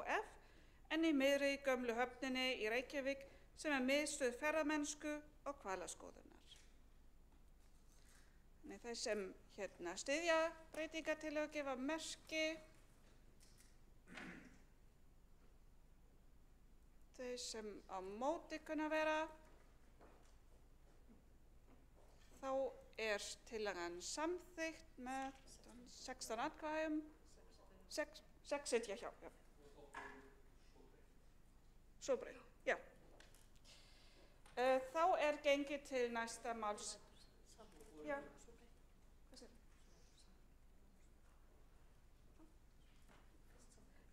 Já, forseti biðst afsökunar og þá gengið til atkvæðagreiðslu tillöguna svo breytta. Þeir sem samþykkja hana. Svo breytta. Við erum búin að breyta, búin að samþykkja að breyta tillöguna og hún samþykkt. Þeir sem á móti kunna vera. Hún samþykkt með 16 atkvæðum og 5 sitja. Þá eru 6 sitja hjá. 15. Þá gengið til næsta máls á dagskrá og tekið saman tillögurnar borgarfulltrúa Sósíalistaflokks um að frítt verði í strætó í Reykjavík á kjördag.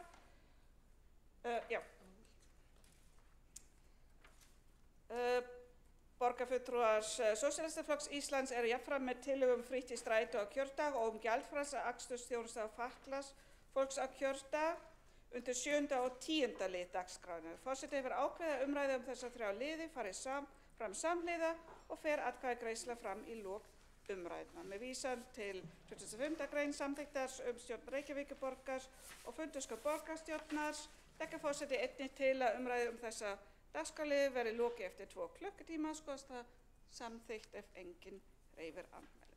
Þá tekur fyrstu til máls Trausti Breiðfjörð Magnússon, borgarfulltrúi.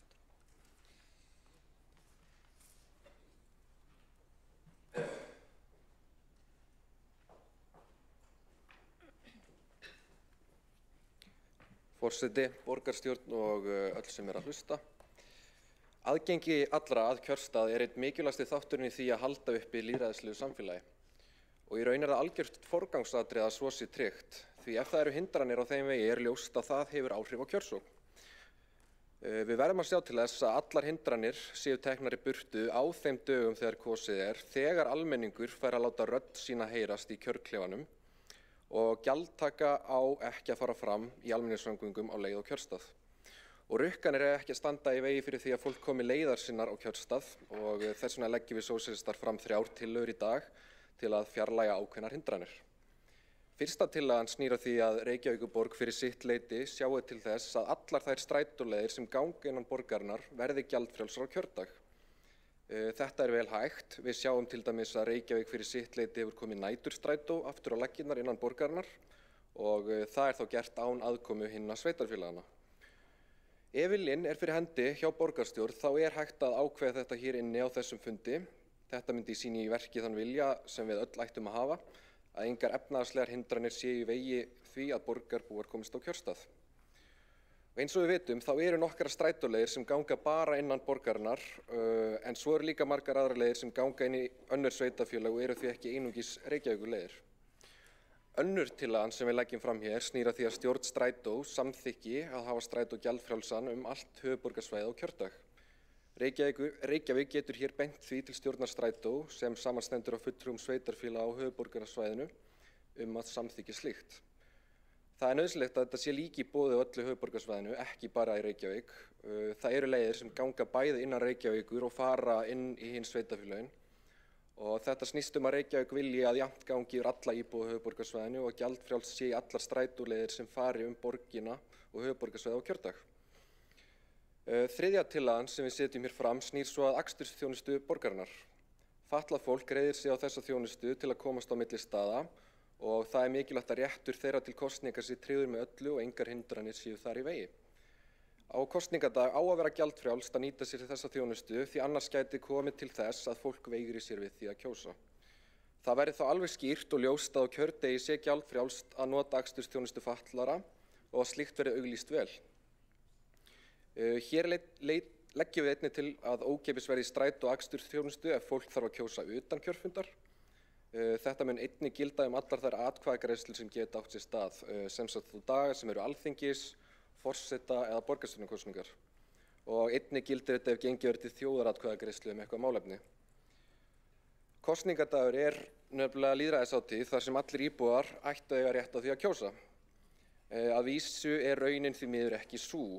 Til alþingis eiga einungis íslenski ríkisborgarar sem hafa náð 18 ára aldri kosningarétt, en til sveitarstjórnarkosninga rétturinn aðeins meiri. Þar með að íslenski ríkisborgarar sem hafa náð 18 ára aldri kjósa, hver danskur, finnskur, norskur og sænskur ríkisborgari 18 ára aldri og hver erlendur ríkisborgari sem átt hefur skráð lögheimili hér á landi í 3 ár samfellt fyrir kjördag. Að mínum mati ætti sú regla að gilda öll þau sem greiða skatta á útsvar í Íslandi eigi að hafa rétt á því að kjósa, en þessi mál erum við þó ekki að fara að leysa hér í borgarstjórn, til þess þarf lagabreytingar. Hins vegar getur Reykjavíkurborg lagt sitt af mörkum til að auðvelda þeim sem hafa kosningarétt að komast á kjörstað, að færri hindranir séu á þeim vegi. Auk þess mikilvægt að gjaldfrjáls strætó og akstursþjónusta sé vel auglýst og kynnt fyrir íbúum með góðum fyrirvara. Mörg lönd og margar borgir hafa farið þá leið að bjóða upp á gjaldfrjálsar almenningssamgöngur á kosningadag. Los Angeles, Houston, Dallas og margar aðrar borgir í Bandaríkjunum tryggðu til að mynda ókeypis almenningssamgöngur í forsetakosningunum 2022. Það sama átti sér stað í Kuala Lumpur, höfuðborg Malasíu fyrra þegar kosið var til þings. Og ég ætla líka að víkja umfjöllunum inn á hinn enda jarðarinnar og segja ykkur frá Fídjieyjum í Eyjálu, en þar búa tæplega 1 milljón manns. Í kosningunum þar í fyrra var einmitt tryggt þar að almenningssamgöngur yrðu gjaldfrjálsar þann daginn, og í forsetakosningunum í Brasilíu í fyrra buðu höfuðborgir allra 26 fylkja í landinu upp á þann kost. Auk þess voru 150 fleiri borgir all landið sem fetu í þeirra fótspor. Á meðal borga sem buðu upp á gjaldfrjálsar almenningssamgöngur í Brasilíu var São Paulo, sem fjölmennasta borg landsins. Borgarstjórinn þar, Ricardo Nunes, sagði að með því væri borgaryfirvöld með leyfi forseta að kinka kolli í átt að lýðræðinu, tilvitnun lýkur. Þarna borgarstjórinn að taka undir mikilvægi þess að borgaryfirvöld greiði leiðina að kjörstöðum, að með því að veita gjaldfrjálsar almenningssamgöngur sé borgin að leggja sitt af mörkum til lýðræðisins. Þá þó ekki allir ánægðir með þessi áform í Brasilíu.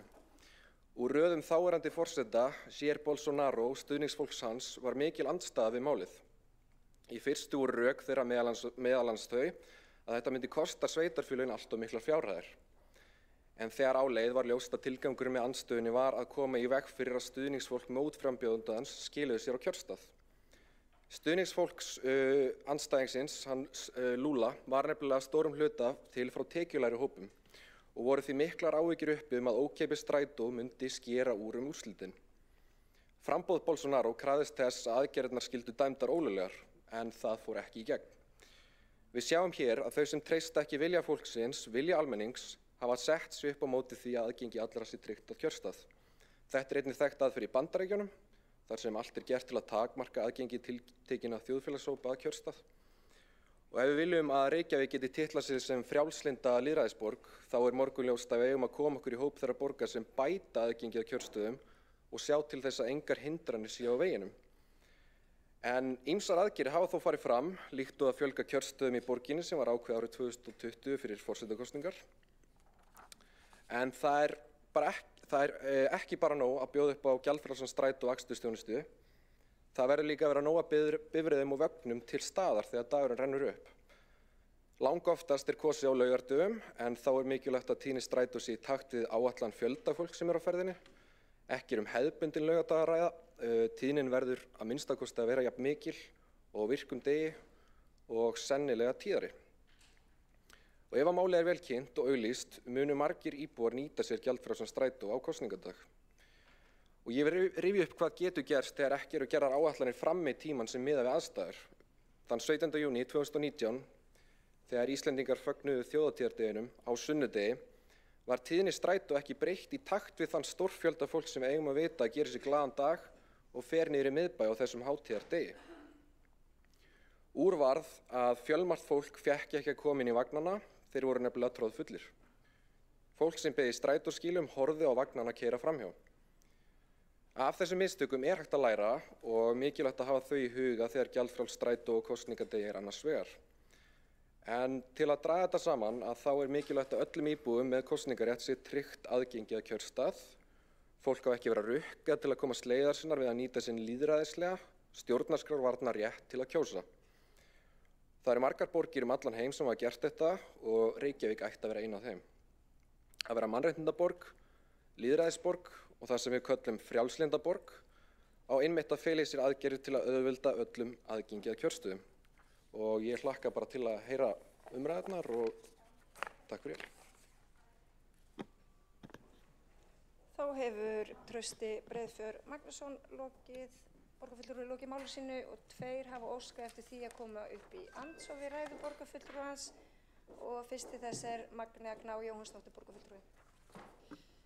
Forseti, ágætu borgarstjórn, takk fyrir þessar tillögur. Það er alltaf mikilvægt að ræða aðgengi að kjörstöðum enda er þáttaka fólks í kosningum grunnforsenda lýðræðis en það þarf þó að vera byggt á gögnum og því spyr ég hvort að þessi gögn sem sýna fram á gjaldtaka í strætó dragi úr kosningaþátttöku. Nú eru kjörstaðir í nærumhverfi fólks og flest ætti það að vera styttra fyrir flesta að ganga eða hjóla á kjörstað en að taka strætó. Meðal annars vegna þess að strætó stoppar ekkert endilega fyrir utan kjörstaði, fyrir framan kjörstaði sem aftur eru staðsettir í skólum í Reykjavík og þetta er kannski ólíkt því sem er erlendis þar sem aftur eru langar vegalengdir á kjörstað og var líka áhugavert að vita hvort að kostnaður við tillögun hafa verið skoðaðar. Takk. Þá hefur Magnea Gná Jóhannsdóttir borgarfulltrúi lokið við að veita ansvar og svara þá ansvarið Trausti Breiðfjörð Magnússon borgarfulltrúi. Já, takk fyrir ansvarinn, borgarfulltrúi Magnea. Við sem sagt viljum leggja þetta fram vegna þess að við teljum að það sé mikill samfélagslegur ávinningur í þessu líka, ekki bara kostnaður. Það er samfélagslegur ávinningur þegar fólk mætir á kjörstað. Við vitum líka að það er fullt af fólki í Reykjavík sem býr í iðnaðarhúsnæði, býr ekki nálægt sínum kjörstað, þannig að þetta myndi tryggja það líka. Þetta hefur sýnt sig í löndum í kringum okkur eins og í Bandaríkjunum og víðar að þeir hópar sem að hafa ekki, þegar verið að hafa gjaldfrjálsar almenningssamgöngur þá hefur kjörsókn þeirra tekjulægri til að mynda aukist og það er ástæða fyrir því að forseti Brasilíu lagði það til að þessu er hnekkt vegna þess að hann hafði áhyggjur af því að tilteknir hópar kæmist þannig á kjörstað og þessu er líka beitt í Bandaríkjunum. Þannig að ef við viljum auka kosningaþátttöku fólks þá held ég að það sé mikill ávinningur í því. Þá hefur Trausti Breiðfjörð Magnússon borgarfulltrúi lokið við að svara andsvari og næstu til þess að veita andsvar er Þorkell Sigurlaugsson borgarfulltrúi. Ágæti forseti og flokksfélagar og aðrir borgarfulltrúar. Mér langar til þess að skýra mína afstöðu í þessu máli og hvers vegna ég mun væntanlega sitja hjá og það er vegna þess að mér finnst þessi tillaga allt og þröng. Ég tek undir mjög margt af því sem Trausti nefndi að það þarf að horfa á þetta í miklu víðari skilningi. Það þarf að horfa á meira en þessar kosningar sem við verðum að tala um. Það þarf að horfa til annarra þátta heldur en til dæmis alþingiskosninga eða kosninga til borgarstjórnar. Það þarf að horfa til strætósamgangna, að það séu þá tryggðar bættar almenningssamgöngur og tengsl við kjörstaði. Það þarf að horfa til fleiri þátta þar sem að almenningur þarf að taka þátt í ýmsum viðburðum og kosningum. Þannig að mér finnst þessi tillaga allt og þröng og mér finnst hún ekki taka á þeim málefnum sem að þarf að horfa til. Þannig að ég tek undir þetta að mörgu leyti sem að Trausti nefndi og mér finnst þetta ekki uppfylla þær kröfur sem að við þurfum að gera til svona tillagna hér í borgarstjórn. Þá hefur Þorkell Sigurlaugsson borgarfulltrúi lokið við að veita ansvar og svarar ansvari Trausti Breiðfjörð Magnússon borgarfulltrúi. Já, borgarfulltrúi Þorkell, ég get tekið undir það sem þú ert að tala hér. Þessi tillaga varðar aðgengi vegna lýðræðisþátttöku og þess vegna hún svolítið sértæk að því leyti. Við höfum verið að skoða mikið af borgum sem hafa einmitt verið að leggja þetta til. Þannig að ég get algjörlega tekið undir þetta, við þurfum að horfa á þetta líka í víðari samhengi. En eins og ég segi, þá snýst þessi tillaga aðgengi allra að kjörstöðum. Og þá andsvörum lokið. Forseti vill biðja borgarfulltrúa og minna borgarfulltrúa á að vísa til annarra borgarfulltrúa með fullu nafni og titli. Og svo vil ég biðja borgarfulltrúana að hafa slökkt á farsímum og tölvum. Hér pípir einhver tölva þegar tölvupóstur kemur. Ég ætla að biðja ykkur að hafa þetta í huga.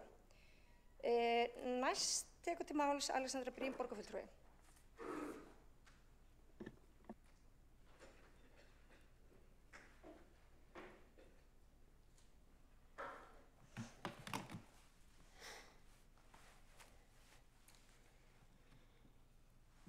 Forseti, borgarstjórn, aðrir áheyrendur.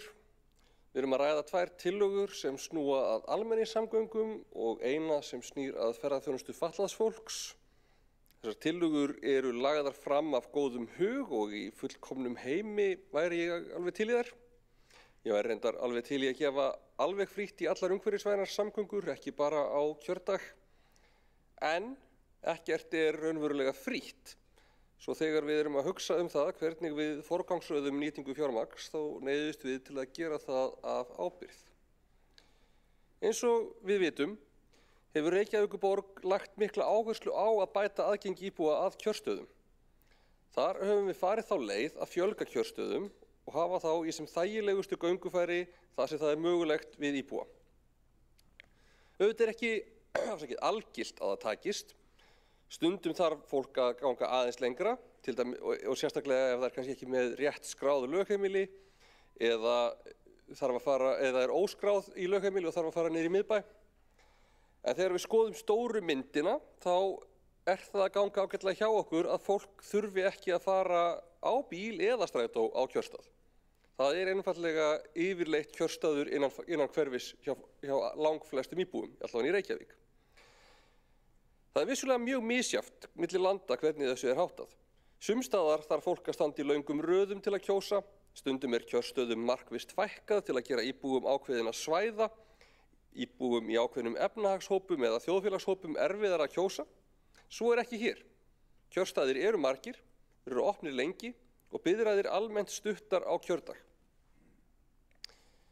Ég get þess vegna eiginlega ekki alveg stutt þessar tillögur í dag. Mér finnst það sjálfsagt að halda áfram að ræða þessi mál, hvernig og hvenær við getum eflt kosningaþátttöku annars vegar og notkun almenningssamgangna hins vegar, hvernig við getum nýtt það svigrúm sem við höfum hverju sinni, en ég ekki sannfærður að þessi 2 mál fari saman að þessu sinni, af því að við fórum einfaldlega aðra leið til að reyna að bæta aðgengi íbúa að kjörstöðum. Svo aðeins annað mál hvernig við snúum okkur með ferðaþjónustu fatlaðs fólks. Sú þjónusta ekki almenningssamgöngur, enda ekki opin almenningi, miðast við flutninga frá einum punkti á annan eftir pöntun. Og ég held að það væri gott ef farið væri í vinnu til að meta það, hvaða þröskuldar koma í veg fyrir það í dag að fólk með fötlun nýti sinn kosningarétt og þá með hvaða hætti við getum bætt úr því. Ég hins vegar ekki sannfærð að það sé best að gera það bara með niðurfellingu gjaldtöku á þessum degi. Ég ekki einu sinni viss það almennt að við ættum að vilja ganga ennþá lengra í sérlausn fyrir fólk með fötlun sem drægi það fólk enn lengra frá því að nýta sér almenningssamgöngur þegar og þar sem að það getur virkað. Því að þrátt fyrir allt þá viljum við kerfi þar sem að við erum sem flest í sama samfélaginu að nota sömu aðferðirnar þar sem að það gengur upp. Og ég heldur ekki viss að það sé góð aðferðafræði að ákveða sumir hlutir séu nógu mikilvægir til þess að fjalla niður gjaldtöku, enda færum við þá fljótt að lenda í vandræðum með að réttlæta af hverju sumir hlutir séu það mikilvægir og þá aðrir ekki. Læknisheimsóknir, heimsókn á þjónustumiðstöð. Það væri mjög auðvelt að sjá fyrir sér hvernig sú umræða gæti mjög hratt dregið dilk á eftir sér. Og ég skil það alveg að fólk sem trúir því að öll þjónusta eigi að vera ókeypis skuli leitast við að finna einhverja punkta til að byrja þá vegferð. Ég skil það mjög vel, að reyna að koma fætinum einhvern veginn inn fyrir höfðina, reyna að finna þá punkta sem erfiðast fyrir þau okkur sem erum að reyna að ná jafnvægi í rekstri borgarinnar að segja nei við. Þannig líður mér stundum eins og það sé jafnvel sjálfstætt markmið að okkur skuli ekki takast að ná rekstrarjafnvægi í borginni. Að allar leiðir skulu reyndar til að við samþykkjum sem mest útgjöld, ellegar verðum við látin blæða fyrir það eins og mögulega er hægt. En við verðum að haga rekstri eftir aðstæðum og forgangsraða eftir því sem við getum. Við erum að nota aðra aðferð en strætisvagna til að tryggja aðgengi íbúa að kjörstöðum. Og við ættum klárlega að kanna það með hvaða tálmannir stöðva fólk með fötlun raunverulega í því að nýta sín kosningarétt áður en við förum í kostnaðarsamar aðgerðir sem geta hæglega leitt af sér enn kostnaðarsamari aðgerðir án þess að það liggi fyrir hvort það muni breyta einhverju. Svo reyndar reynslan líka að opinbert stjórnvald þarf að fara mjög varlega í allar aðgerðir sem efla kosningaþátttöku eins hóps frekar en annara. Það gæti til dæmis einhver haldið fram að við værum sem stjórnvald að hygla óeðlilega kjósendum sem nota almenningssamgöngur á kostnað þeirra sem nota einkabíl. Ég hugsa að það væri nú rugl, en við þurfum að passa okkur í öllu svona. Ég get alveg trúa því að einhver myndi kæra það. Sjá hvort að það væri, bara sjá hvað myndi gerast. Ég þakka tillögurnar og ég legg til að við höldum áfram að vinna með það hvernig við getum elt kosningaþátttöku. Sérstaklega við könnum hvaða þættir það eru sem að koma í veg fyrir kosningaþátttöku fatlaðs fólks og reyndar fleiri hópa. Ég held því miður ekki að við ættum að samþykkja þessar tillögur í dag samt, en þakka fyrir umræðuna og veit að þær eru þrátt fyrir allt lagðar fram á góðum hug. Þá hefur Alexandra Brím borgarfulltrúi lokið máli sínu og 2 hafa óskað eftir því að koma upp í andsvör við ræðu borgarfulltrúans og fyrstur til þess er Trausti Breiðfjörð Magnússon borgarfulltrúi. Já, borgarfulltrúi Alexandra Brím, það er bara ekki rétt að allir hafi einhvern aðgang að kjörstöðum í dag. Við vitum að það er fullt af fólki sem býr í iðnaðarhúsnæði og það er ekki stutt í kjörstað.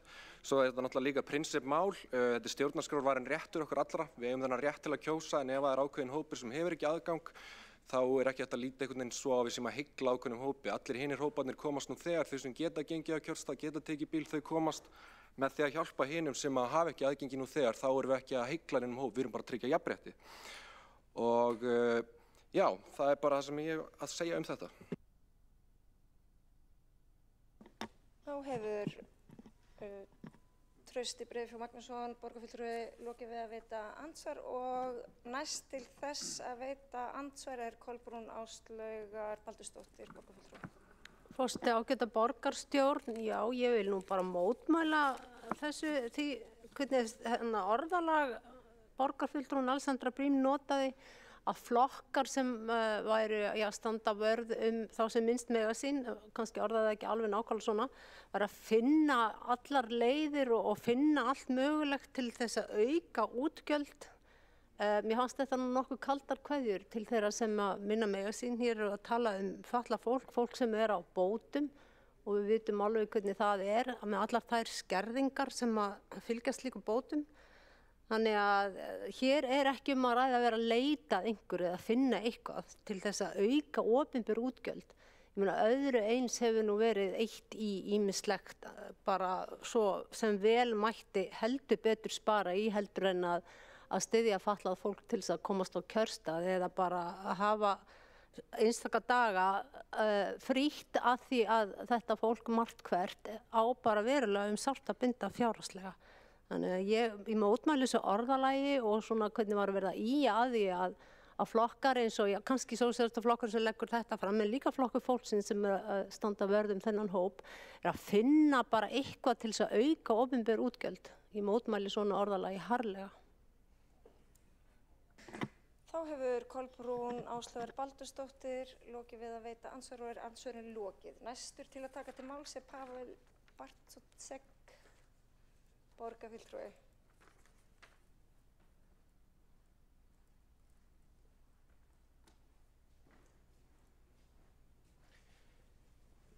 Virðulegi forseti, ég þakka þessa umræðu. Ég vil líka þakka Alexandru Brím borgarfulltrúa fyrir hennar prýðilegu ræðu. Það kom mjög margt þar fram sem ég sammála. Eina sem ég kannski myndi ekki orða með nákvæmlega sama hætti og hún ég ekki viss ég myndi taka persónulega undir það að í fullkomnu heimi þá myndi ég vilja hafa almenningssamgöngur gjaldfrjálsar. Ég persónulega ekki sammála því. Ég mikill áhugaður góður almenningssamgöngur og notandi strætó í 35 ár og ég einfaldlega lít ekki svo á að þau lönd þar sem almenningssamgöngur hafa gefið gjaldfrjálsar séu lönd þar sem þau eru best. Ég með nokkra borgir sem ég lít mjög upp til það kemur að almenningssamgöngum, eins almenningssamgöngur í Kaupmannahöfn frábærar, Vínarborg önnur borg með stórkostlegar almenningssamgöngur. Í engum þessum borga eru almenningssamgöngur algjörlega gjaldfrjálsar. Og ef maður tekur dæmi af borgum þar sem það hefur verið gert, þá það oft borgir þar sem almenningssamgöngur eru það lélegar að fólk hefur gefist upp á því innheimta fyrir það gjald í vonum að einhver nota þrátt fyrir alveg ömurlegt þjónustustig. Þannig að draumurinn minn í rauninni sá að almenningssamgöngur séu góðar, frábærar, að með hárri tíðni, kosti eitthvað en auðvitað ekki það mikið að það sé hindrandi þáttur fyrir fólk að nýta sér þar. Mér langar líka að segja áður en einhver dregur það fram samlíkingu á mér við einhverja óvilda leiðtoga í öðrum heimi, í öðrum löndum, að það var ég sem lagði nú fram að sínum tíma þá tillögu það á þingi að allir endis ríkisborgarar fengu kosningarétt í sveitarstjórnum strax við fyrsta dagbúsetu og svo tillaga var á sínum tíma að vísuð til ríkisstjórnarinnar og síðan borinu fram að nýju og síðan samþykkt í aðeins breyttri og minni mynd en enga síður af Alþingi nokkrum árum síðar. Þannig að ég algjörlega heill í því að við eigum að tryggja kosningarétt fólks og auka fjölda þess fólks sem hefur kosningarétt í kosningum á Íslandi. Ég hins vegar ekkert mjög sannfærður að þessi leið sem hér farin sé góð og hnitmiðuð og jákvæð nálgun á viðfangsefnið. Það eru auðvitað jákvæðir kostir. Ég held að svona aðferð myndi líklegast vekja jákvætt umtal Reykjavíkurborg, það geti líka vekja jákvætt umtal strætó og vekja jákvætt umtal kosningar á kjördag. Ég held að umtalið sem myndi skapast í kringum það myndi vera positíft, en ég ekki viss að ávinningurinn af tillögunni yrði sá að markmið hennar næðust fram. Og þá ætla ég að fara yfir af hverju ég tel svo ekki vera. Sko það ekki nóg að við leggjum eitthvað sem hljómar vel og lúkkar vel, við þurfum líka aðeins að hugsa okkur hvaða árangri mun það skila. Og þá þurfum við aðeins að hugsa þann markhóp sem við værum að þjóna með þessari tillögu. Það náttúrulega þannig að þau eru til í dag sem nota strætó daglega gott svo sem. Og það fólk þetta mjög oft með einhvers konar mánaða tímabilskort. Þannig að við værum ekki að auka aðgengi þeirra að strætó með því að gefa frítt, kannski frekar myndu lítið upplega værum að svona aðeins að draga úr hvata til þess að eignast slík kort, en ég held að það sé reyndar ekki teljandi ávinningur. Síðan þetta mjög stór hópur, gríðarlega stór hópur því miður, en þá í okkar samfélagi sem getur bara ekki hugsað sér nota almenningssamgöngur við nokkrar aðstæður. Og ég held að hann sé því miður í dag vel yfir helming fólks, þess að fólk sem bara mun ekki stíga inn í strætó á meðan það hefur einhver aðra kosti að gera eitthvað annað. Þannig að það hennar hópur á milli sem fólk sem ekki daglega notendur strætó en gætu hugsað sér nota strætó við einhverjar ákveðnar aðstæður. Þannig að það hópur sem við erum að miða þessa tillögu að. Síðan erum við ekki að miða á allan þann hóp, heldur einungis þann hlutans sem lætur það hafa eftir sér að borga 490 krónur eða 550 krónur til þess að fara í strætó. Þannig að það ákveð hluti þessa hóps sem þessi tillaga mun gagnast, alls ekki allur. Og svo kannski kemur að svona það sem myndi segja að væri stóru rökin fyrir þessu, að við lítum bara á borgina og hvaða aðferðum við höfum verið að beita til þess að auka aðgengi á kjörstað og munurinn til dæmis á þessari aðgerð og ef við erum að gefa frítt á stórhátíðisdögum eins og mögulega einhverjum menningarnótt eða ef við erum að gefa frítt sem ég finnst ekkert galin hugmynd að hvetja fólk þann daga sem svifryksmæðist yfir mörkum að nota strætó og mögulega þá með einhverju jákvæðum aðferðum. Þá erum við náttúrulega að hugsa á þeim tíma að við séum að hvetja fólk sem notar ekki staðaldri, en þá erum líka að flytja fólk þvert og endrangt við borgina. Það auðvitað undantekningartilfelli eins og fólk sem býr ekki á þeim stað sem lögheimili skráð, en upp til hópa þá eru langflestir sem eru með lögheimili mjög nálægt sínum kjörstað og ókeypis strætó myndi ekkert endilega bæta neinu við þeirra aðgengi. Þar sem þessar fjarlægðir eru mestar, og þá má kannski taka þá dæmi Hamrahverfi í Foldaskóla og nokkrir staðir þá aðalega austar í borginni þar sem almenningssamgöngur á milli hverfisins og kjörstaðs hvort sem ekki það góðar og langflestir íbúar þar nota einkabíla staðaldri. Þannig að ef ég kjarna kannski svona efasemdirnar mínar hér, þá felast þær í því að ég held að hópurinn sem við náum til frekar þröngur og ég held að við séum alls ekki með mjög hnitmiða aðferð til þess að bæta aðgengi. Og mér finnst það svolítið svona, ég myndi stundum sakna þess að umræðan almenningssamgöngur myndi hverfast eitthvað aðeins meira það að gera það bara alltaf ókeypis. Mér finnst stundum alfa og omega umræðunar strætó vera það af hverju kostar svona mikið, af hverju vera að hækka verðið 50 kall, á meðan þegar maður talar við notendur strætó raunverulega, og ég nú einn af þeim sem nota strætó með reglu, þá miklu oftar að fá kvart undan þjónustustigi, tíðni strætó, ferðum, kvartar fara heldur að fá kvart undan því að þetta háa verð hamli því að það nýti sér þjónustuna. Ég ekki útúðlega að fólk sér til, en ég held að það sé algjörlega hverfandi. Nú varðandi þær tillögur það að síðan að gefa frítíðstrætó í annarri þjónustu sem ferðarþjónusta fatlaðra, þá myndi ég líka vilja kannski stíga aðeins varlega til jarðar þar, að þeirri einföldu ástæðu þó ég, þessi erfitt að taka ekki undir með að ástæðningu það sé góður, en það dálítið erfitt að við erum búin að gera dálk og segja, hér einhver athöfn sem við lítum á sig svo mikilvæga að hún réttlæti það að þjónusta sé að öllu leyti gjaldfrjáls, þá orðið svolítið skrítið að skrifa allt hitt hinum megin. Auðvitað verður mjög rökrétt og verður krafist mjög fljótt að fleiri hlutir falli undir þá þjónustu, að vera bara þannig að þeir eigi að vera gjaldfrjálsir. Og það önnur umræða, en ég heldur ekkert endilega viss að það sé rétt nálgun, að allar samgöngur eigi að vera gjaldfrjálsar. Ég ekkert viss að það sé rétt nálgun að allar samgöngur fyrir ákveðinn hóp, hver sem hann eigi að vera gjaldfrjálsar. Ég held að sé eins og aftur, það alltaf lagi það sé gæðamiklar, að háum tíðnum, þjónusta sé góð, en það eðlilegt að kosti smá, en auðvitað ekki það mikið að dragi úr notkunar möguleika fólks. Þannig að þess að sumra þetta upp, þá skil ég ásetningin, ég skil líka ásetning út frá því hvaðan hann kemur pólitískt, en ég persónulega deili ekki þeim drauma að almenningssamgöngur væri bestar ef það væri ókeypis sem oftast. Og ég held að þessar leiðir sem laða til hér á kjördag myndu ekki vera hnitmiðar og nálgast við það viðfangsefni sem reyna að fást við, og ég mun fella báðar og allar þessar tillögur. Þá hefur Pavel Bartóček borgarfulltrúi lokið máli sínu og Trausti Breiðafjörð Magnússon borgarfulltrúi hefur beðið að koma upp í andsvörsviðræðu borgarfulltrúans. Forseti, borgarfulltrúi Pavel Bartóček. Ég bara svona veltaði fyrir mér, finnst borgarfulltrúi að allir eigi að hafa aðgengi að kjörstöðum og ef að það fólk sem á ekki pening til að fara á kjörstað kemst ekki, það ekki hindrun? Og ég held að sé ákveðið vanmat hjá fólki í meirihlutanum á því hversu raunverulega margir á þessu landi eigi ekki eitt stakasta aur þegar líður á mánuðinn. Þetta miklu meira fólk heldur en þið gerið ykkur grein fyrir. Þið haldið að þetta sé ykkur örfáar hræður, en það ekki staðreyndin. Það fullt af fólki, 500 kall rosalega mikill peningur fyrir fólk sem á þeim stað í lífinu. Þannig að ég myndi ekki gera lítið úr því að hafa almenningssamgöngur gjaldfrjálsar, en við erum ekki að leggja það fram, við erum bara að leggja það fram að það sé á þessum eina degi þar sem að íbúar hafa stjórnarskrárvarinn lýðræðislegan rétt til að fara á kjörstað og kjósa, þannig að þetta ekkert eitthvað svona út fyrir svigadæmi, þetta bara þannig að við erum að tryggja jafnrétti. Þá hefur Trausti Breiðafjörð Magnússon borgarfulltrúi lokið við að veita andsvar og svara andsvari Pavel Bartóček borgarfulltrúi. Virðulegi forseti, já, en kosningarétturinn ekki eina mannréttindi sem við höfum. Við höfum atvinnufrelsi, við höfum fullt af öðrum réttindum og mörg þeirra þetta þess eðlis að fólk þarf að ferðast eitthvað aðeins á milli til þess að geta notið þeirra.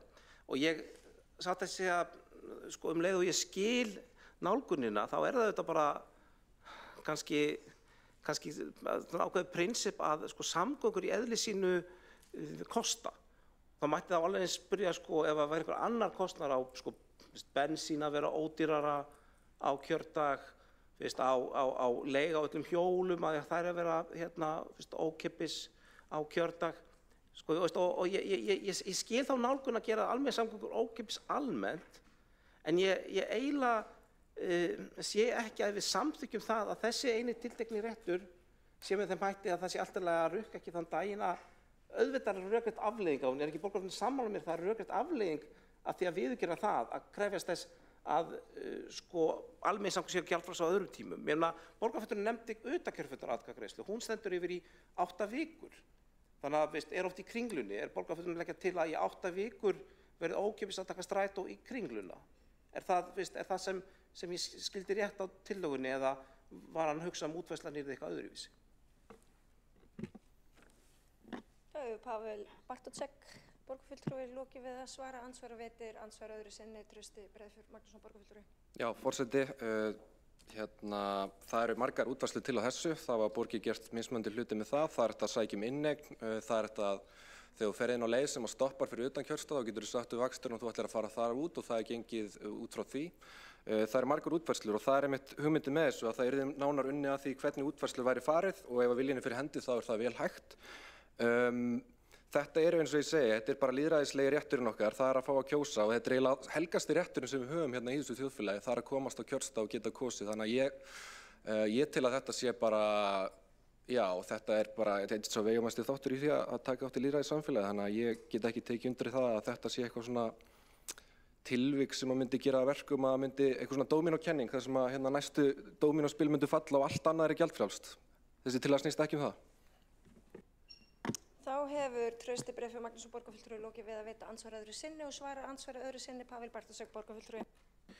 Já, virðulegur forseti, ég er ekki viss að endanlega til að auðvitað líf strjálfdórbílstjóra þeir þurft að spurja strætisfarþega hverju eftir að erindi væri 8 vikum fyrir kjördag, en látum það nú liggja milli hluta, það er kannski bara ágrunn á milli okkar hvað það varðar, hvort að það að borga lítið gjald til þess að sé einhvern veginn mannréttindabrot. Ég hef ekki litið svo á. Ég hef ekki litið svo á að það að borga gjald hvort sem er fyrir aðgang að mat, samgöngum eða öðrum nauðsynjum sé eitthvað sem dragi úr réttindi fólks. Þvert á móti þá er í mörgum tilfellum þannig að þetta tiltekna gjald er grundvöllur fyrir þess að við getum rekið hér ágæta þjónustu og ef að valið staðið milli þess að strætó yrði bara vissulega alltaf ókeypis oftar en lélegri fyrir vikið, þá finnst mér það skipti sem væru verri.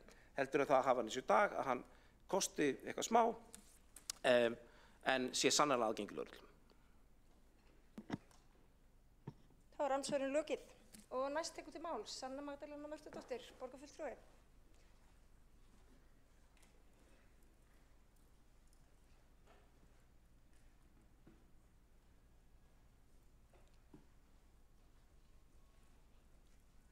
Forseti og borgarstjórn, þessar tillögur þær snúa að því að við fjarlægum efnahagslegar hindranir sem tengjast almenningssamgöngum á kjördag og það er vissulega ýmislegt sem þarf að skoða varðandi kjörsókn og hvernig megi efla hana, hvernig megi bæta kjörsókn og mér finnst bara mjög mikilvægt að við skoðum það og það er verst rannsóknar efni og það er svona að þarf að skoða ýmsar félagslega breytur og taka tillit til skörunar mismunarbreyta sem dæmi. Það er alveg alls konar sem hefur áhrif á það af hverju manneskjur eru ekki að skila sér á kjörstað og við eigum auðvitað að halda áfram að ræða það og skoða það. En eins og ég segi, þessar tillögur okkar eru lagðar fram til þess að tryggja að á þeim degi sem að gengið er til kosningar, hvort sem það er forsetakosningar í sveitarstjórnum eða vegna þjóðaratkvæðagreiðslu, að þá sé tryggt að þú þurfir ekki að greiða til þess að nota almenningssamgöngur sem eru fyrir okkur öll, að það sé bara tryggt. Og mér finnst líka, ég tek undir það sem kom fram áðan að auðvitað er lýðræðið, við erum ekki bara einhvern veginn að sýna lýðræðið og taka þátt í lýðræðinu á þeim dögum sem gengur til kosninga og það er alveg eitthvað sem við þurfum að tryggja, að þú komist auðveldlega á þann stað þar sem þú tekur þátt í ákvörðunartöku á öllum dögum, eins og til dæmis hvernig kemstu í íbúðaráðið þitt og alls konar svoleiðis þætti. En þessi tillaga núna, hún er það að skoða sérstaklega kosningar og almenningssamgöngur og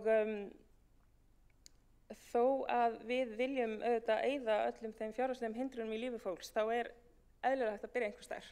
Við lítum svo á og erum meðvituð að það eru ýmsar fjárhagslegar hindranir bara í gegnum allan daginn, allar daga hjá mörgum sem að búa hér, en við viljum byrja einhvers staðar og við byrjum á þessu. Og það er alveg mín skoðun að almenningssamgöngur eiga að vera gjaldfrjálsar en það er ekki tillagan sem við leggjum fram í dag. Við erum bara að tala að það sé ekki gerð krafa það að þú þurfir að greiða almenningssamgöngur þegar þú fyrir að kjósa. Og svo getum við líka ekkert fyrirfram vitað hvort að þetta nái til einhvers eða hvort að sá hópur verið stór sem þetta nái til, en með þessu þá værum við að segja að á þeim degi sem er þá kosið til þings, forseta eða sveitarstjórna að þá bara þarfst ekki að greiða, þá er ekki þessi fjárhagslega hindrun og það er vissulega satt að þau sem að nota strætó á staðaldri er að jafnaði með tímabilskort, en það er líka alveg staðreynd að það eru hópar sem að myndi vilja nota strætó, get ekki alltaf nota strætó og kaupi ekki þessi tímabilskort, treysta á almenningssamgöngur og er einhvern veginn bara búið með peninginn og þó telji klinkið að það átti ekki 550 krónur eftir. Þannig þetta er í rauninni bara svona tillaga að segja að einmitt þegar kosningar eru, það er frítt strætó.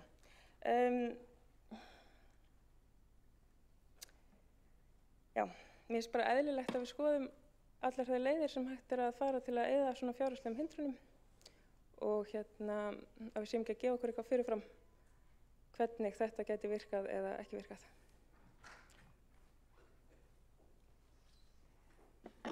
Þá hefur Sanna Magdalena Mörtudóttir borgarfulltrúi lokið máli sínu og einn borgarfulltrúi hefur óskað eftir því að koma upp í andsvör við ræðu borgarfulltrúans og það er Kristinn Jón Ólafsson, borgarfulltrúi.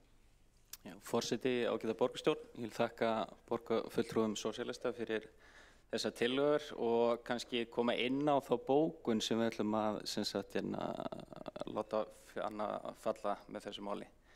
Í framtíðarsýn velferðarstefnu borgarinnar kemur fram að þjónusta borgarinnar og stuðla góðri líðan íbúa og stuðla því að við upplifum að Reykjavík sé fyrir okkur öll. Það er því sjálfsagt að farið verði í könnun á því hvort hindranir séu til staðar og þá hverjar sem torvelda fólki að nýta kosningarétt sinn, hvort sem það sé vegna fatlan eða félagslegrar stöðu. Með tilliti til þátta eins og fjárhags, uppruna og aldurs og svo framvegis. Rétt er að farið verði í slíka könnun á vegum stafræns ráðs sem fer með ábyrgð á lýðræðismálum og getur, ef í ljós koma hindranir, lagt til aðgerðir til að bæta þar úr eftir því sem mögulegt er. Takk fyrir. Þá hefur Kristinn Jón Ólafsson borgarfulltrúi lokið við það að veita andsvar og svarar andsvari Sanna Magdalena Mörtudóttir borgarfulltrúi. Forseti borgarstjórn þakka borgarfulltrúum Kristni Jóni Ólafssyni fyrir þetta. Hér las borgarfulltrúin upp bókun. Bókanir eru fínar en þær eru ekki tillögur sem eru samþykktar hér á þessum vettvangi, þannig ég bara vona að þetta þá breytist í tillögu sem að verði samþykkt og verði framkvæmt af því bókanir fylgja málum og er ekki beint samþykkt borgarstjórnar fundarins og ég hefði viljað sjá samþykkt á þessu máli en það er bara vona að þessi könnun og úttekt nái fram að ganga en annars hefum við gjarnan viljað heyra meira bara afstöðu til þessara tillagna. Það er Sanna Magdalena Mörtudóttir borgarfulltrúi lokið við að svara andsvar og veitir andsvar öðru sinni Kristinn Jón Ólafsson borgarfulltrúi. Forseti ágæta borgarstjórn, þakka borgarfulltrúa Sannu Magdalenu kærlega fyrir svarið og ábendinguna.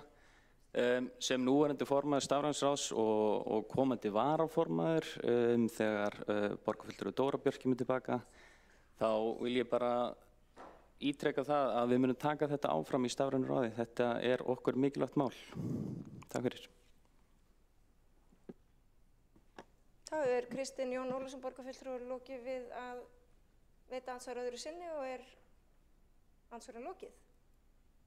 Og næstur til að taka til máls er Trausti Breiðfjörð Magnússon borgarfulltrúi.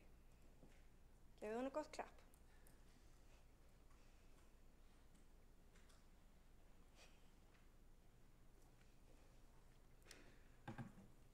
Forseti, við erum hérna að tala að fara að fordæmi fjölmargra borga víða í kringum okkur og það sem við erum að pæla í þessu máli, við erum ekki að tala um nein önnur mál, við erum að tala að tryggja aðgengi íbúa að kjörstöðum.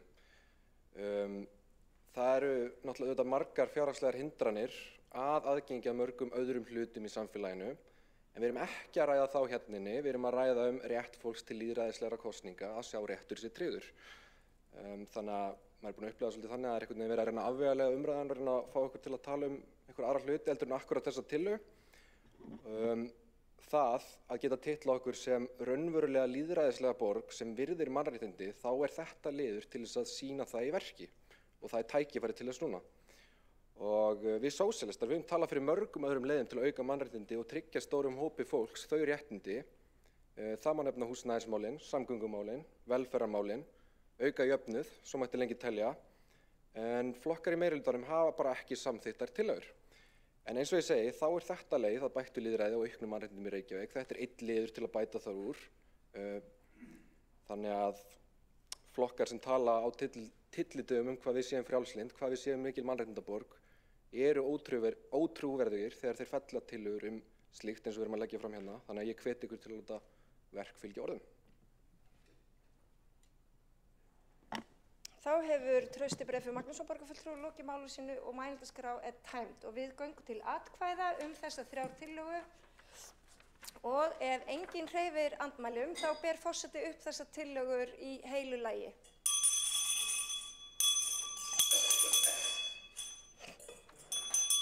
Borgarfulltrúar gangi inn í salinn.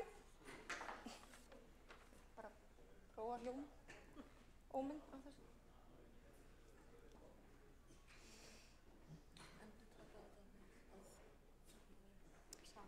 Og forseti endurtekur sig þar sem að borgarfulltrúar voru ekki í salnum. Forseti hefur ákveðið að bera upp þessar 3 tillögur í einu lagi ef enginn hreyfir andmælum.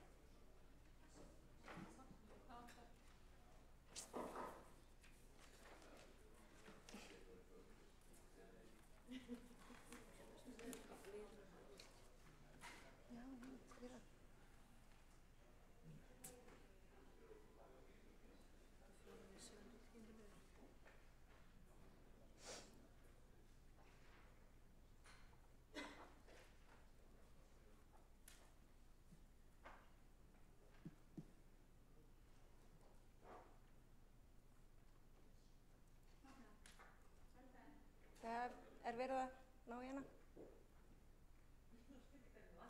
Já, ég bara...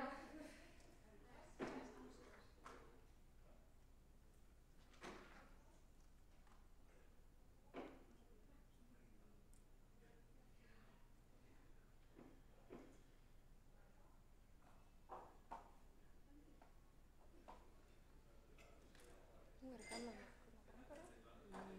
En ég kann engar. Það var mjög óvitt. Já, ekki sé það.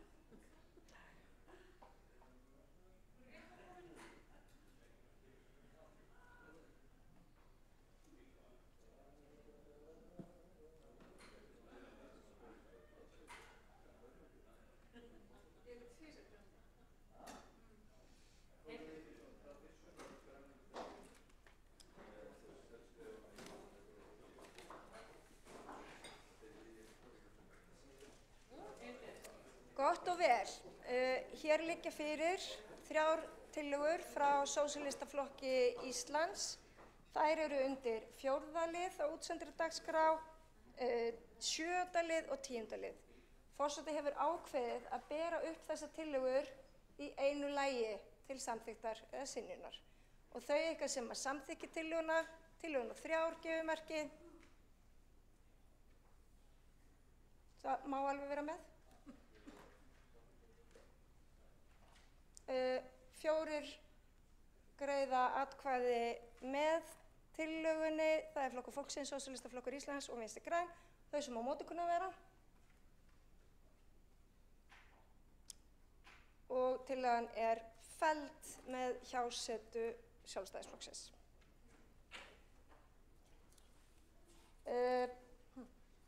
Tillögurnar eru felldar með hjásetu Sjálfstæðisflokksins.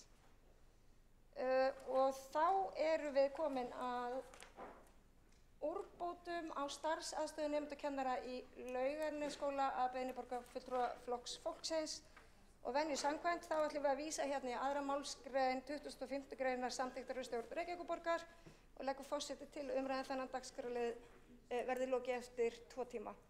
Og frummælandi er Kolbrún Áslaugar Baldursdóttir borgarfulltrúi. Og það skoðast þá samþykkt.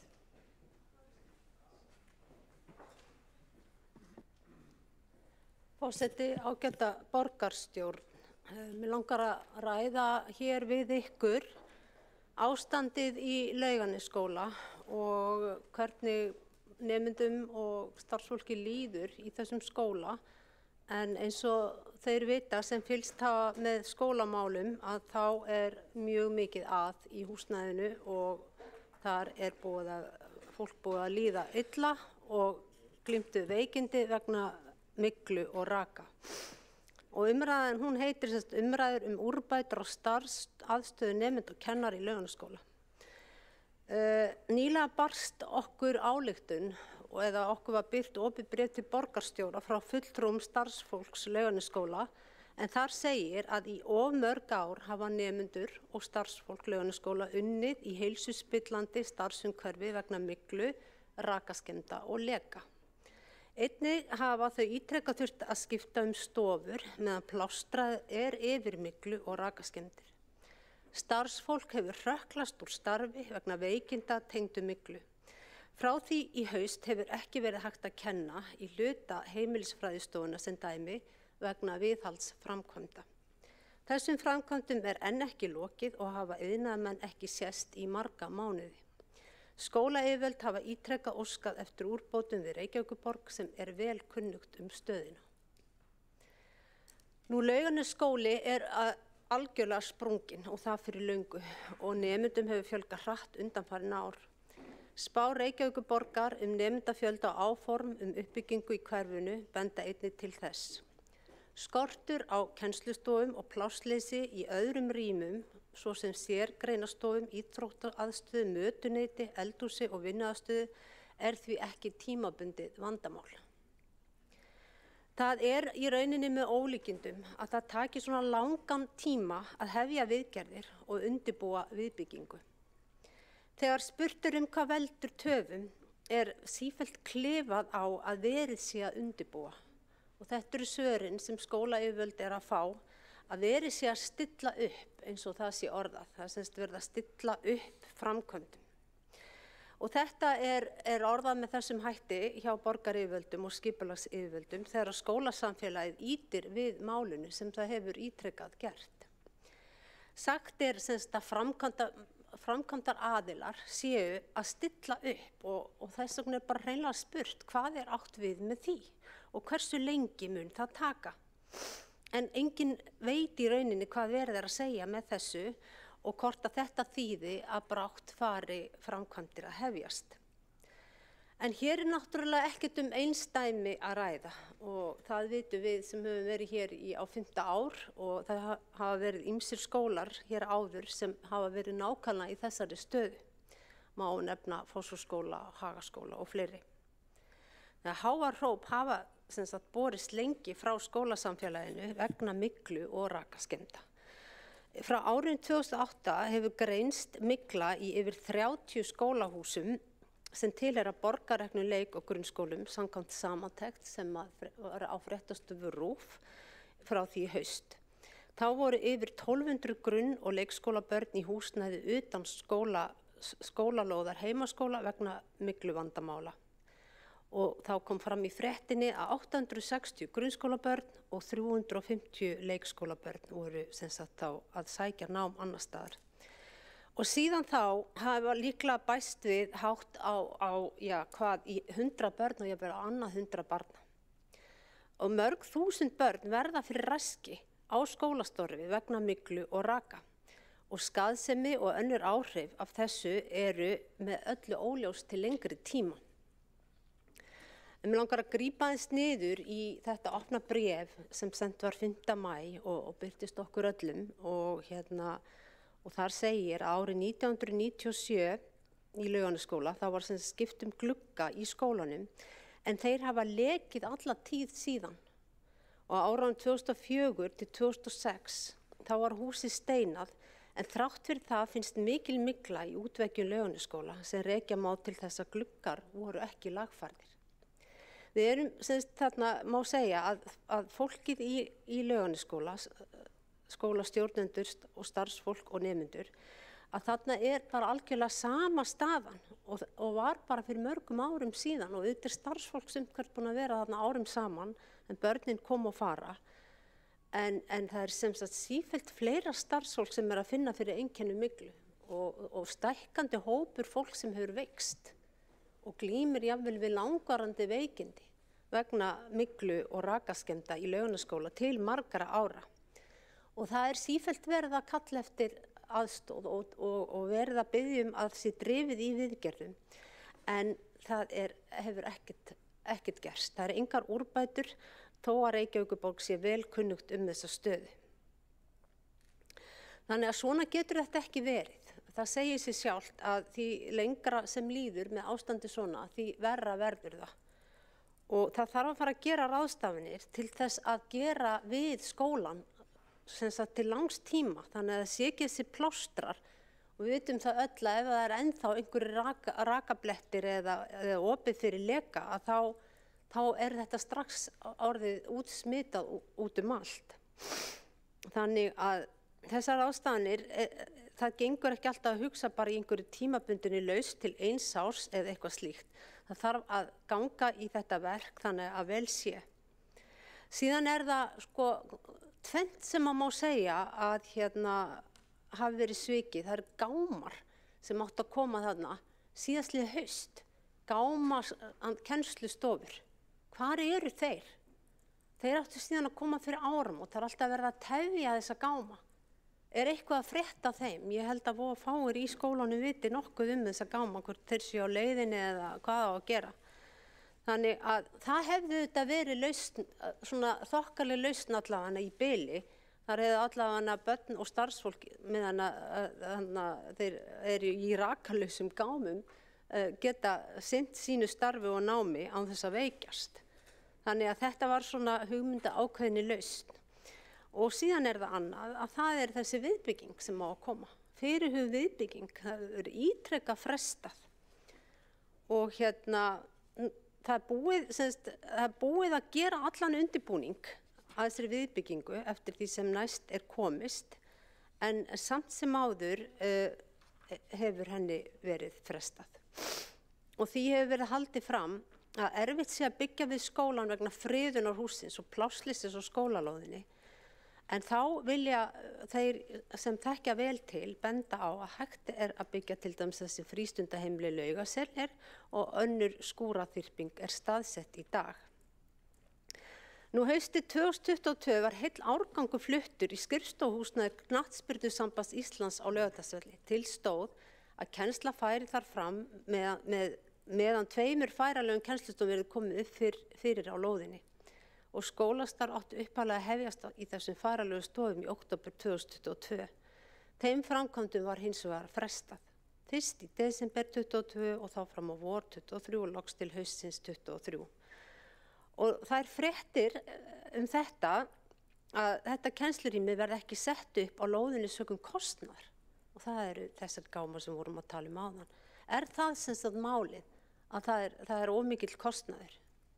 Og þá þetta spurt endurskoðun á þessu máli og eitthvað þarf að gera. Ég meina, hver annar valmöguleiki? Nú síðan búið að koma fram í þessu bréfi, meðal annars til borgarstjóra okkar allra, að það þetta tímabært að borgaryfirvöld sjáu sóma sinn í að útvega nemendum Laugarskólahúsnæði við hæfi. Með því að flytja heilu árgangana af skólalóðin og þjappa bekkjum saman yfirvöld svo sannarlega ekki að velja það sem barninu fyrir bestu. Og ég fyrir hönd Flokks fólksins og þeirra sem að starfa og stunda nám í Laugarskóla, ég vil bara fá einhverja umræðu þetta og einhverja skýringar og við viljum og þeir sem að berjast fyrir að fá að starfa í húsnæði sem ekki heilsuspillandi, vilja fá einhver svör að vita hvenær þarna verði óhætt að halda áfram að starfa og stunda nám. Það sem sagt tvennt, við viljum svör við gámunum og viðbyggingunni og ekki þessa afsakanir endalaust og eða engin svör ef því að skipta. Varðandi, eins og ég kom fram með áðan að gámar ákveðin lausn. En hvað varðar nýja viðbyggingu að þá hefur það heyrst og staðfest að það sé ekki búið að gera deiluskipulag og við vitum alveg hvað slíkt ferli tekur langan tíma. En svona þessi almenna töf á öllum framkvæmdum í rauninni bara algjörlega ólíðandi og ég meina við erum að tala ekki fyrsta skólan í sögunni þetta bara áframhaldandi vandamál sem borgarmeirihlutin verður að fara að takast á við. Borgarfulltrúi Kolbrún Áslaugsdóttir og Baldursdóttir hefur lokið máli sínu. Næstur tekur til máls Dagur B. Eggertsson, borgarstjóri. Forseti, ágæta borgarstjórn. Hér tekin upp angi af býsna stóru verkefni sem við stöndum frammi fyrir sem viðhald í skólahúsnæði. Og við höfum ákveðið í sölum borgarstjórnar í okkar áætlunum að ráðast í sérstakt átak á næstu 5 til 7 árum í viðhalds- og endurbótum í skólum auk þess sem að við höfum á grundvelli greiningar forgangsraðað viðbyggingum við skóla. Við samþykktum fyrir nokkrum vikum hvaða skólar væru í fyrsta forgangi varðandi viðhaldsmála endurbætur og Laugarnesskóli er einn þeirra.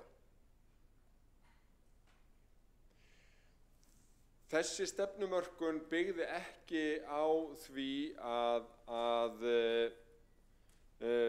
setja bara fingurinn upp í loftið eða heyra eftir því hvar væru flestar ábendingar, heldur var farið í heildarúttekt á öllu leikskóla, grunnskóla og frístundahúsnæði í borginni og það voru lagðar línu með hvaða atriði vægju þyngst í forgangsröðun viðhaldsmála og síðan var það matlagt á hvar ætti að drepa fyrst niður fæti. Og ég nefni þetta hér vegna þess að þessi viðfangsefni liggja mjög víða.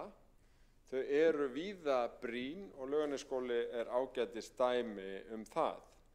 Það er talsvert síðan innivistarvandamál í Laugarnesskóla fór að gera vart við sig og það er ljóst að viðgerðir og framkvæmdir síðustu ára sem hafa verið allnokkrar hafa ekki náð að komast fyrir vandann. Það er talið að regnvatn komist í gegnum útvegg á eldri byggingum með sprungum og gömlum gluggum.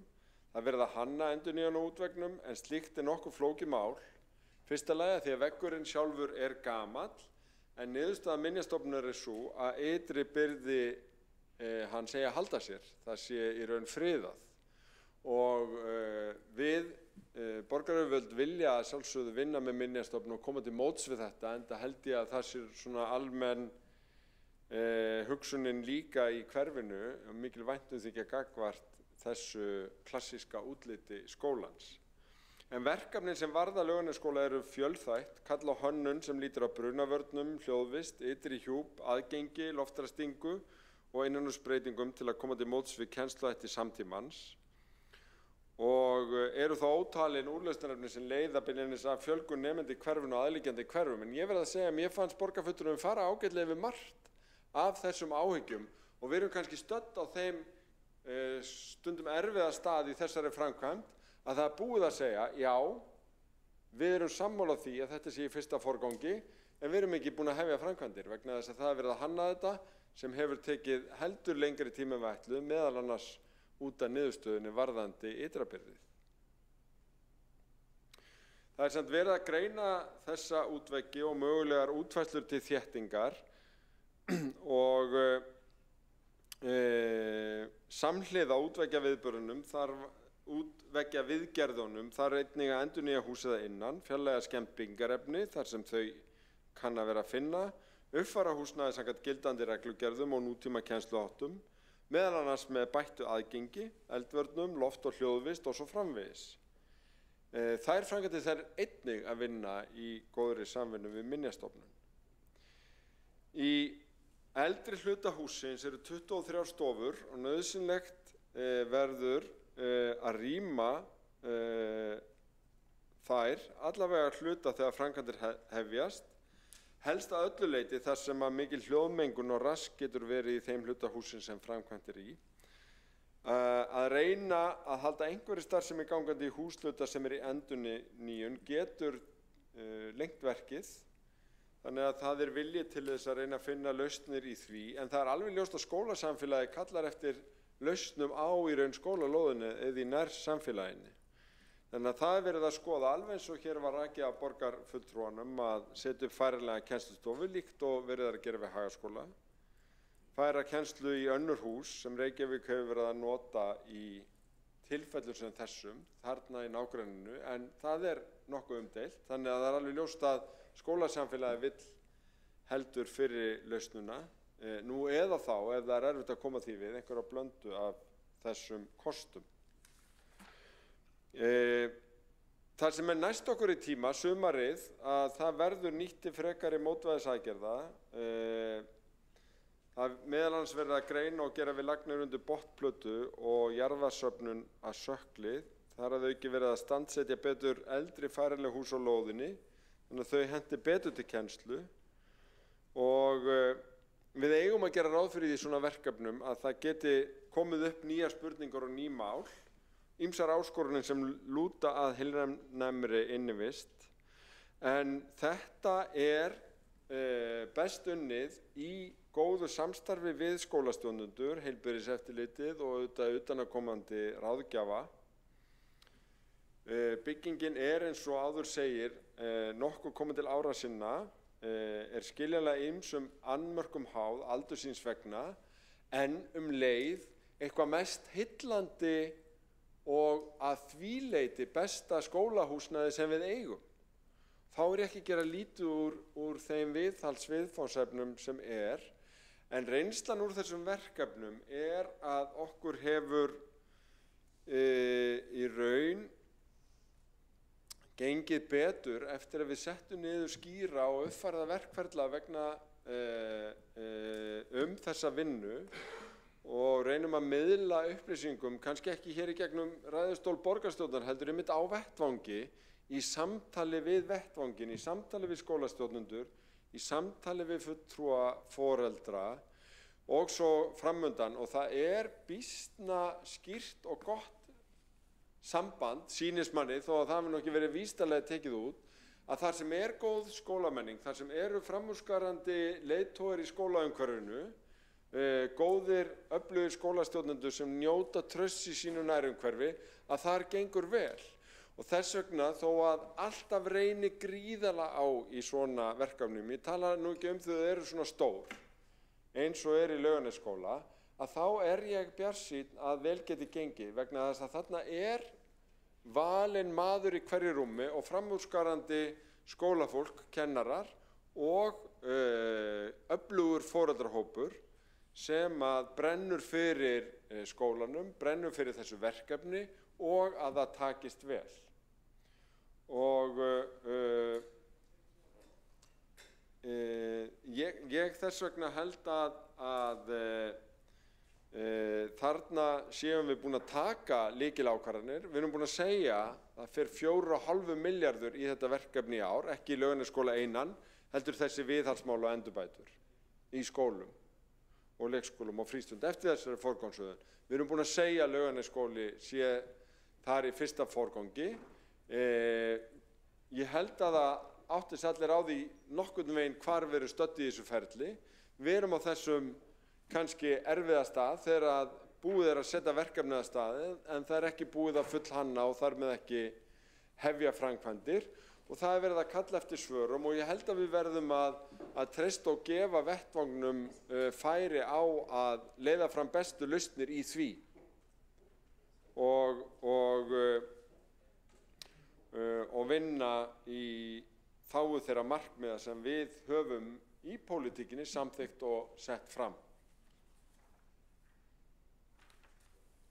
Varðandi viðbygginguna þá síðan alveg sérstakur hópur sem að huga að því vegna þess að Laugardalurinn ásamt Melaskóla og Hagaskóla lenti þar líka í fyrsta forgangi út frá nemendafjölda og spám nemendafjölda.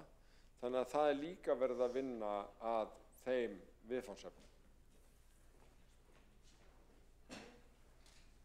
Borgarstjóri Dagur B. Eggertsson hefur lokið máli sínu. Einn borgarfulltrúi hefur óskað eftir að koma upp í andsvörun. Kolbrún Áslaugar Baldursdóttir, gjörðu svo vel. Forseti, ágæta borgarstjórn, já. Fyrsti forgangur, 5 til 7 ár. Þetta náttúrulega gengur ekki upp. Nú vil ég bara minna borgarstjóra sem læknir á mennt að hvað miklu vandamál og miklu raki getur haft alvarlega afleiðingar á heilsu. Og ætlustu til þess að starfsfólkið verði þarna áfram næstu árin, 57 ár, guð má vita, í fyrsta forgangi samt sem áður við þessar aðstæður og börnin. Þar sem að nú þegar fjölmörg dæmi heilsubrest vegna miklu og raka. Þannig að hér verðum við nú aldeilis að staldra við. Annað sem að ég vil nefna og það er þetta með minjastofnun. Þetta svona dæmi afsakanir því að eftir því sem að ég kemst næst að þá var mjög mikil töf á einmitt að setjast niður og eiga formlegan fund með minjastofnun til þess að fá af eða á svar. Það var ekki gert fyrir eftir áramót. Þannig að hvert einasta skref í þessu ferli virðist bara taka endalausan tíma. Og ástæðan fyrir því að þetta hérna til umræðu núna vegna þess að yfirvöld í borginni hafa einmitt ekki verið í sambandi við skólann. Það er verið að kalla eftir svörum og það veit borgarstjóri best því að hann fekk núna daginn opið bréf frá starfsfólki skólans sem að kalla eftir svörum og spurja hvað málið. Þannig að allt þetta tal að vinna eitthvað í góðu samstarfi og vera í nánum tengslum bara eitthvað að gripa úr lausu lofti. Ég spyr bara hvaðan kemur það? Það fer ekkert saman hér hvað fram kemur frá borgarstjóra og það sem heyrist frá skólanum. Og svona mætti halda áfram. Ég held að, eins og ég hef sagt hér og við í Flokki fólksins, að þessi mál verða að fara í meiri forgang. Þau þurfa að vera bara númer 1 á lista hjá borgaryfirvöldum núna og annað þarf að bíða. Þetta getur ekki haldið áfram svona og þetta svo mikið af þessu máli. Hér við bara að tala einn skóla. Þeir bara fjölmargir. Og við getum ekki endalaust sagt bara að þetta sé númer 1 í forgangi og taki þetta mörg ár og verið sér að vinna í þessu. Borgarfulltrúi Kolbrún Áslaugar Baldursdóttir hefur lokið við að veita andsvar. Það svarar andsvari borgarstjóri Dagur B. Eggertsson. Forseti, ágæta borgarstjórn, ég vil nú bara þakka borgarfulltrúunum alveg kærlega fyrir að draga fram, ef það nú rétt, að það hafi verið hægt að misskilja mig þannig að ég væri að segja að Laugarnesskólamálið ætti að taka 57 ár. Ég var að segja heildarátakið, við getum gert ráð fyrir því að það taki 5-7 ár. En verkefnin sem í fyrsta forgangi sum fór í gangi í fyrra eins og Laugarnesskóli í undirbúningi og þau eru auðvitað í fyrsta umfangi. Ég var alls ekki að segja það að öll verkefni í átakinu tæki 5-7 ár. Heldur erum að forgangsraða þeim inn á þetta 5-7 ára tímabil eftir því hvar brýnast að bera niður og Laugarnesskóli einn af þeim skólum þar sem brýnast að bera niður. Ef í seinni fyrirspurn borgarfulltrúans fólks sú spurning hvort það veri skynsamlegt í svona verkefnum að bíða eftir því að þau kæmi inn á borð borgarráðs eða ráð og nefnda borgarinnar eða borgarstjóra áður en það veri teknar ákvarðanir einstaka verkþætti, þá veri það mjög óskynsamlegt fyrirkomulag. Nei, ég að tala það að þeir sem að vinna sem verkefnisstjórar í verkefninu eru með reglulega samráðsfundi með fulltrúum skólasamfélagsins og þar eru samtölin og upplýsingamiðlunin. Við sem kjörnir fulltrúar eigum ekki að vera milliliðir í því, enda rétt eins og borgarfulltrúi nefndi eru mjög mörg mál í vinnslu og það væri ekki skynsamlegt fyrirkomulag að kjörnir fulltrúar væri þar í hlutverki boðbera milli fólks sem að vinna saman millilega lausn í þessum verkefnum.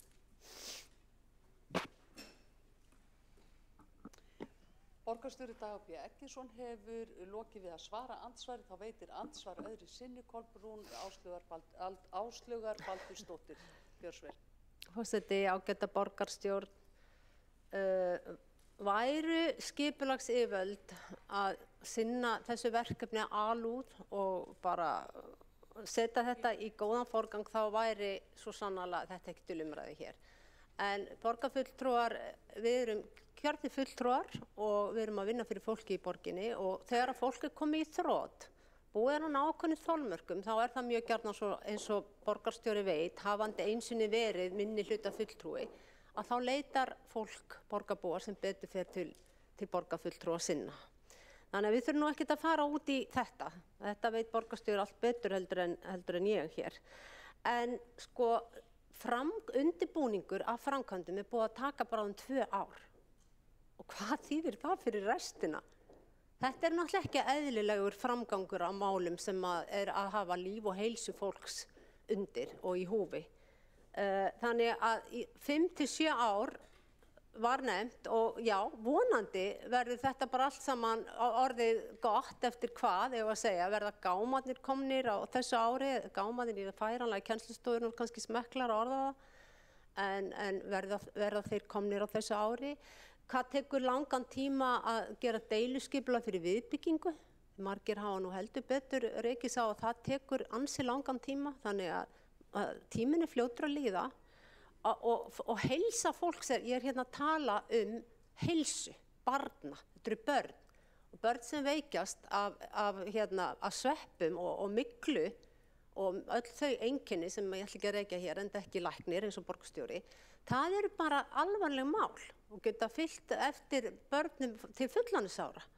Þannig að þetta er mikilvægt og ég verð að segja það, eftir þetta fína ferli var samþykkt hérna sem borgarstjóri vísaði í, það hefur bara ekkert breyst. Þetta er alveg sama vandamáli sem virðist vera uppi. En ár eftir ár, alveg sama hvaða fínar stefnur og ferlir sett á blað. Borgarfulltrúi Kolbrún Áslaugar Baldursdóttir hefur lokið við að veita andsvar öðru sinni. Þá svarar andsvari Dagur B. Eggertsson, borgarstjóri. Forseti, ágæta borgarstjórn, ég ítreka það að það er algjör misskilningur að blanda saman því þegar sagt er að heildarátakið taki 5 til 7 ár og heimfæra það yfir einstök verkefni sem í fyrsta forgangi. Ég var ekki að halda því fram að Laugarnesskólamáli myndi taka 5 til 7 ár. Ég var hins vegar að tala það að upphafshönnunin hefur reynst flóknari heldur en vonað var í fyrstu, meðal annars vegna þess að ytra byrðið er friðað og á að halda sínu upprunalegu mynd samkvæmt afstöðu Minjastofnunar. Og það er bara dæmigert flækjustig í verkefni þegar gamall og fallegur skóli er annars vegar. Og ég ætla að leyfa mér að fullyrða að það er verið að vinna mjög ötullega þessu máli. Það er líka verið að vinna mjög ötullega mjög mörgum málum í mjög mörgum skólum og það er einmitt upplýsingamiðlunin gagnvart foreldrum og ýmsum sem að hefur verið löguð allverulega og þó að borgarfulltrúar heyri það kannski sjaldnar sem gengur vel og vel gert, að þá hljóta þeir sem eru í miklum samskiptum við foreldra í mörgum skólum og mörgum verkefnum að heyra að víða gengur þetta bara býsna vel. Það er líka algengt í svona og það þarf að vera hluti af miðluninni og ef maður segja væntingastjórninni bæði til kjörinna fulltrúa og til almennings, foreldra og starfsfólks að í viðhaldsverkefnum og endurbótaverkefnum þá eru oft alls konar hlutir sem koma upp. Ég ætla að segja óvæntir hlutir en það er í raun, við eigum að hafa væntingar að eitthvað sem við vissum ekki fyrir komi upp þegar veggur er opnaður eða eitthvað slíkt og það þekkjum við nú bara sem búum í gömlum húsum og erum að í viðgerðarverkefnum heima hjá okkur og það á líka við í þessum verkefnum og við þurfum sem kjörnir fulltrúar að vera þátttakendur í því að miðla þessu út en líka að gera kröfur að þessu sé vel sinnt og gangi vel og það gerum við. Borgarstjóri Dagur B. Eggertsson hefur lokið við að svara andsvari. Þá telst andsvörum lokið. Næst tekur til máls borgarfulltrúi Árelía Eydís Guðmundsdóttir.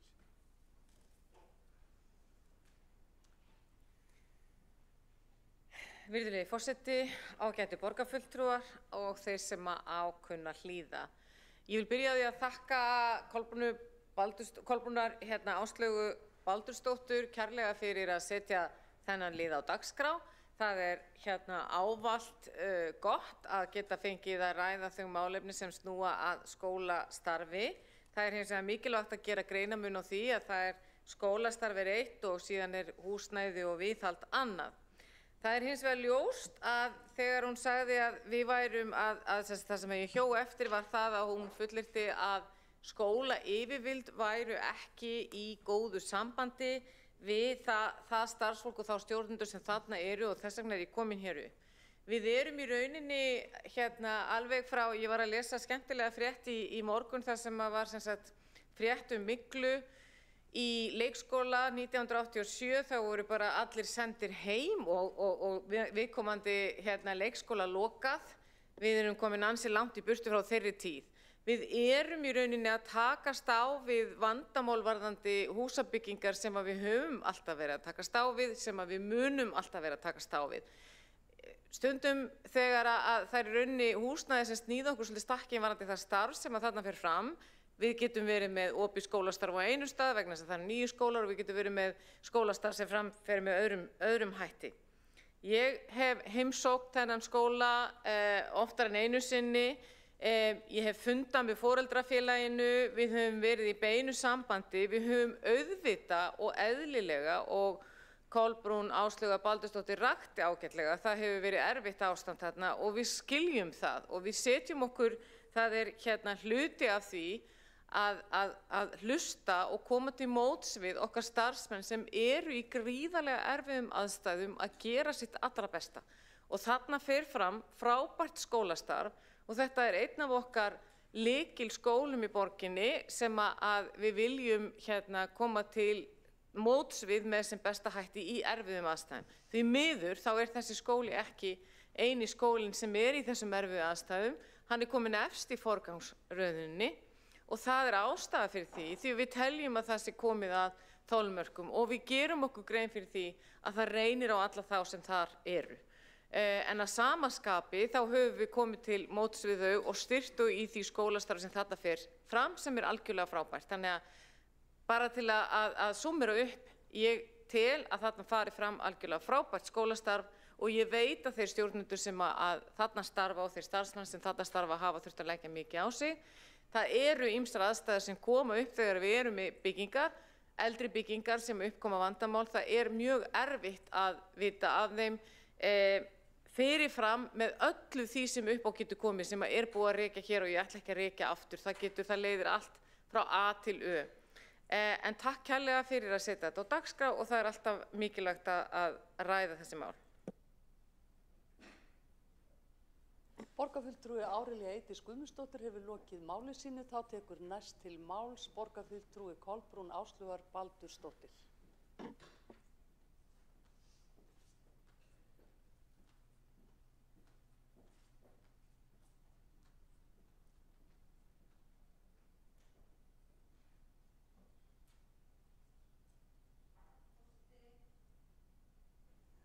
Forseti, ágæta borgarstjórn.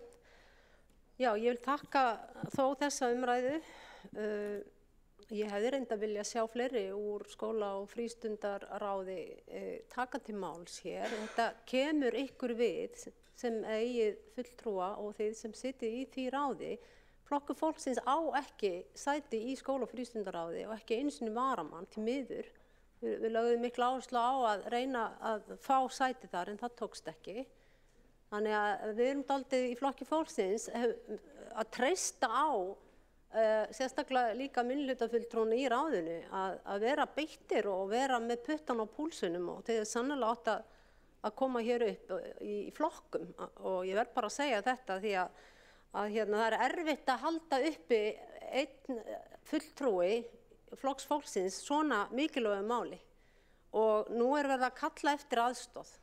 Bara virkilega og við fengum öll þetta bréf hérna, opið bréf til borgarstjóra og þetta bréf væri ekki sendt okkur nema vegna þess að skólasamfélagið og foreldrar telja að þeir hafi ekki fengið nægilegar upplýsingar og skilji ekki á hverju hlutinni ganga ekki betur en raun ber vitni. Það væri ekki svona bréf ef allt væri í blússandi góðu samráði og samvinnu eins og borgarstjóri vildi vera að láta hér í sinni ræðu. Það er bara ekki rétt. Þannig að ekki láta, við skulum ekki alveg láta plata okkur svona. Þetta bréf hefði ekki komið nema vegna þess að skólasamfélagið er að kalla eftir svörum.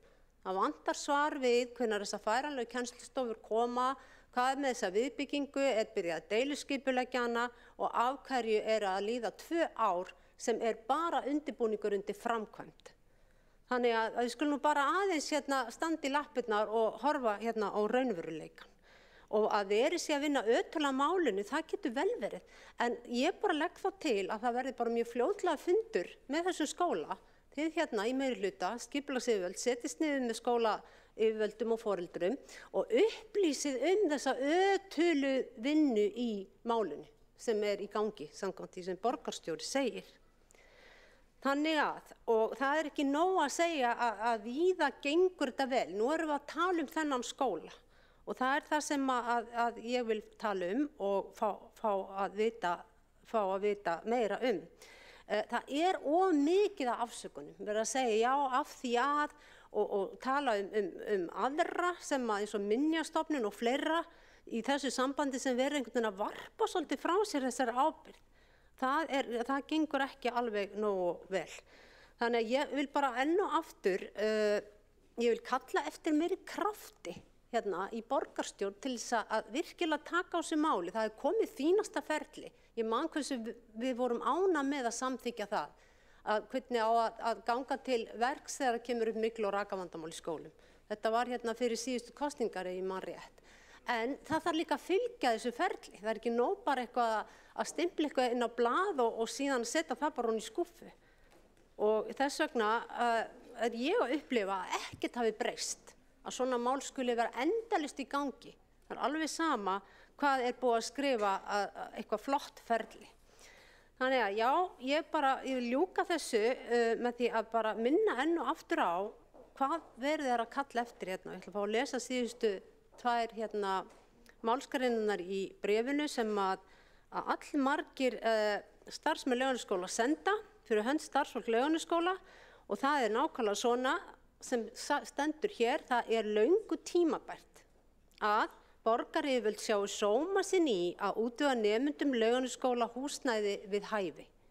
Með því að flytja heilu árgangana á skólalóðinni og þjappa bekkjum saman yfirvöld svo sannarlega ekki að velja það sem barninu fyrir bestu. Og að lokum segir hér, með leyfi forseta, við krefjumst þess að viðgerð á skólanu verði sett í algjöran forgang og að starfsemi skólans verði tryggð bráðabirgðahúsnæði á skólalóðinni fyrir næsta haust. Og núna maí. Svo að skólastarf verði fyrir sem minnstri röskun meðan á viðgerðum stendur. Og þetta bréf stílað 5. maí og svo mikið fyrir góðar upplýsingar til skólasamfélagsins.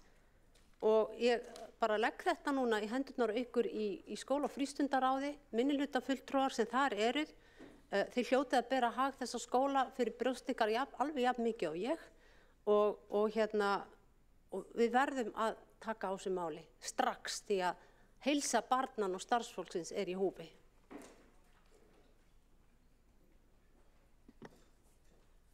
Borgarfulltrúinn hefur lokið við mál sitt og ekki hafa fleiri kvatt sér hljóðs undir þessum dagskrárlið.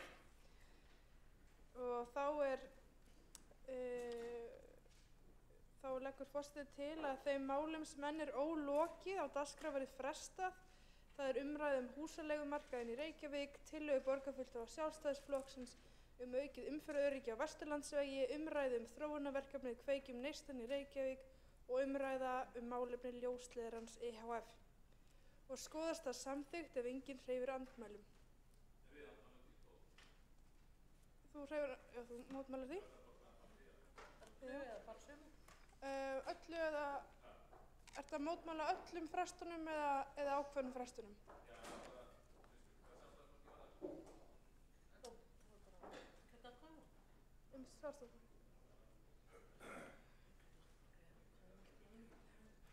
Og þá göngum við til atkvæðagreiðslu frestun mála og salurinn fullmannaður, sýnist mér.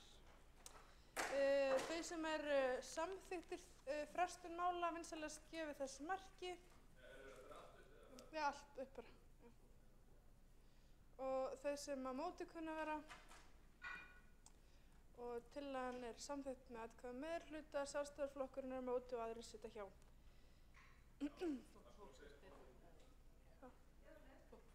Já, flokkur fólksins gegn og líf, já, með, afsakið þetta, þannig að þetta forseti leiðréttir sig, þeir sem greiddu með tillögunni voru meirihluti og Vinstri græn, þeir sem voru á móti var Sjálfstæðisflokkurinn, flokkur fólksins og sósíalistar sitja hjá.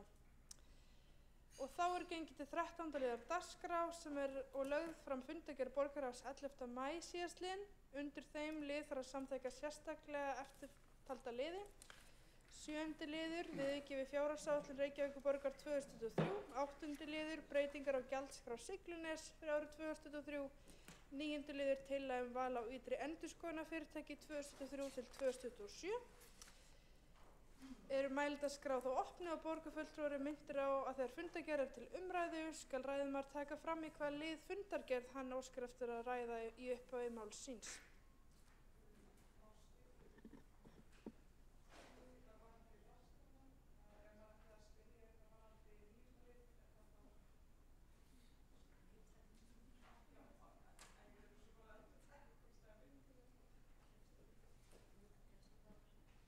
Forseti heimilar stutta athugasemd frá borgarfulltrúa Ragnhildi Öldu Maríu Vilhjálmsdóttur. Kæri forseti, ég ætlaði bara að spyrja ef við ætlum að taka til máls til þess að spyrja út í 9. lið þá við fundargerði borgarráðs frá 11. maí. Nei, þetta er ekki það, þetta er annað. En þú veist eins og með hana tillaga val og ytri endurskoðunarfyrirtæki, við erum með eina spurningu, hvernig myndi maður fara að því þá? Já, núna? Það er dagskrá núna. Þú Er það ekki þá núna sem að tala þann lið. Já, þannig ég myndi núna fara að mælendaskrá. Já, við erum að... Já. Já, það er... Þá tekur fyrsta máls borgarfulltrúi Líf Magnúðardóttir. Virðulega forsæta, borgarstjórn. Ég kem hér undir fundargerð borgarráðs, 14. liður. Framfer, með leyfi forseta, framfer kynning og fyrirkomulega leiðtogafundar Evrópuráðsins sem haldið verður í Reykjavík 16. til 17. maí næstkomandi. Það sem að mig langaði að velta hér upp í dag að í tilefni af þessum víðtæku lokunum þá langar mig að benda borgarfulltrúum á tækifærin til þess að viðhalda þessum lokunum, fjarlæga bílastæði, loka kvosinni. Og ég kem hingað í rauninu bara upp undir þessari fundargerð til þess að hvetja okkur til dáða. Miðbærinn er dásamlegur. Ekkert umferðaröngþveiti, dásamleg kyrrð. Komumst öll eða okkur hjólum eða gangandi í hjólastól. Það er ekki bílar að þvælast fyrir okkur. Öryggið er aukið.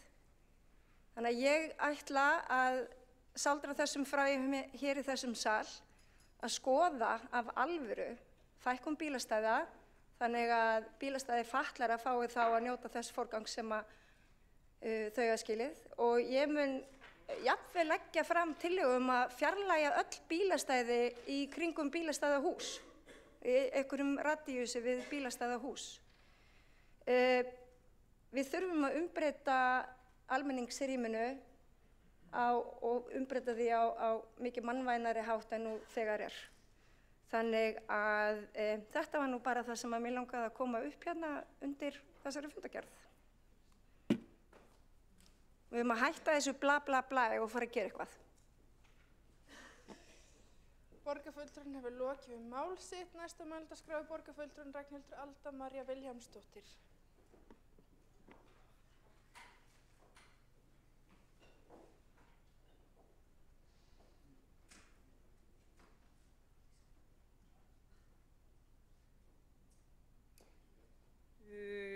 Ágæti forseti og borgarstjórn, ég reyndar ekki með neitt svona, ég ætlaði eiginlega bara að spyrja varðandi þetta með val og ytra endurskoðunarfyrirtæki, höfum við eitthvað skoðað hvers vegna þetta er notað fyrir alla samstæðuna, hefur eitthvað verið spáð í því að, þú veist, kannski skipta þessu upp, þannig að sé ekki eitt fyrirtæki með allt og hvort að það sé ekki eitthvað ýmislegt jákvætt við slíkt fyrirkomulag umfram þetta og það er raun og veru ekki flóknara en það svo. Borgarfulltrúinn hefur lokið við mál sitt. Einnig hefur óskað eftir að koma upp í andsvar borgarstjóri Dagur B. Kjartansson. Forseti, ágæta borgarstjórn, við höfum á undanförnum árum verið að vinna töluverðum umbótum varðandi innra eftirlit og utanumhald endurskoðun og uppgjör og slíka þætti. Eitt af því var að stofna til endurskoðunarnefndar sem undirnefnd borgarráðs, skipuð sérfræðingum sem borgarráði til halds og trausts varðandi þessi mál sem auðvitað á ábyrgð borgarráðs og borgarfulltrúa en engu að síður mjög tæknileg oft á tíðum. Eitt af því sem endurskoðunarnefndin lagði tiltölulega snemma til var að í stað þess að vera með marga og mismunandi endurskoðendur og endurskoðunarfyrirtæki í samstæðunni að þá væri þetta eitt endurskoðunarfyrirtæki sem væri með samstæðuna alla. Það kemur veg fyrir tvíverknað og kannski eitthvað sem getur verið falskt öryggi þegar við erum að endurskoða samstæður Reykjavíkurborgar. Það var töluverð umræða um þetta á sínum tíma, líka út í einstökum byggðasamlögum og fyrirtækjum, en reynslan í meginatriðum góð. Þetta sparaði líka umtalsverða fjárhæðir vegna þess að verið að borga í raun fyrir endurskoðandi til Orkuveitinu og síðan þurfti endurskoðandinn sem endurskoðaði samstæður Reykjavíkurborgar að fara yfir það og sannreyna það aftur í raun og veru að sömu leyti. Þannig að þess vegna hefur í raun verið lítil umræða um það að fara aftur í gamla farið vegna þess að þetta hefur reynst vel en það hefur líka verið svona hert á ýmsu eins og það að endurskoðendur geti ekki á sama tíma verið að selja ráðgjöf. Það aftur hefur kannski leitt til þess að það ekki mjög mörg fyrirtæki, ef eitthvað svolítið athygli að það ekki mjög mörg fyrirtæki sem sækjast eftir þessu. Vegna þess að þá eru þau að dæma sig úr leik í 5 ár í alls konar ráðgjöf hjá fyrirtækjunum eða í samstæðinu. Þannig að ég myndi segja það að þetta fyrirkomulag hefði sannað sig og það er allavega var eindregin ráðgjöf og tillaga endurskoðunarnefndar að halda sig við það.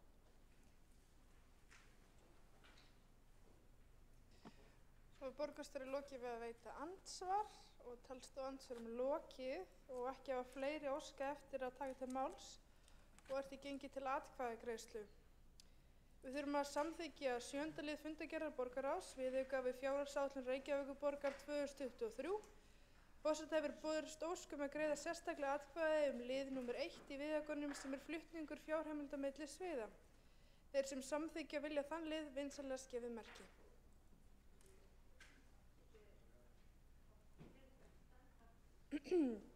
Við þurfum að samþykkja 7. lið fundargerðar borgarráðs viðauka við fjárhagsáætlun Reykjavíkurborgar. Forseti hefur borist ósk að greiða sérstaklega atkvæði lið nr. 1 í viðaukanum sem flutningur fjárheimilda milli sviða. Þeir sem samþykkja vilja þann lið vinsamlegast gefið þess merki.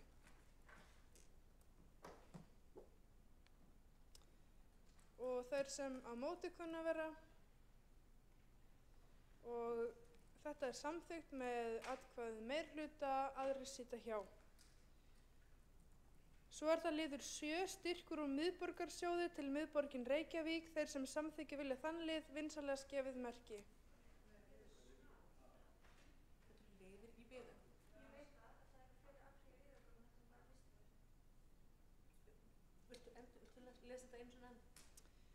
Forseta hefur borist ósk að greiða sérstaklega atkvæði lið nr. 1 í viðaukanum sem flutningur fjárheimilda milli sviða og það er ástæðan fyrir því að við greiddum atkvæði sérstaklega þennan lið. Og 7 og svo erum við á 11. Þannig að við höldum áfram. Við erum að greiða sérstaklega ákveðna liði, þannig að við höldum áfram og við erum að fara að greiða lið 7. Já. Og ég ætla að endurtaka þetta, liður 7, styrkur úr miðborgarsjóði til miðborgin Reykjavík. Þeir sem samþykkja vilja þann lið vinsamlegast gefið þess merki. Og þeir sem móti kunna vera. Og þetta er samþykkt með greiddum atkvæði meirihluta, aðrir sitja hjá. Og þá er það liður 11, innri leiga fasteigna, áhalda og tækja og leiga gatna. Þeir sem samþykkja vilja þann lið vinsamlegast gefið merki. Ertu að fundarsköp? Já? Forseti, við áttum okkur ekki almennilega á þessu vegna þess að þetta er ekki hér inn í dagskránni, þessi liður.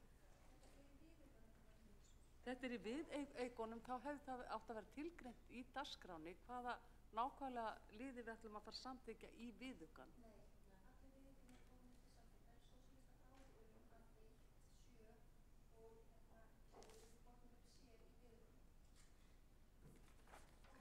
Er þetta skýrt? Já. Kom svar frá borgarfulltrúa Líf Magnúsdóttur sem heyrist ekki upptöku. en þetta þá skýrt fyrir borgarfulltrúanum. Þá höldum við áfram atkvæðagreiðslu og greiðum lið 11. Innri leiga fasteigna, áhalda, tækja og leiga gatna. Þeir sem samþykkja þann lið vinsamlegast gefa þess merki. Og þeir sem móti kunna vera. Þetta samþykkt með atkvæði meirihluta, aðrir sitja hjá. Að lokum berum við upp þá liði sem standa eftir í viðaukunum. Þeir sem samþykkja vilja þann lið vinsamlegast gefa merki. Og þeir sem móti kunna vera. Þetta samþykkt með atkvæði meirihluta, Flokk fólksins, Vinstri grænna, Sósíalista og Sjálfstæðisflokkurinn situr hjá. Þá göngum við til atkvæðagreiðslu 8. lið fundargerðarinnar, breytingar á gjaldskrá Siglunes fyrir árið 2023. Þeir sem samþykkja þann lið vinsamlegast gefi þess merki.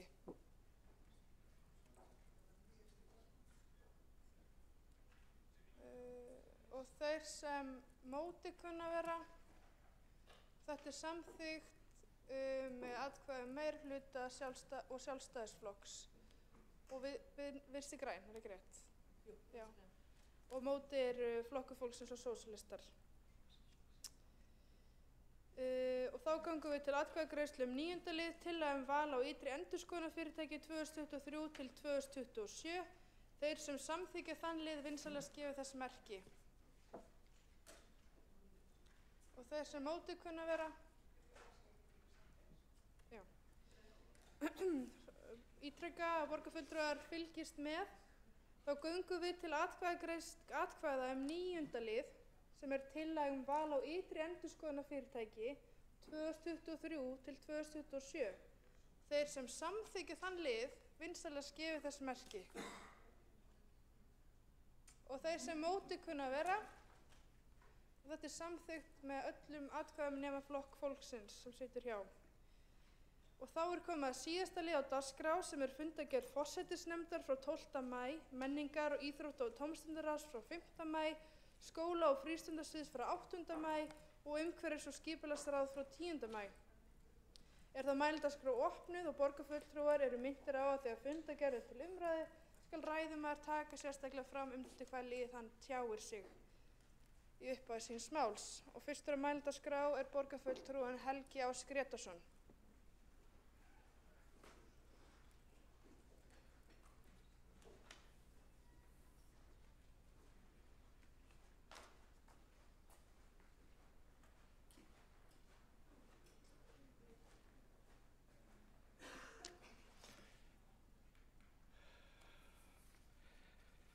Forseti, ágæta borgarstjórn. Ég ætlaði að koma hér upp til þess að byrja með allavega að ræða fundargerð skóla- og frístundaráðs frá 8. maí síðastliðnum. Það eru liðir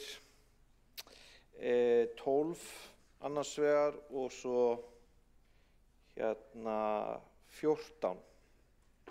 Í lið 12 þá lagt fram bréf sviðsstjóra skóla- og frístundasviðs embættisafgreiðslur.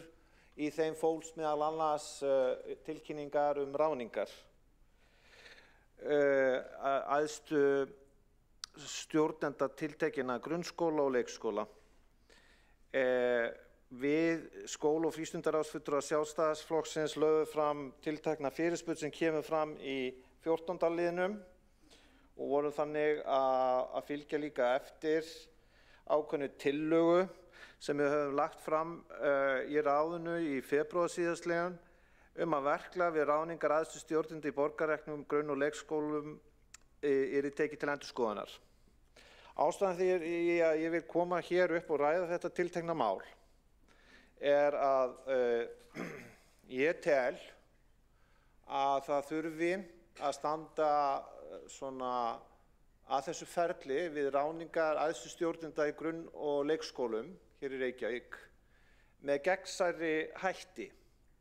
Við höfum fengið vísbendingar sem hérna í minnihlutanum að það sé erfitt að fá upplýsingar þessa hluti og eins og fyrirkomulagið að þá þetta hjá miðlægri stjórnsýslu í skóla- og frístundasviði og afgreitt síðan endanlega af sviðsstjóra og við viljum gjarnan að í þessum málum sé ferlið aðeins gegnsærra og að við fáum upplýsingar, sem sagt fulltrúar í ráðunum, hverjir hafi sótt þessar stjórnendastöður og hver voru helstu rökin fyrir því að tiltekinn einstaklingur hafi verið ráðinn.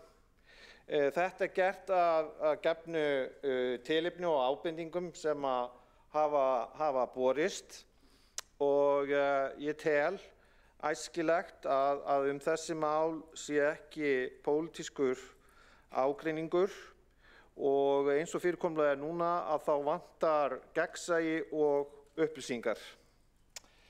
Ég ætla nú ekki, það hérna svo sem annað mál sem ég hefði svo sem áhuga á að ræða en ég hugsa að ég geri það síðar. Aðalatriðið að með þessu framlagi mínu vil ég benda þeim sem eru hér inni á þetta viðfangsefni vegna þess að það er mjög mikilvægt í skólastarfinu hér í Reykjavík að skólafólk hafi það á tilfinningunni að ráðningarferli hér í borg sé opið og gegnsætt og að sé faglega að því staðið.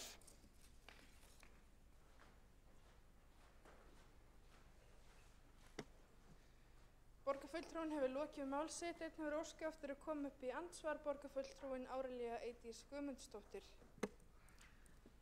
Virðulegi forseti, ágæta borgarstjórnarfulltrúar og kæri borgarfulltrúi Helgi Ás Grétarsson. Við áttum miklar og góðar umræður þetta á síðasta ráðsfundi og það er ágætt að Helgi, sem sagt að borgarfulltrúi Helgi Ás Grétarsson komi hér og biðli til borgarstjórnarfulltrúa það að breyta þessu. Ég tók hins vegar skýrt fram á þeim fundi að ég er algjörlega og fullkomlega og algjörlega ósammála. Og það er ekki oft sem ég er algjörlega fullkomlega og algjörlega ósammála. Það er mjög oft sem að ég er svona bara tiltölulega, ég er vog og í eðli mínu er ég alltaf tilbúin til þess að vega og meta andstæð sjónarhorn. Ég hef mikla reynslu af því að sitja í hæfnisnefndum og ég hef mikla reynslu í því að vega og meta umsækjendur og ég hef mikla þekkingu á því að það sé ekki skynsamlegt og hafa verið ritaður það margar greinar sem að hafa komið út á vegum minnar gömlu stofnunar hjá Háskóla Íslands, bæði í viðskiptafræðideildinni og stjórnmálafræðideildinni, þar sem að pólitískar ráðningar eða ráðningar þar sem að kjörnir fulltrúar hafa vald til þess að beita sér, sem er annað heldur en það sem við erum að ræða hér, eru ekki skynsamlegustu kosturinn. Við treystum því að það sé faglega staðið að ráðningum, það er kerfi sem heldur utan það og þessu var breytt og ég tel að ástæðan fyrir því að þessu hafi verið breytt hafi verið skynsamlega. Það met ég út frá minni fyrir reynslu. Ég held, kannski erum við alveg til í að ræða þetta fram á kvöld áfram en sem sagt ég þakka Helga Ás Grétarssoni fyrir að vekja athygli á því að þetta var aldeilis ekki mikið undir þetta tekin nema þá bara að bera virðingu fyrir því að aðrir hafi aðra skoðun. Borgarfulltrúinn hefur lokið við að veita andsvar. Og borgarfulltrúinn Helgi Ás Grétarsson óskar eftir að svara andsvari. Forseti, ágæta borgarstjórn. Aðalatriðið með málflutningi okkar í þessu tiltekna máli var að upplýsingar lægju fyrir þar sem að kjörnir fulltrúar fá upplýsingar hverjir sóttu hver var ráðinn og hver voru helstu rökin fyrir að ráða viðkomandi. Það er það eina sem við verið að biðja Það hefur ekki verið að ganga svo langt að fara aftur í það horf að ráðið endanlega ber ábyrgð á þessu. Þetta snýst einfaldlega að upplýsingagjöfin þessa hluti sé gegnsæ, einföld og skýr. Og hver er ástæðan fyrir því? Ástæðan fyrir því er sú að ábendingar hafa borist að þetta ferli sé ekki nægilega gegnsætt og opið og að það hafi þá eftir atvikum aðstæður komið upp, þannig að einfaldlega fólk vissi ekki einu sinni einhver staða væri laus sem það hefði allega sótt Grundvallaratriði í þessu máli er að þeir sem eru kjörnir fulltrúar í skóla- og frístundaráði fái frekari upplýsingar hvernig staðið við ráðningar hjá æðstu stjórnendum, Við erum bara að tala æðstu stjórnendur í skólum og leikskólum. Okkar sýn að það sé eðlileg og fagleg stjórnsýsla og þá eftir atvikum hægt að ræða það á pólitískum vettvangi hvort hvernig staðið var að einstökum ráðningum, en að aðalatriði að þessar upplýsingar eftir að ráðningarferlinu er lokið, að þær allar liggi fyrir svo að kjörnir fulltrúar geti eftir atvikum miðla þeim upplýsingum til annarra sem að eftir því sækjast.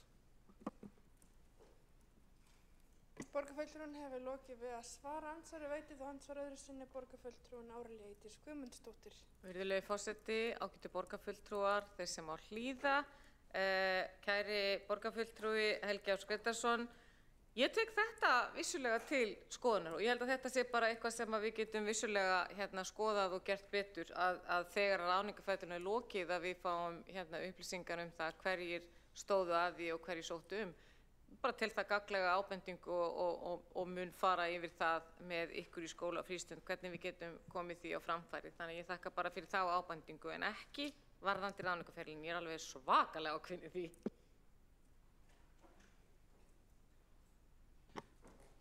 Borgarfulltrúinn hefur lokið við að veita andsvar öðru sinni, svara þá andsvari öðru sinni borgarfulltrúinn Helgi Áss Grétarsson. Forseti og ágæta borgarstjórn, það í sjálfu sér held ég ekki ágreiningur það að í ráðningarferlinu sem slíku eigi ekki að hafa pólitíska aðkomu. Það sem hér verið að fyrst og fremst að biðja að það sé staðhæft, það sé staðfest með framlögðum gögnum að ferlið og aðferðafræðin við ákvörðun ráðningu hafi verið fagleg, gegnsæ og opin og að kjörnir fulltrúar, og bara þá kjörnir fulltrúar í ráðinu að minnsta kosti, fái aðgang að þessum upplýsingum og að það sé þá í stað þess að kjörnir fulltrúar eins og við í minnihluta eftir atvikum fáum að lenda í því að það sé verið að óska eftir geturðu aflað upplýsingar þessar og þessar ráðningar og svo framvegis og hvernig stóð á þessu og hinu. Að því að upplifun ákveðins hóps skólafólks slík að telji ferlið ekki nægilega gegnsætt. Þannig að mér finnst bara vera brýnt að fólk átti sig á þessu viðfangsefni og að sé ástæða til þess að taka það föstum tökum. Borgarfulltrúinn hefur lokið við að svara andsvari öðru sinni og talst á andsvörum lokið og ekki á fleiri hvatt sér hljóðs undir þessum lið og göngum við þá atkvæðagreiðslu 8. lið á dagskrá og þau sem eru hvað það ekki? Það ekki aðkvæða? Nei, það ekkert af hverju afsækja þetta bara lagt fram og þá borgarstjórnarfundi ekki fleira á dagskrá þess að fundar og fundi slitið klukkan 19:02.